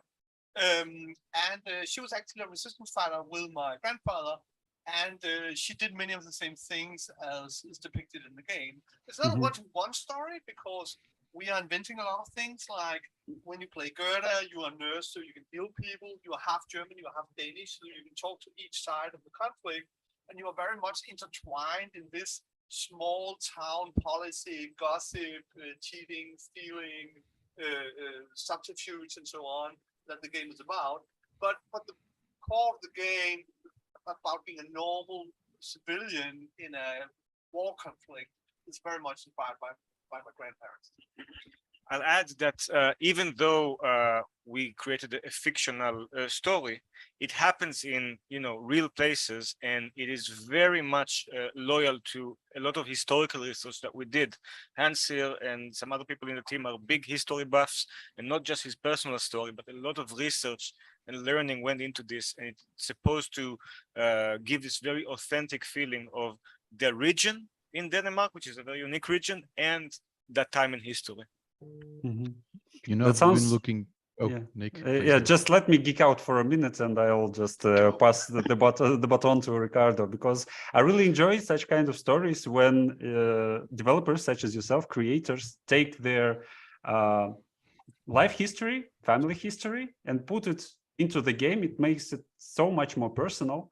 And especially when you think about these ordinary people in this huge historical changes and turmoils that they had to go through, it's important, really important story and really important history. And I really look forward to playing your game. So yeah, thank you for sharing and putting everything in it. So yeah, Ricardo, you had a question.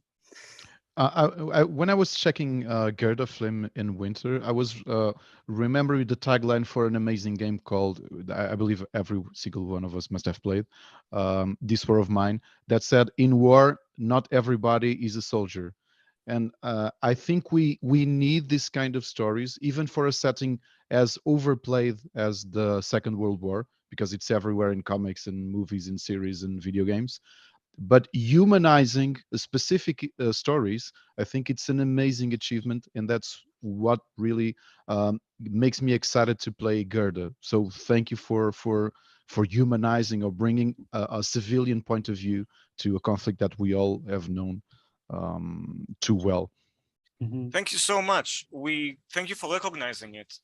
We really think that there's a lot of war narratives are extremely heroic, and they focus on the parts that are maybe very, very tough for the people on the front lines, but morally they are very, very easy. They have the solution is in front of your eyes. You charge at the enemy, and most of the people who go through wars are not soldiers. These are the minority. Most of the people who go through wars are civilians. And those people have a very, very different experience with very, very different challenges. And what we thought is not just that it's a story worth telling because it belongs to so many people, but also those challenges are really, really interesting for game players. And there was a lot of interesting game design to be, kind of like sourced from looking at a civilian's perspective and seeing how we can challenge players to make very different decisions. And we were very inspired by This War of Mine, not so much in the core gameplay on the story. Yeah, but the spirit. On taking war and seeing it from a civilian's perspective. We thought that was a brilliant approach, and one of, not the first game company to do it, but one of the first which really got a hit with it. And yeah, absolutely. And you are published by a really respected and loved company, now turned publisher as Dontnod. Correct me if I'm wrong, I believe you are the first non-Dontnod game to be published by Dontnod. how was the process of reaching out to them, and do you feel the responsibility? I mean, it was actually very easy. We had a vertical slice, and then we mailed to some publishers, and one of them said, "Well, actually, Donut just started third-party publishing. Maybe you should ping him." And then I pinged Xavier from Donut, and then he got back to us like half a day later and saying, "Oh, that looks really good. Let's talk more." And very soon after, we had signed a contract. And of course, the reason it happened so fast and was so easy was because we were very much aligned in how we view games and how we view to do games about interesting characters and hard situations. But we also knew that it would be in some way a learning process, because they are of course very good at what they're doing creatively, and we really knew we were up for a learning process by developing a game together with them. And it has us also been so. We've gotten a lot of creative feedback for the game. Not that they've tried to change it, but they've tried to help us see how it could be improved in different ways. And that has been very helpful for the quality of the game. Absolutely. One example I usually give when we're asked about this is like the common sense in game design is sometimes that you need to nail the opening, because players will play different lengths. Some player will finish, some player will don't. But Dontnod, who are, have this big experience of making, tight narrative games, they really, really encouraged us to nail the ending in many, many different ways, because they're like, we make games for people who play them start to finish, and with them and through the feedback, we really made sure that the ending of the game is really impactful and surprising and emotional. And that was one, for example, big contribution that they helped us kind of pinpoint and refine. And when people played, all of them also say like, "Oh, I got so mad in the end, I had to replay it," or "Oh, I cried in the end," or "Oh, it really hit me like a gut punch." So I think we nailed that, and everybody who played it really feels that it grips you emotionally, even though it also is a game where you can do a lot of things and feel cool and powerful, because you do make a change, even though you don't have guns and bombs in your hand. Mm-hmm. I think that's a really great place to read you some praises from the chat. Actually, people say that it's been one of the best games of 2022, and they say a really big thank you for creating the game. Yeah. And yeah, thank you so much, chat. That's really cool. We can't see you live right now, but we're going to come back to the video later to see what you wrote. Thank you. Yeah, and just for our viewers, there are some key drops in the chat, so you can have them, and if you like it, you can play Gerda or come buy it on Steam. It's already available, so feel free. Guys, please tell us about your team. How many are you? How what? How many how many people? Around 17 now, I think. And we are like a medium-sized team. And so though we are not like three guys in a basement, we are actually also in a real basement. This is a basement. Yeah, we're 17 people in a basement. Exactly, it's a big basement. That's that next level basement. Exactly. And we are kind of focused on making quality games more than making really, really big games. But on the other hand, we also want to kind of make games which are a little bit bigger than the very, very small indie games. So that's kind of a nice size for that for us. Yeah, yeah, keeping the indie spirit in the basement, but with some aspirations. Yeah. We've heard it's called like double I and triple I development. We hear all kinds of names for it. Hey guys, Nick was reading one of the lines in the chat, and we are used to focusing too much on negative feedback. You've been doing a really personal and emotional game. Have you in this, I believe, almost 3 months that you published the game? Can you share, or did you get some really personal messages from players that finished the game and that really resounded on you?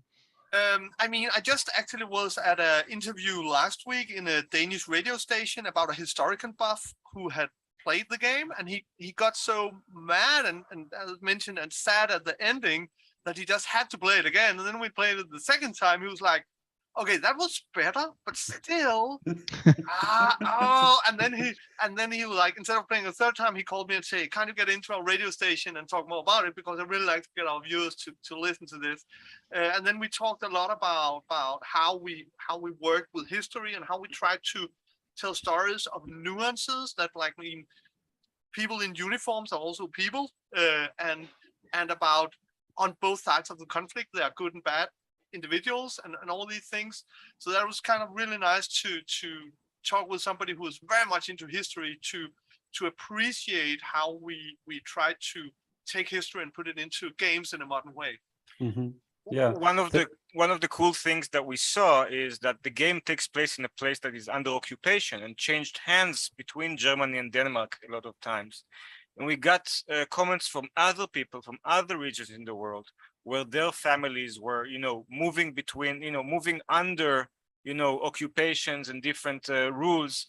And that really resonated with their own family history, even though it happens in another place. Living in an area with a mixed population, and where there's, no matter how much you try, always some kind of discrimination going on against one of the sides, is of course a very relevant theme today also. Mm-hmm.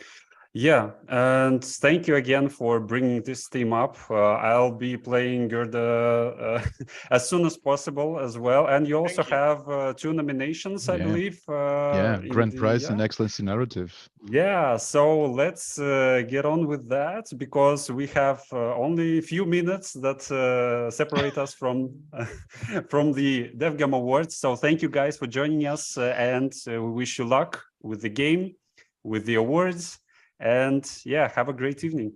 Thank you so much. Merry Christmas. Yeah. Thank you. Bye. Yeah. Okay, Ricardo. Nick, it's just me and you. Yeah, it's me and you. Like people say, what's good must come to an end. And, unfortunately, yeah. But I think we can do it again sometime in the future. I believe so. Yeah, let's hope so. So we don't have much time left before the award ceremony starts. So let's just wrap things up. Yes. We've seen a lot of great developers for the past 3 days, and this is the pinnacle of our 3-day event here. DevGAMM Awards will be happening in around 1 or 2 minutes.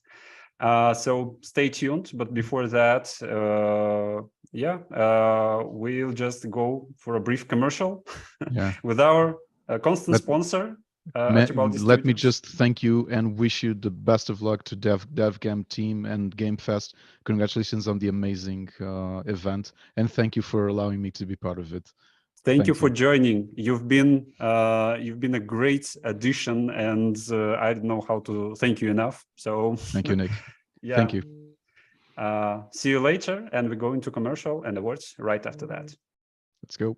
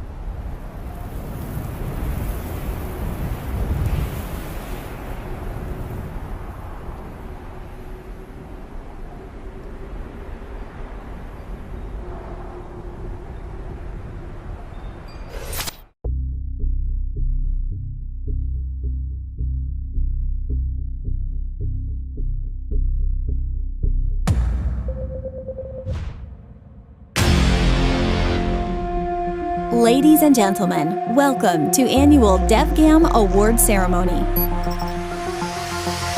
Meet the nominees.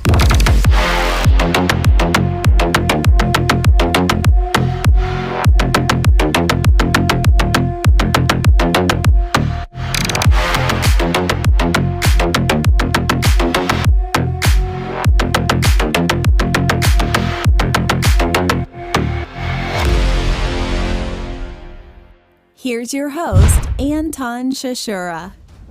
Good evening, everyone! Welcome to the DevGAMM Awards ceremony. My name is Anton, and I'm so glad to feel your presence tonight, wherever you're watching this from.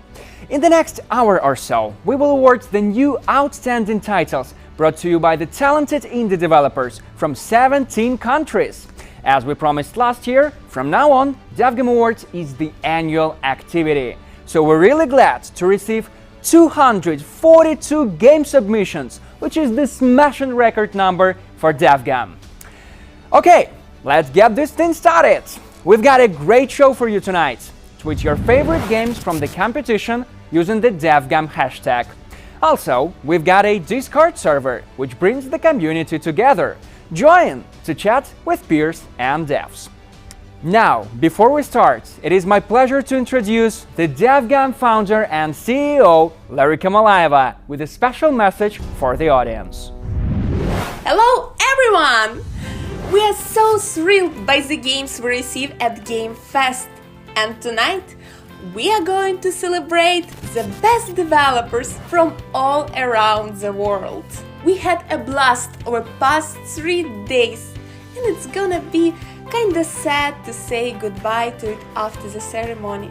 But we're going to bring to you more DevGAMM events next year. As we expand our horizons in 2023, the first DevGAMM event is coming to Poland, a country with so many incredible developers. A gorgeous city of Gdańsk will be hosting our event. The super early bird tickets are available right now. I'm excited to confirm that we will be back in lovely Vilnius with another conference for the game industry. We will be back in Lithuania on June 22nd and 23rd. There is more. DevGAMM enters new markets. We are so excited to host first ever events in UK and Portugal. We will be there late 2023. The future is bright, and I can't wait to see all of you at our upcoming events. Please follow us on social medias for our announcements. But tonight, we're here to celebrate the best games. Anton, take it away! Thank you so much, Larika, for this exciting announcement. And now, let's get this thing started! First, I'd like to introduce the winners in the special categories. These games were carefully selected by the DevGAMM Awards sponsor companies. The winners will be announced by the sponsors themselves. So give it up for Epic Games, NVIDIA, Ravenage versus Evil, and Game Audio. Unreal Engine's Choice, sponsored by Unreal Engine. Hi everyone, my name is Alessia. I'm the Business Development Manager at Epic Games. I'm very grateful to the DevGAMM team for the opportunity to review so many cool projects on Unreal. It's always very inspiring to see new games, new development teams, and how they use our tool and technology. Without further ado, let's move to today's winner. I think that this game is really a crazy mashup of very different stuff that you can only imagine being put together by very creative people. So today's winner is a project called Romansylvania, developed by Deep End Games. Congrats and good luck with the upcoming release.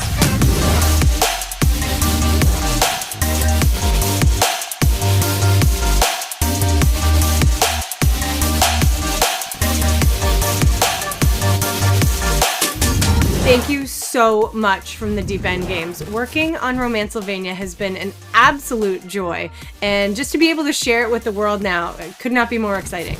We have so many people to thank, but first of all, our backers who believed in this weird, wacky, wonderful project from day one. our amazing publisher 2124 for believing in us, of course, Epic for always having our back. And thanks for all the new fans doing these crazy costumes and makeup tutorials and TikToks. It's blowing our minds. Thank you so much. NVIDIA's Choice, sponsored by NVIDIA. Hello, my name is Marina, and I am from NVIDIA company. This year, DevGAMM kindly gave us a great opportunity to select one of the winners. It was a really hard task for me, because of the big number of great games and very talented developers. But the goal of all competition is to choose the best of the best. NVIDIA is all about high-quality computer graphics and great performance to bring the best experience to the PC players. So, our choice was mostly based on those. I am happy to introduce you the winner made by NVIDIA Choice, by World Legend of the Dragon Slayer. My congrats to that winner.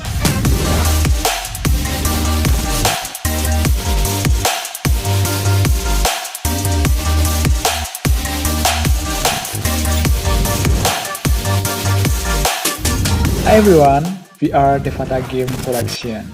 First of all, thank you DevGAMM for this award and opportunity. I would like to say many thanks to my lovely team for the hard work, our partner Indigo Game Startup Incubation, our people in the community who support and follow us on our development journey. We love you guys. And also, I'd like to dedicate this word to all of you guys. And once again, thank you so much DevGAMM for this opportunity.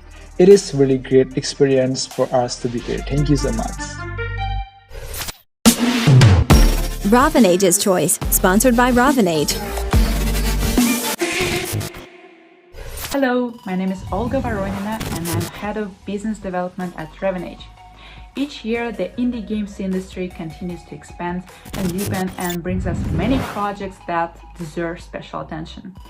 The project which sparked our interest during the DevGAMM showcase is a third-person role-playing game with an amazing retro style and old-school isometric view. In this game, players can show their skills in alchemy and potion crafting. We are thrilled to announce that the winner of our special nomination, Ravanage's Choice, is Deep Alchemy Dungeon. Congratulations, Spectre 17.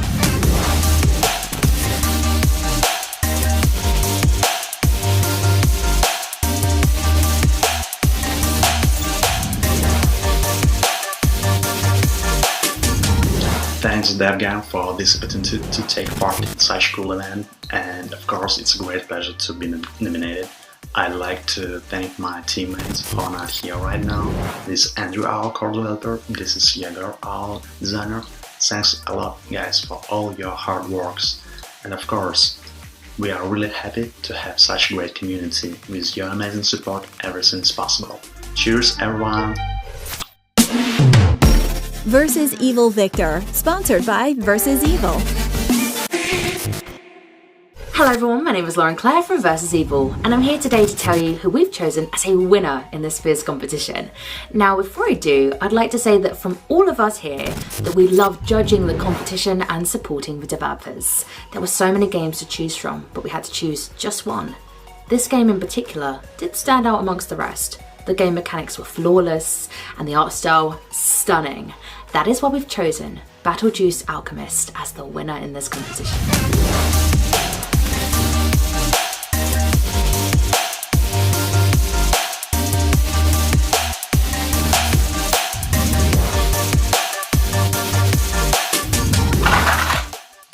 Oh, hi there! I was not expecting you at all! Well, I think I'm not the best at being funny, so let me just be honest and say thank you for the award for Battlejuice Alchemist. Thanks to the sponsors who made this possible. Thanks to the DevGAMM team for organizing such a great event. And of course, thanks to my team, Felix, Patrick, Jan, and of course, Rebecca from DDM. Okay, that's it. Enjoy the festival. Interactive Audio Potential, sponsored by Game Audio. Hello everyone, this is Reza, the CEO of Game Audio. Hello, and I'm Natalia, audio producer at Game Audio. And we are here to announce our special prize for this year's ceremony. We have looked through the hundreds of games, many of which are in my wishlist now. The game we chose has an endless number of forms and shapes. We took into account their evolution, physics, and biology, and we saw great potential for some interactive audio solutions. And it's also super cute! So, without any further ado, an award for Best Interactive Audio Potential, with $3,000 worth of our audio services, goes to... Adam!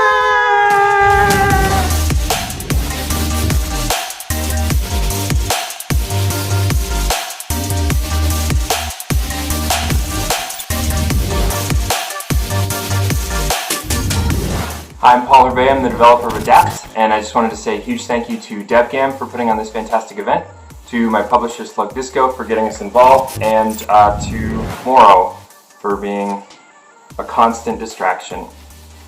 So, thanks so much, and congratulations everyone.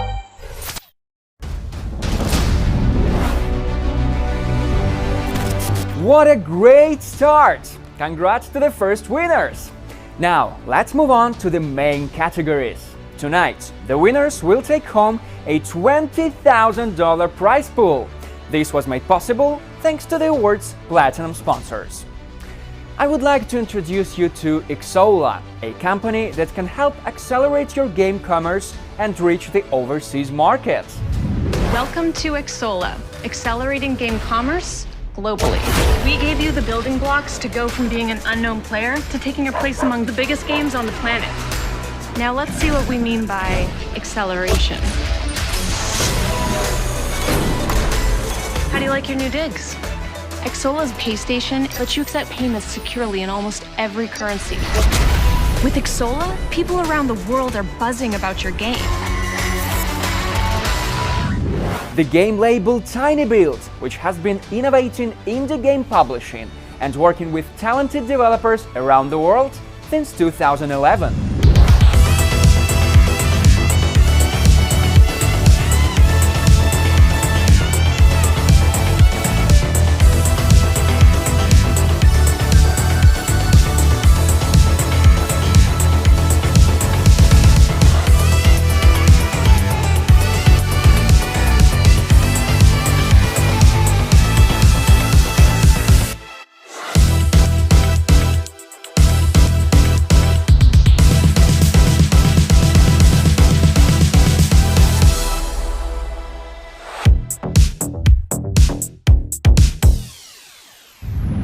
Looks like we're ready to begin! Please welcome our first category for tonight, Best Mobile Game.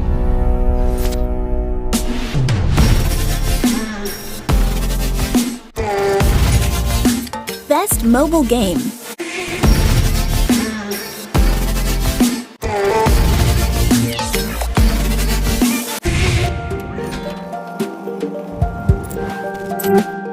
Boxville, developed by Triomatica Games.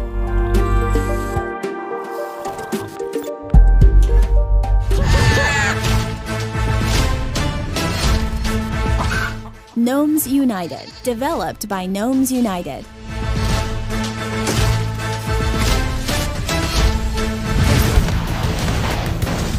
Rocket. Race, Rocket Arena Car Extreme, developed by Smokoko Limited.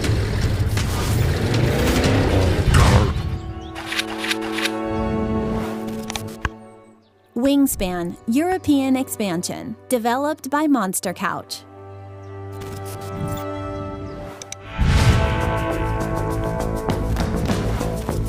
Wildflowers, developed by Studio Dry Dock.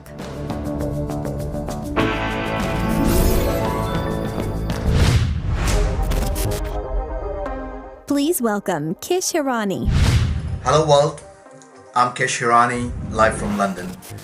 I'm the CTO of Kiss Publishing as well as the founding chair of BIG, an advocacy org we formed some 6 years ago to promote underrepresented ethnicity as well as encourage more diverse talent to work in our industry. I've now been 26 wonderful years in our industry, having worked at various technical leadership roles at PlayStation, Microsoft, THQ, BBC Multimedia, Acclaim, to name a few. Well, to name a lot. I'm incredibly honored to be asked to present this award for the most successful modern day games console that everybody has in their pockets, hands, bags, almost everywhere, ready to play some games. What a wonderful device to develop for and bring games to the much wider audience. So that brings us to the talent that makes this possible. As you can see, the judges had some really tough choices to make. Anyway, without much ado, now for the award. The award for the best mobile game goes to Boxville, developed by Triomatica Games.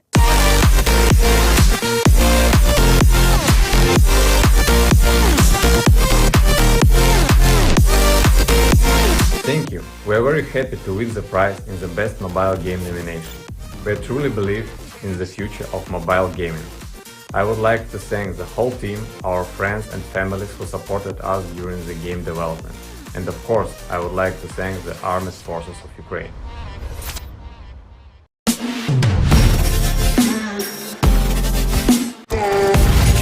Best Desktop Game.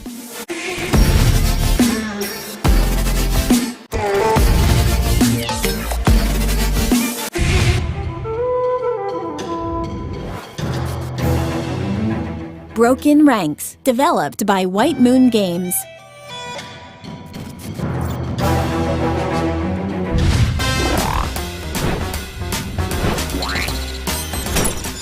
Crime O'Clock, developed by Bad Seed.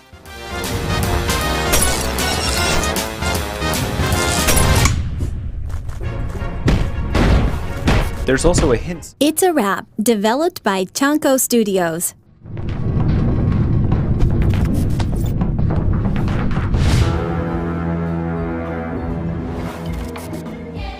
The Wandering Village, developed by Stray Fawn Studio.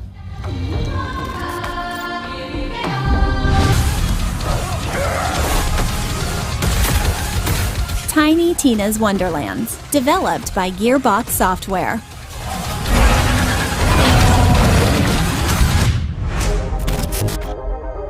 Give it up for Hendrik Lesser. Hi, I'm Hendrik Lesser. I have the honor here today to present the winner of the desktop PC games category. Who am I? I'm foremost a gamer. I've been a gamer since more than 40 years. I played all the games, I played a lot of the games in the early days on PC. I even run a game culture club where we have a huge archive and you can see some of the games behind me. So I'm still a gamer, I will always be one, I'm one of yours. The second perspective I'm coming from is as an entrepreneur and game maker. I run a company called Remote Control Productions where we help more than 15 studios in Europe and Pakistan to make better games. And that's what I've been doing for the last 17 years. So I know your pain, I know your struggle, and I know the moment you finally release the game and you're proud of it, and ideally it wins the game with this prize. And also I'm the president of EGDF, so I'm doing some lobbying in Brussels for us to have better circumstances how to make games. Have better funding, have better access to people, and so on and so on. Some of it is boring, but it's ultimately essential and a nice system design to be successful. So without further ado, I want to announce the nominees. And the winner is of this super cool award, Tiny Tina's Wonderlands, developed by Gearbox Software.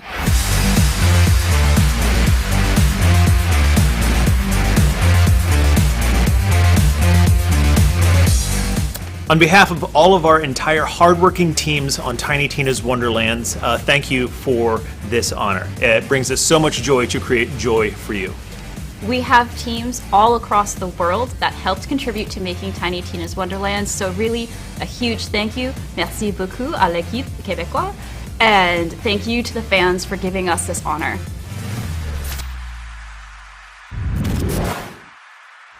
Coming up next, the winners of the previous awards edition and the new Best Indie Game. Next year, DevGAMM will celebrate its 15th birthday. Of course, the awards are much younger, but we decided to dive into the history of the competition a bit deeper. We asked the winners of a few previous years, where do they keep the trophy? How did they spend their prize money? And most importantly, was it worth the effort? Let's see what they said. And the winner is... Chicken Police Paint It Red, developed by The Wild Gentleman.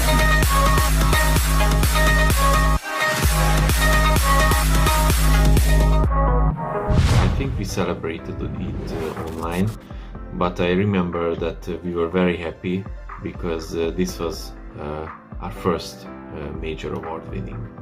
We recently opened our new office, and the award has a pretty prominent place there.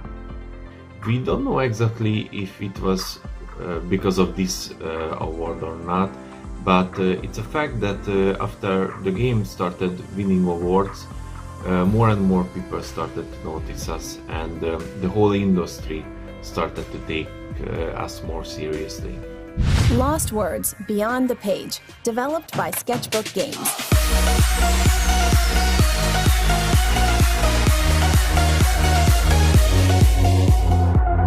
To celebrate, we went out to Takayama, a really awesome Japanese restaurant. And in terms of the prize money, we've invested that in our new project, which we're excited to be able to announce more about soon.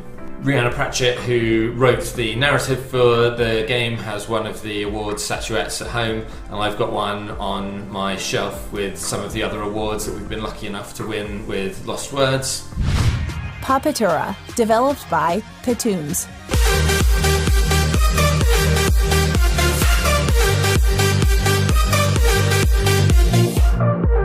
I don't really celebrate usually, but this time I got some food and smoked cigar with my wife and had some chill night, smiling and staring at the ceiling that something unbelievable happened.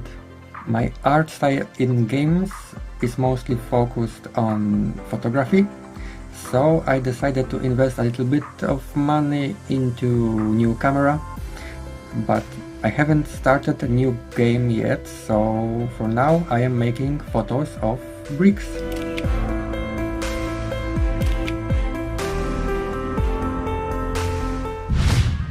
Goblin Stone, developed by Orc Chop Games.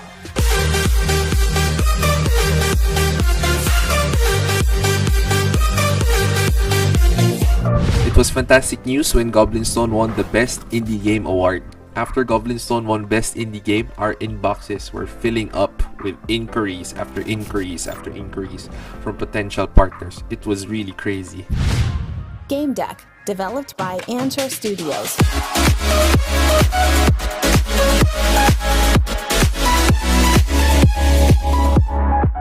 This is the Best Indie Game Award for Game Deck, and yeah, that was an excellent time for us. We were after the Kickstarter campaign, the successful one of course, on somehow win streak times, so definitely the additional awards granted by the DevGAMM gave us not only the proof that people are demanding more meaningful games like Game Deck with, fluid branching and all the, things about choices, but it helps us also reach the Eastern European market, maybe the most demanding one. DevGAMM Awards really gave me courage and also confidence in my skills. I think it was one of the best organized events we had the pleasure to participate in. Everybody was so nice, and of course it is great to win an award. If you believe in your game, you should absolutely join DevGAMM. It was so much fun and the exposure for Goblin Stone was so amazing. Thank you guys. I believe that you should listen to the feedback you can get, because that evaluation is the best thing for you, side by side with the recognition that DevGAMM Awards can bring to your title, even if you will not be a number one. So we keep our fingers crossed for all the upcoming projects that will shine this year. It was a really amazing experience to be involved with DevGAMM. The team were really friendly and helpful. I'd highly recommend it to anyone. And I'd just like to say congratulations to all of the nominees and the winners this year. I hope you have a brilliant time.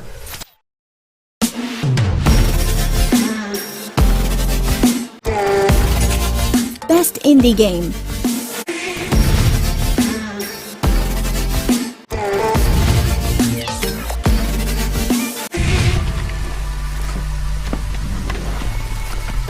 Against the Storm, developed by Aramite Games.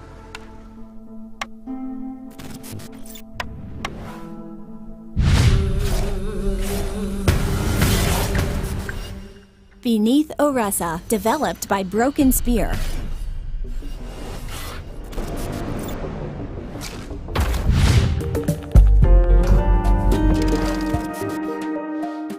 Boxville, developed by Triomatica Games.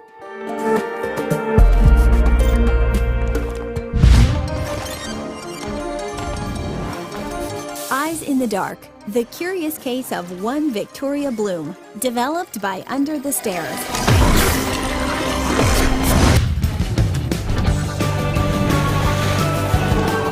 Lost in Play, developed by Happy Juice Games.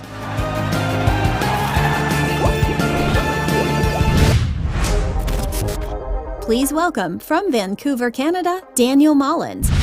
My name is Daniel Mullins. You might know me from games I've created such as Inscription, The Hex, and Pony Island. I'm sitting here in Vancouver, BC in my office, and I'm really excited to announce the winner of the Best Indie Game for DevGAMM. So, without further ado, the winner of the Best Indie Game category is... Lost in Play, developed by Happy Juice Games. Best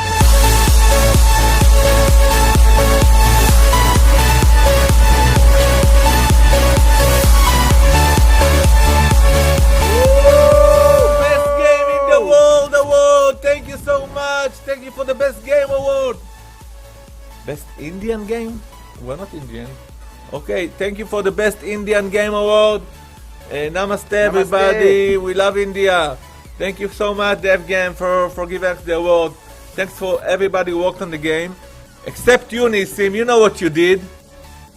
And thanks our families and everybody that supported us. And thanks. Congrats to the lucky winner! Of course, not everyone tonight will get an award. In fact, more than 200 games were not nominated at all, since we only have 8 categories. But some of those games were so cool that they simply could not go unnoticed. Let's take a look at those uncut gems.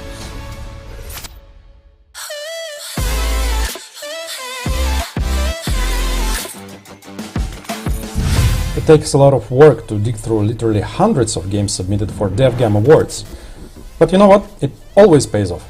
For example, I saw this game that combines 2 hugely popular yet very different games from 90s, Crazy Taxi and Super Mario 64. Let's take a look.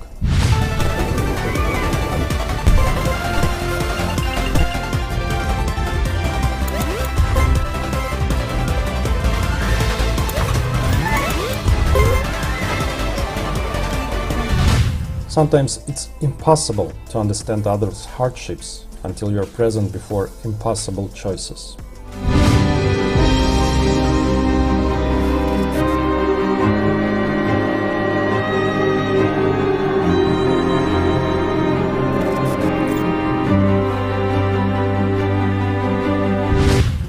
Jump, dash, kick, shoot, rocket jump. Repeat this gore fest as necessary until it's done. Kick ass! All out of bubble gum. Oh yeah! Take that! Suck on that! Boom! Fire! You don't need a time travel machine to enjoy this PS1 era horror detective game.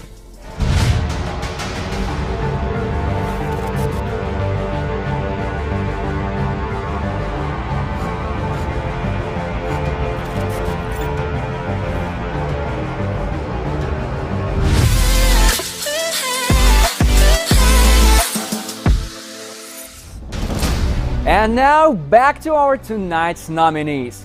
To get them know a little bit better, we asked how they would celebrate if they won and how they would spend their prize money. Take a look. If we win, I think we're gonna spend the prize money on taking everybody out for a celebration dinner. You know, just celebrate that we've won an award, celebrate that the game is doing so well, maybe get a little too drunk, celebrate a little too much. We will take some time to celebrate, maybe with a pizza party, as true Italian. I think we will celebrate this award with food and drinks and have fun together.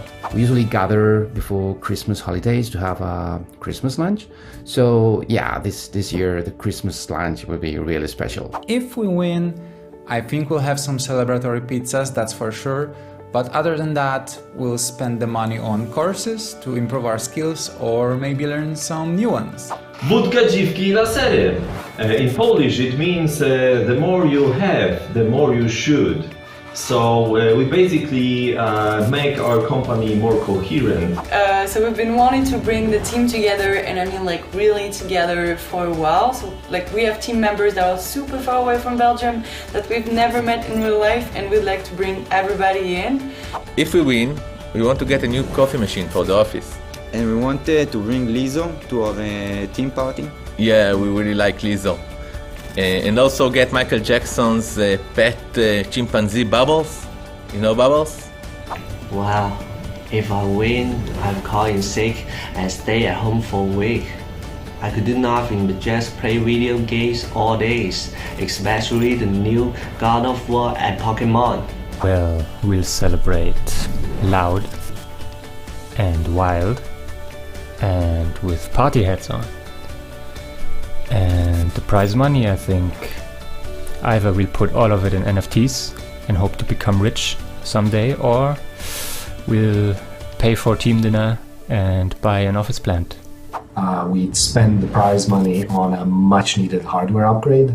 We're all currently running on potatoes right now, so that would be really helpful. Turn the manager room into a ball pit. Finally get an office sauna. Fill the office with fake snow everywhere.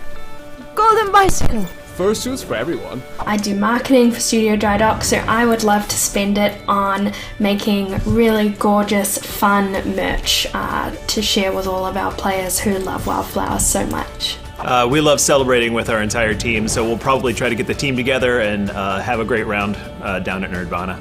I will definitely lose my shit, maybe cry a little bit, and then we'll do a victory lap with the team, with the trophy, and just tell them all how awesome they are, that they're breathtaking, and how much we appreciate them. We feel very fortunate to have gotten where we are in video games, and so we want to help open the doors for others to achieve the same success. We're excited to announce that the prize money will be donated to the ESA Foundation to pave the way for future game developers to continue making great content.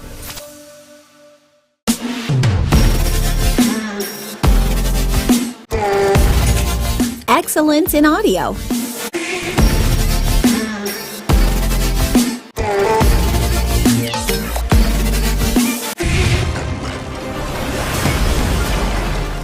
Eyes in the Dark, the curious case of one Victoria Bloom, developed by Under the Stairs.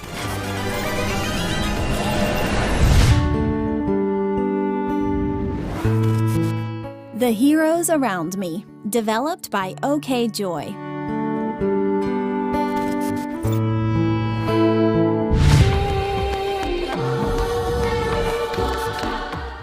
The Wandering Village, developed by Stray Fawn Studio.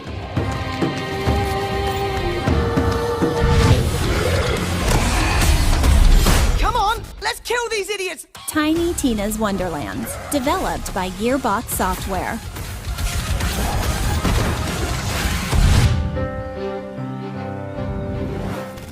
Wildflowers, developed by Studio Dry Dock.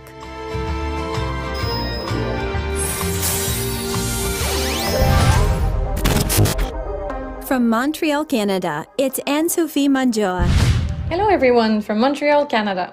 My name is Anne-Sophie Manjoa and I'm a lead sound designer at Eidos Montreal. In the past, I've worked on games like It Takes Two by Hazelight Studios and Shadow of the Tomb Raider by Eidos Montreal. I'm very excited to be part of the DevGAMM Awards this year and to be presenting the award for excellence in audio. Music and sound can often be the secret and magic ingredients for a game to truly stand out. They can inspire players to soar to new heights and set the tone right for an entire game narrative. A proper soundtrack has the potential to elicit intense emotions, tears of joy, tears of sadness, adrenaline, laughter, and pretty much everything in between. We owe these emotions to great composers and great sound designers whose incredible talent helps to create amazing games. Now let's find out who did an outstanding job. And the DevGAMM Award for Excellence in Audio goes to Tiny Tina's Wonderlands, developed by Gearbox Software.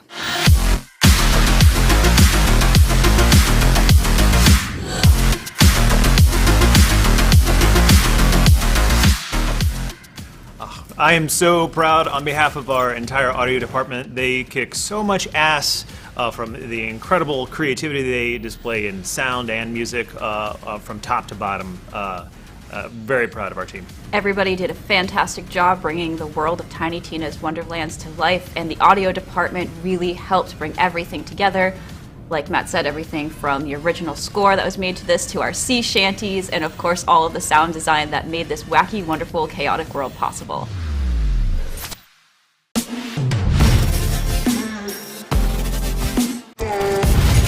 Excellence in visual art.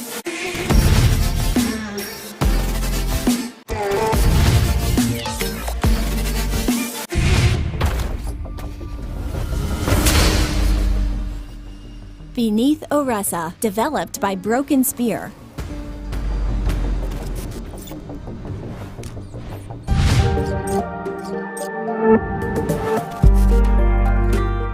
Boxville, developed by Triomatica Games.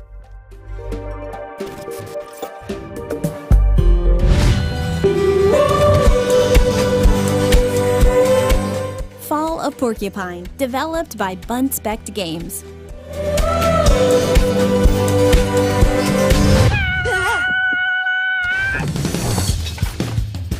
Lost in Play, developed by Happy Juice Games.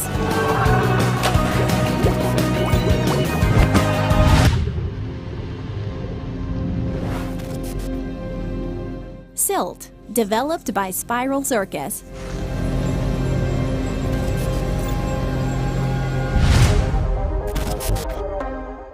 Give it up for Laura Gallagher.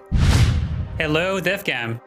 I'm Laura Gallagher, and I'm coming to you from Montreal, Canada. I've worked as a lead character artist on titles such as Deus Ex, Mankind Divided, Guardians of the Galaxy, and Horizon Forbidden West. And I'm now fully dedicated to the betterment of character artists worldwide through my platform and my YouTube channel, Outgang. It's an absolute honor to be here to present the Excellence in Visual Arts category. I know that artists are by their very nature creative, passionate, and hardworking, and that creating art for video games may sometimes feel like a thankless job, especially if all we go by are comments that we read online on the work that we have done. But in these trying times, it's good to keep in mind that the games and the visual experiences that we create are a form of escapism for so many out there. Many people dealing with depression, loneliness, or other issues find refuge and a sense of community through the experiences that you craft for them. You may feel that you're not a doctor in an emergency room saving lives, but I would argue that your contribution to society is as important and necessary. Remember that there is true power to improve and even to save lives through the visual experiences that you create. So tonight, let's celebrate 5 projects who have distinguished themselves by the excellence of their visual art. I think you should all win, to be honest. Can we do that? No? Well then, as a certain Scottish swordsman would say, there can be only one. And the winner of this year's Excellence in Visual Art is... Lost in Play, developed by Happy Juice Games.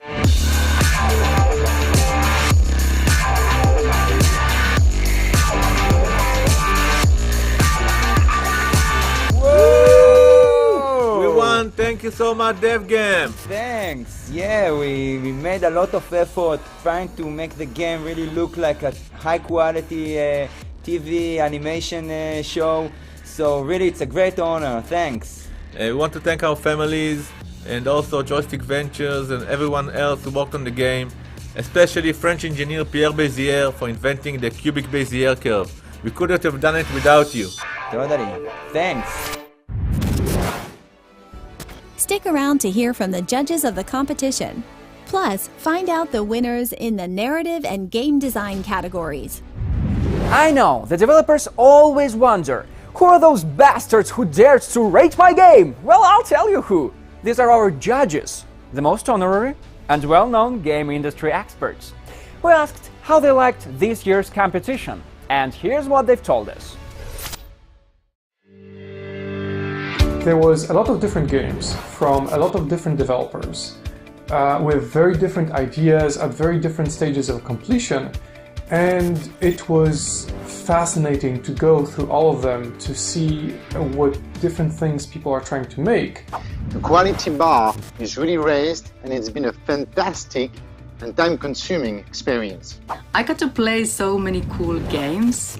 I saw some really brilliant innovations, and I'm really excited to see how others experienced those. I'm judging first time in DevGAMM, so not sure how to compare to earlier, but the process seems quite streamlined. Lots of games, of course, but it's cool that there are several stages to choose from, not at once to jump into into deciding who will win. This time I was mainly looking for unique experiences, something that makes you go like, oh wow, really? I compare every game with the rest of the selection, but also the actual gaming landscape. I'm always looking for something new, something that has never been done before, or that pushes the boundaries. I mostly use two criteria. One is the clock, and the other one is my face. The way it works is that if I play a game and at some point it clicks what it is, what's the idea behind it, what are the mechanics, and my face suddenly goes, ah, this is cool, then that means that we have a winner. Second thing I do, as I mentioned, is the clock, and the idea behind it is that if I'm playing a game, if I'm playing it just for a short amount of time, just a short bit, and then I look at the clock and the short amount of time ends up being 2.5 hours, then we also have a winner. Try to go as broad as possible with your research in the audience, research in the market in essence, and create the game not only for what you like. Of course, it's very important, but to kind of imagine your audience and get the glimpse of your audience as early as possible. Also, get some feedback and go outside of your comfort zone. Friends, families are nice, but they're not going to give you honest feedback. Dream big, but keep your scope small. And game jams are, of course, a great entry to get the taste of full development cycle of a game. Focus on something that you are personally caring about, or a genre that you have very deep knowledge in. The point is to establish a big connection between yourself and the project. Because if it's a genre that you are intimately familiar with, or it's a topic that you are caring a lot about, you automatically will start notice all the little details that need to make the game. And in truth, it's all the little details which turn the game from good to outstanding.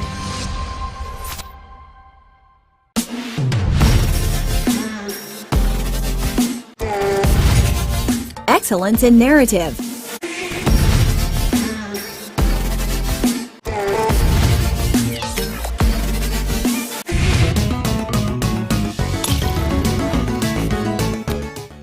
Paladins, developed by Seed by Seed.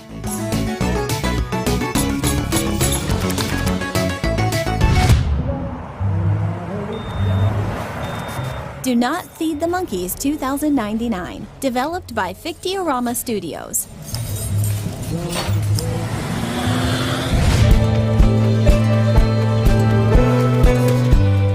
Fall of Porcupine, developed by Bunspect Games.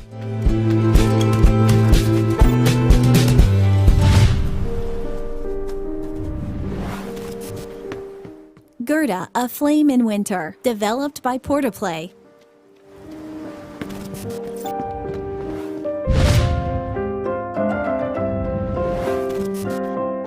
The Heroes Around Me, developed by OK Joy.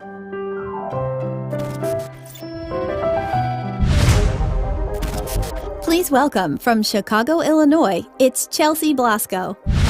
Hi everyone, I'm Chelsea Blasco, one of the co-CEOs here at Iron Galaxy Studios. I'm coming to you from Chicago, Illinois, here in the USA. I've been in games about 18 years, and I've been able to play a variety of roles, from production coordinator to game director to co-CEO. I am so excited to be presenting this award for excellence in narrative. Stories have always been a love of mine.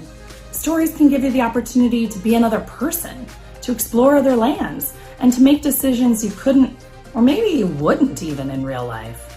Narrative can pull us in and help us explore ourselves, our emotions, and other worlds.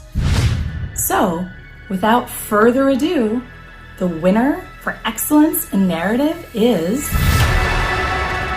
Gerda, A Flame in Winter, developed by Portaplay.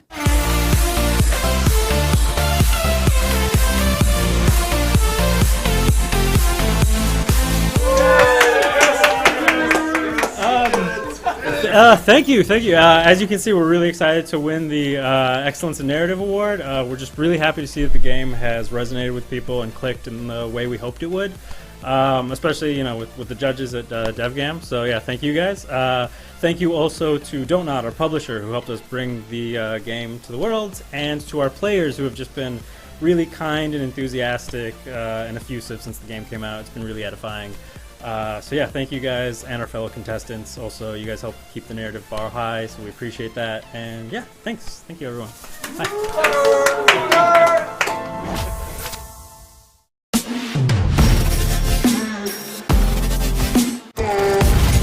Excellence in Game Design.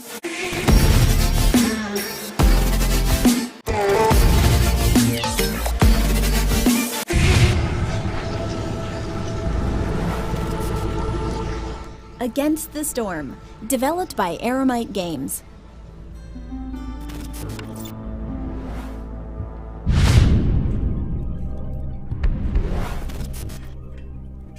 Cryptmaster, developed by Paul Hart and Lee Williams.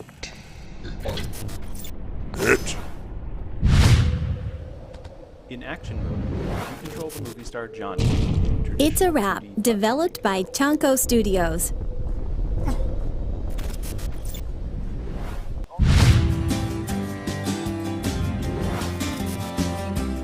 The Wandering Village, developed by Stray Fawn Studio.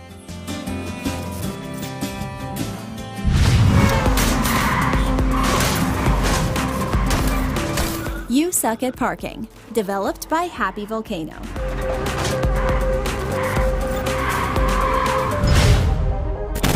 And now from Stockholm, Sweden, Fawzi Mesmar. Greetings everybody, hello, my name is Fawzi Mesmar, talking to you here from Stockholm. I am a game designer and author that have been working in the games industry for over 2 decades, working for companies such as Ubisoft, EA and Activision Blizzard to name a few. I've worked on many different games over my career in franchises such as Battlefield, Star Wars or even Mario. As game designers, we're often tasked of delivering the fun. Finding the fun in our game is our task, and it's a difficult task at that, because we have to have the player experience in our mind the entire time. Everything we do is about delivering the best player experience through our design and our creations. Today we have 5 teams that have done exactly that. Deliver amazing game design and incredible player experiences. The DevGAMM Award for Excellence in Game Design goes to Against the Storm, developed by Aramite Games.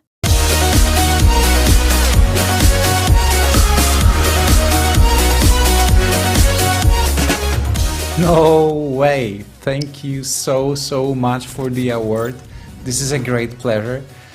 I want to thank my teammates, all 5 of them, for always being so open-minded when it comes to new ideas or changes, and for maintaining this kind and creative atmosphere that really lets your imagination run wild and to have fun, because fun is what makes playing and developing games so great, and this is what I wish. I wish you lots of fun. Don't miss the exciting finale of tonight's ceremony, the winner of the grand prize coming up next. This is a feast for the eyes, seeing so many different games brought by so diverse people from various locations. What unites them is the passion towards game development and indie spirit, which drives the whole industry forward. No matter what you create, It's Car 3D, Fall of Porcupine, or You Suck at Parking, and these are all real game titles, you are amazing.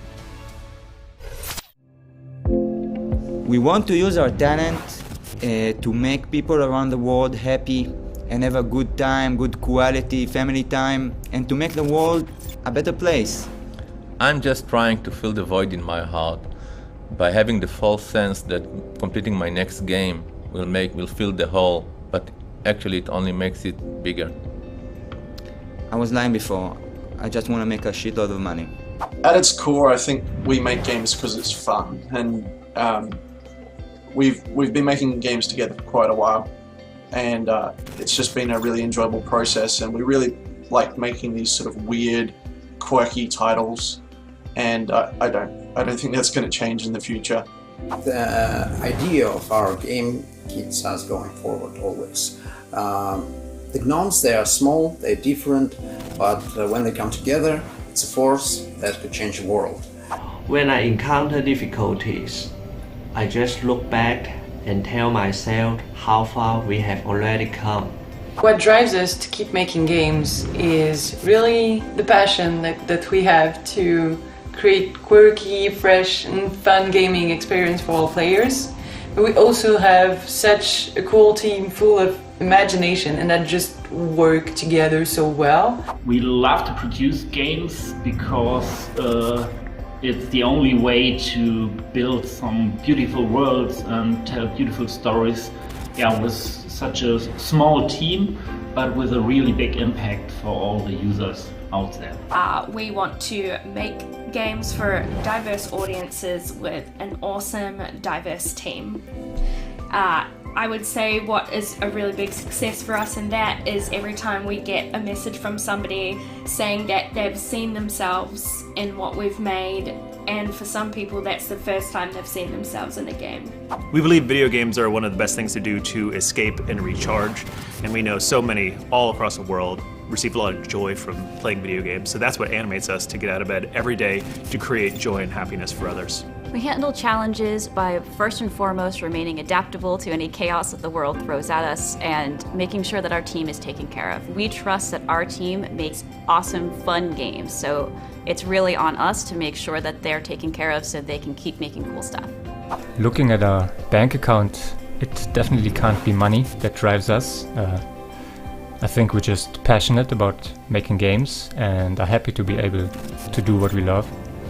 And I guess you also just have to be a little bit nuts to deal with all the uncertainty and be okay with it.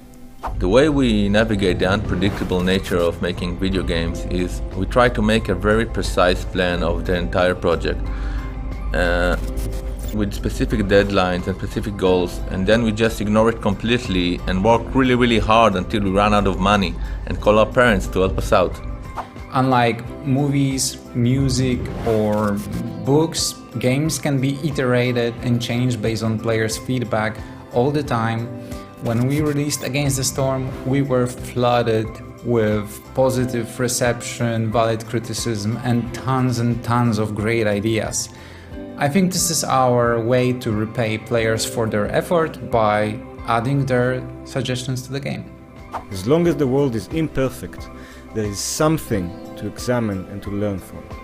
Making games is really our biggest passion. We want to keep doing it. We've been doing it for 6 years now, and this time it was really close. So we took all the money that we made with our 2 previous games, put it all into The Wandering Village, and now we're super relieved that the game did so well and that you guys seem to like it too. So thanks a lot for that.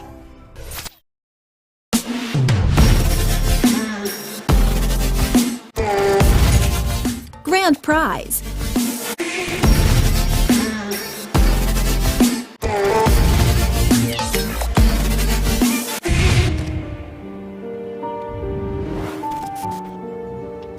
Gerda, A Flame in Winter, developed by Portaplay.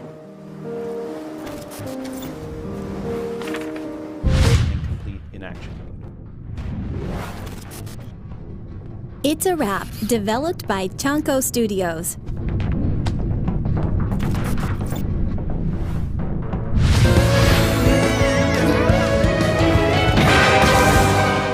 Lost in Play, developed by Happy Juice Games.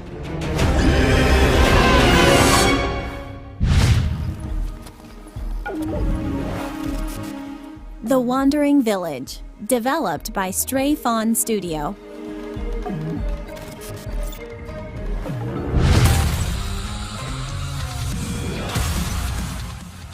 Tiny Tina's Wonderlands, developed by Gearbox Software.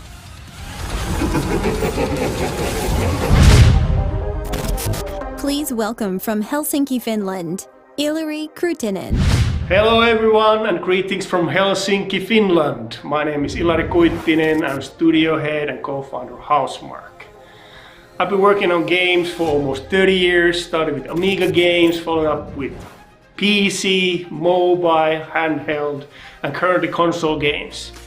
At Housemarque we worked on many great games such as Super Stardust, PlayStation 4 launch title Resogun, and highly rated Nex Machina. Our most recent game is the award-winning PlayStation 5 exclusive Returnal from last year. I feel very lucky to be able to be a part of this gaming industry and growing together, crossing paths with many of you in the past. I've had great privilege and honor to have met and worked with some of the smartest, funniest, and creative people in my life over the years. Working together on something difficult is magical and brings people together. Creating games is a hard thing to do. Shipping a game is even harder. But getting a nomination for an industry prize is very rare indeed. So all the people behind these games should be very proud of what you have accomplished. But there can be only one winner. I'm honored to present the Grand Prize Award tonight. The winner of the Grand Prize is... The Wandering Village, developed by Stray Fawn Studio.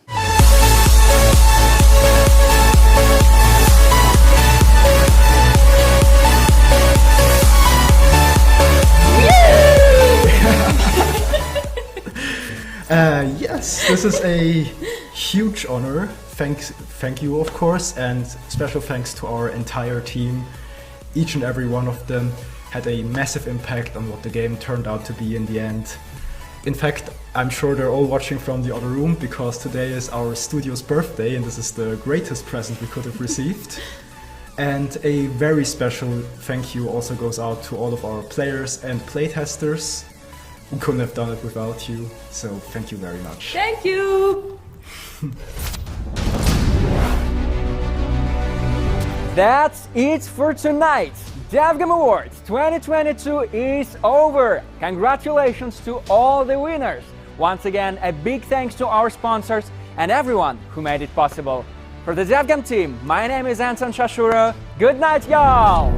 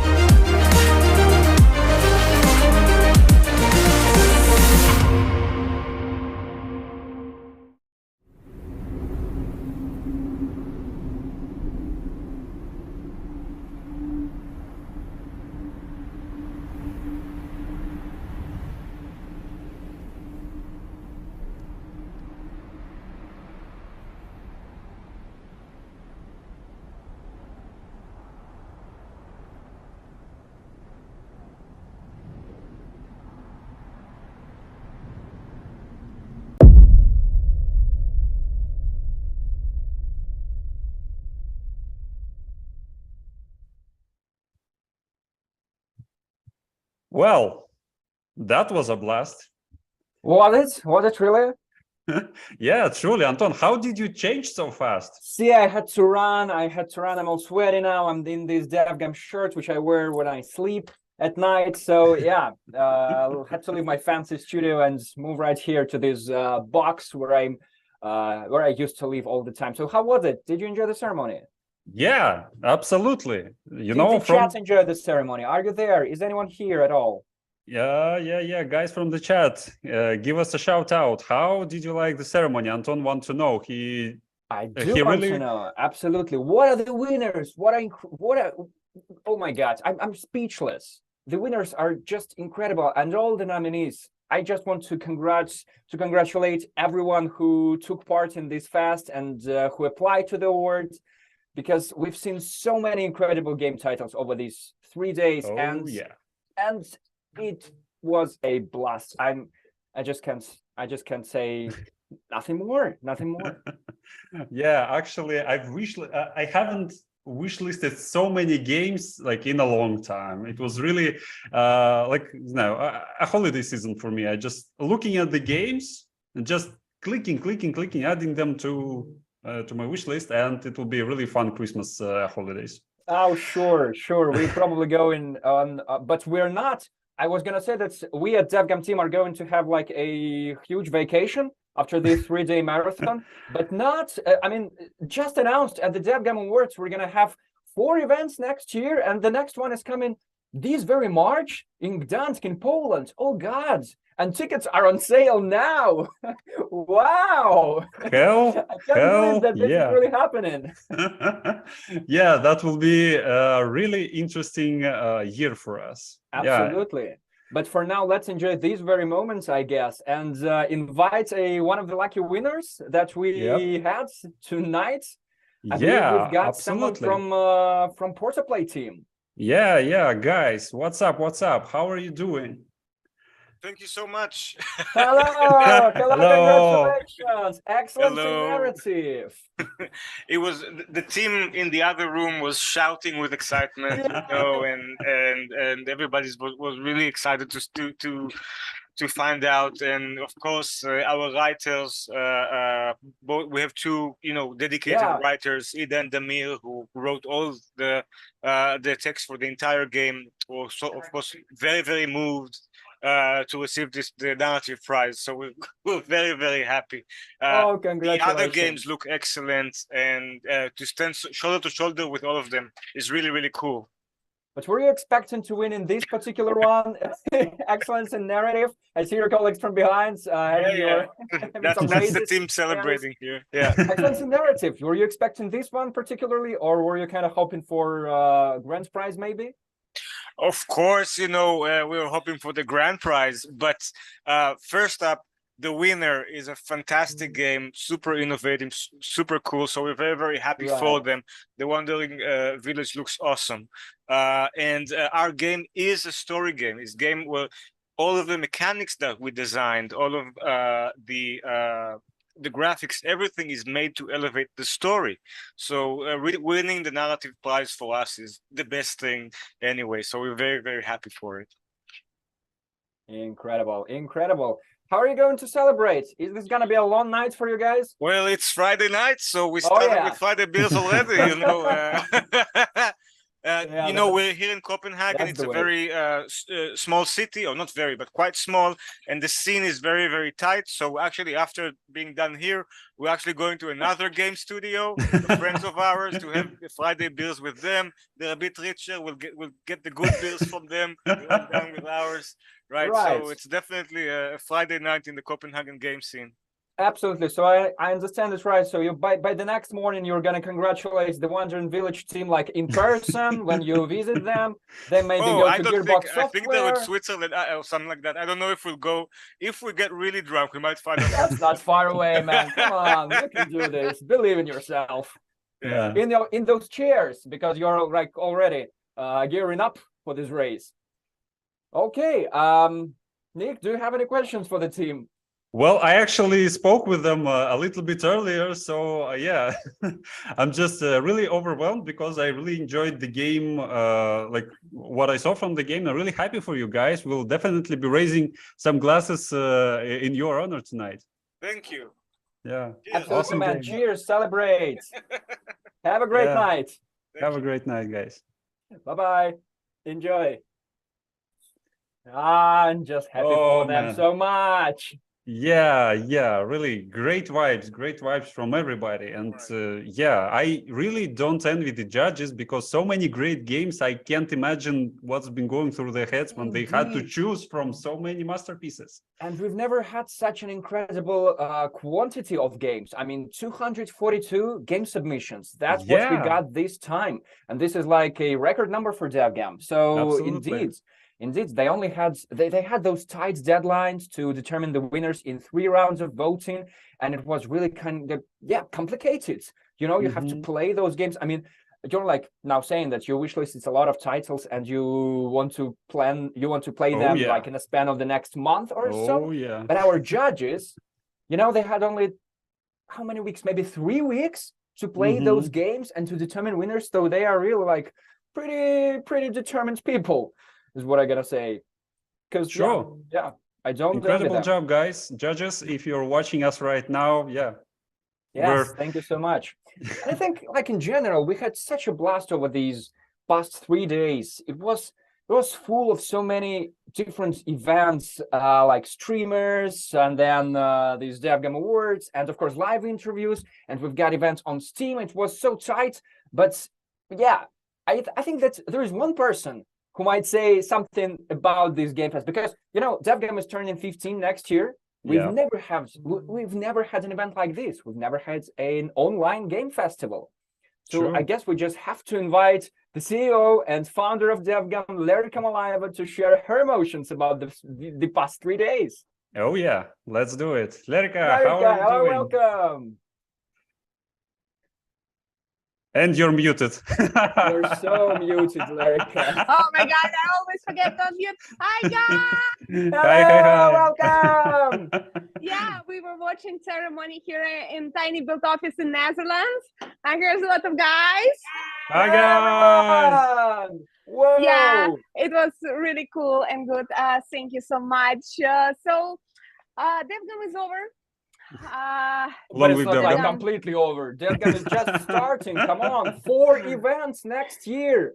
4 events. Yeah, What are you doing this to us? year events, they are over. Yeah, but next year is so exciting. We coming to Europe. We announced 4 different shows in 4 different countries. Yeah. So we're coming again on March 1st and 2nd. We're coming to Poland, to Gdańsk, amazing city with amazing developers. And you can already buy tickets, that's what I've heard. Yes. Go to devgam.com/Gdańsk 2023 and buy tickets. Then we're coming back to Vilnius. Great city of Vilnius. Oh my God. We loved it so much this year. It's going to be sunny, summer, great parties, a lot of people. I think this year we will get over 1,000 attendees. So Vilnius, June 22, 23. Put in your calendars, book your tickets. What else? Then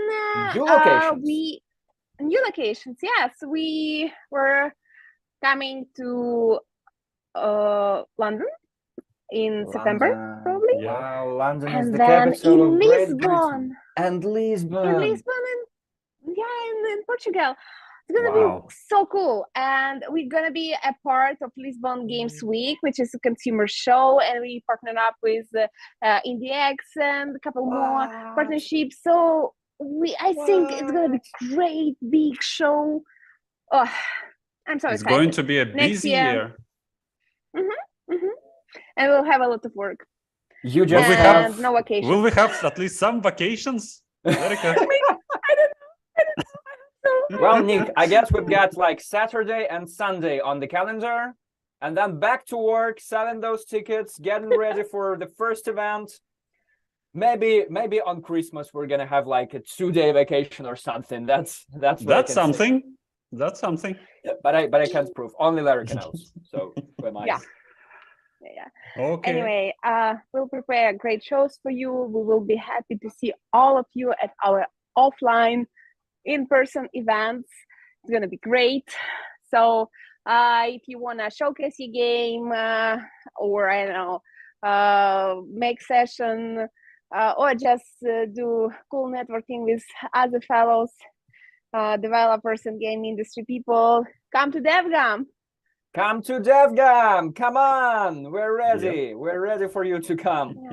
Come on, everyone. All right. Very, very nice. Thank you. So just maybe in a few words, are you happy with Game Fest? Was it a success? Yes, it was. It was such a great success. We had 242 games submitted to Game Fest. We had over like 12 streamers streaming 170 something games.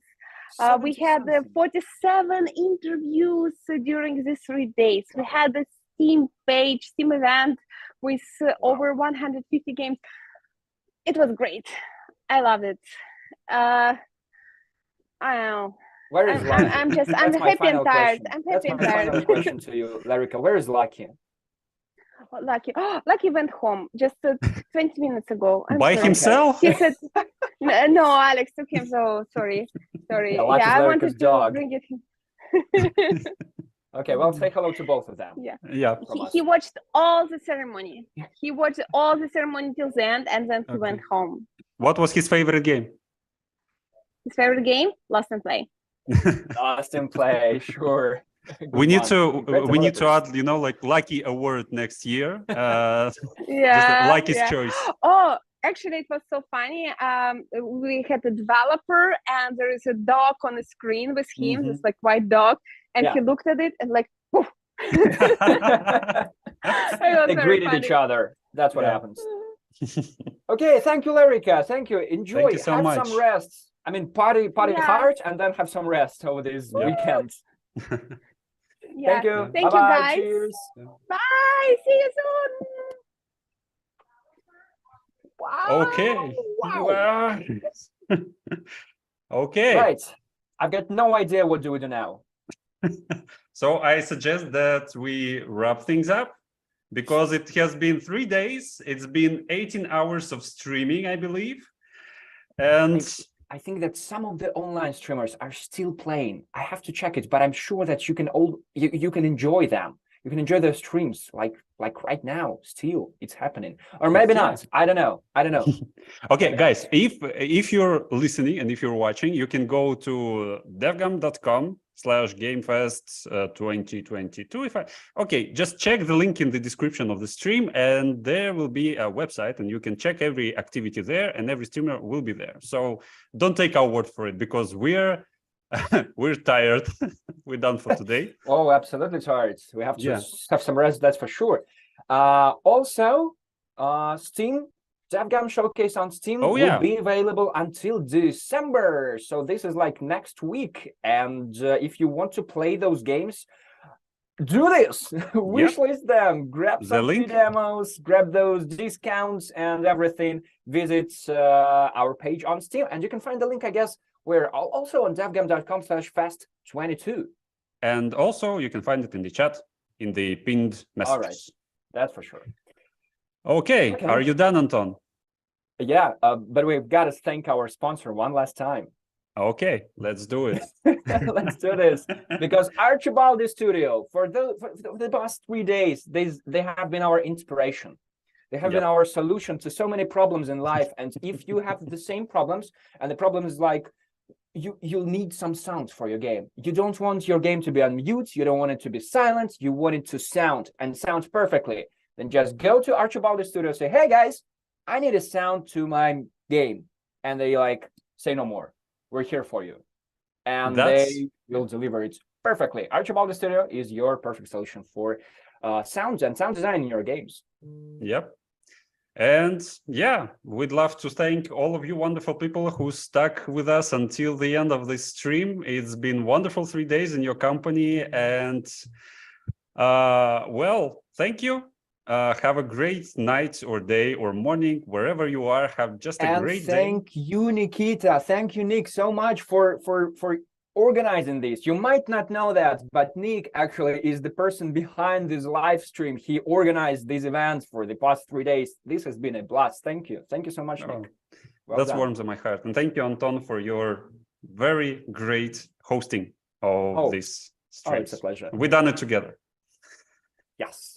And As yeah, always. big thanks to DevGAMM team, because, well, we're just 2 people and the whole team worked so hard for the past months.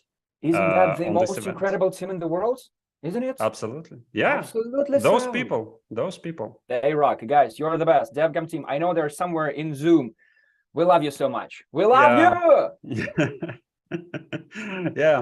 So, okay, I think that's the point where we stop. Absolutely. Absolutely. Sure. So, bye, guys, and see you next time at DevGAMM. You know where to look for the tickets next year. Have a great night. Bye-bye. Bye-bye.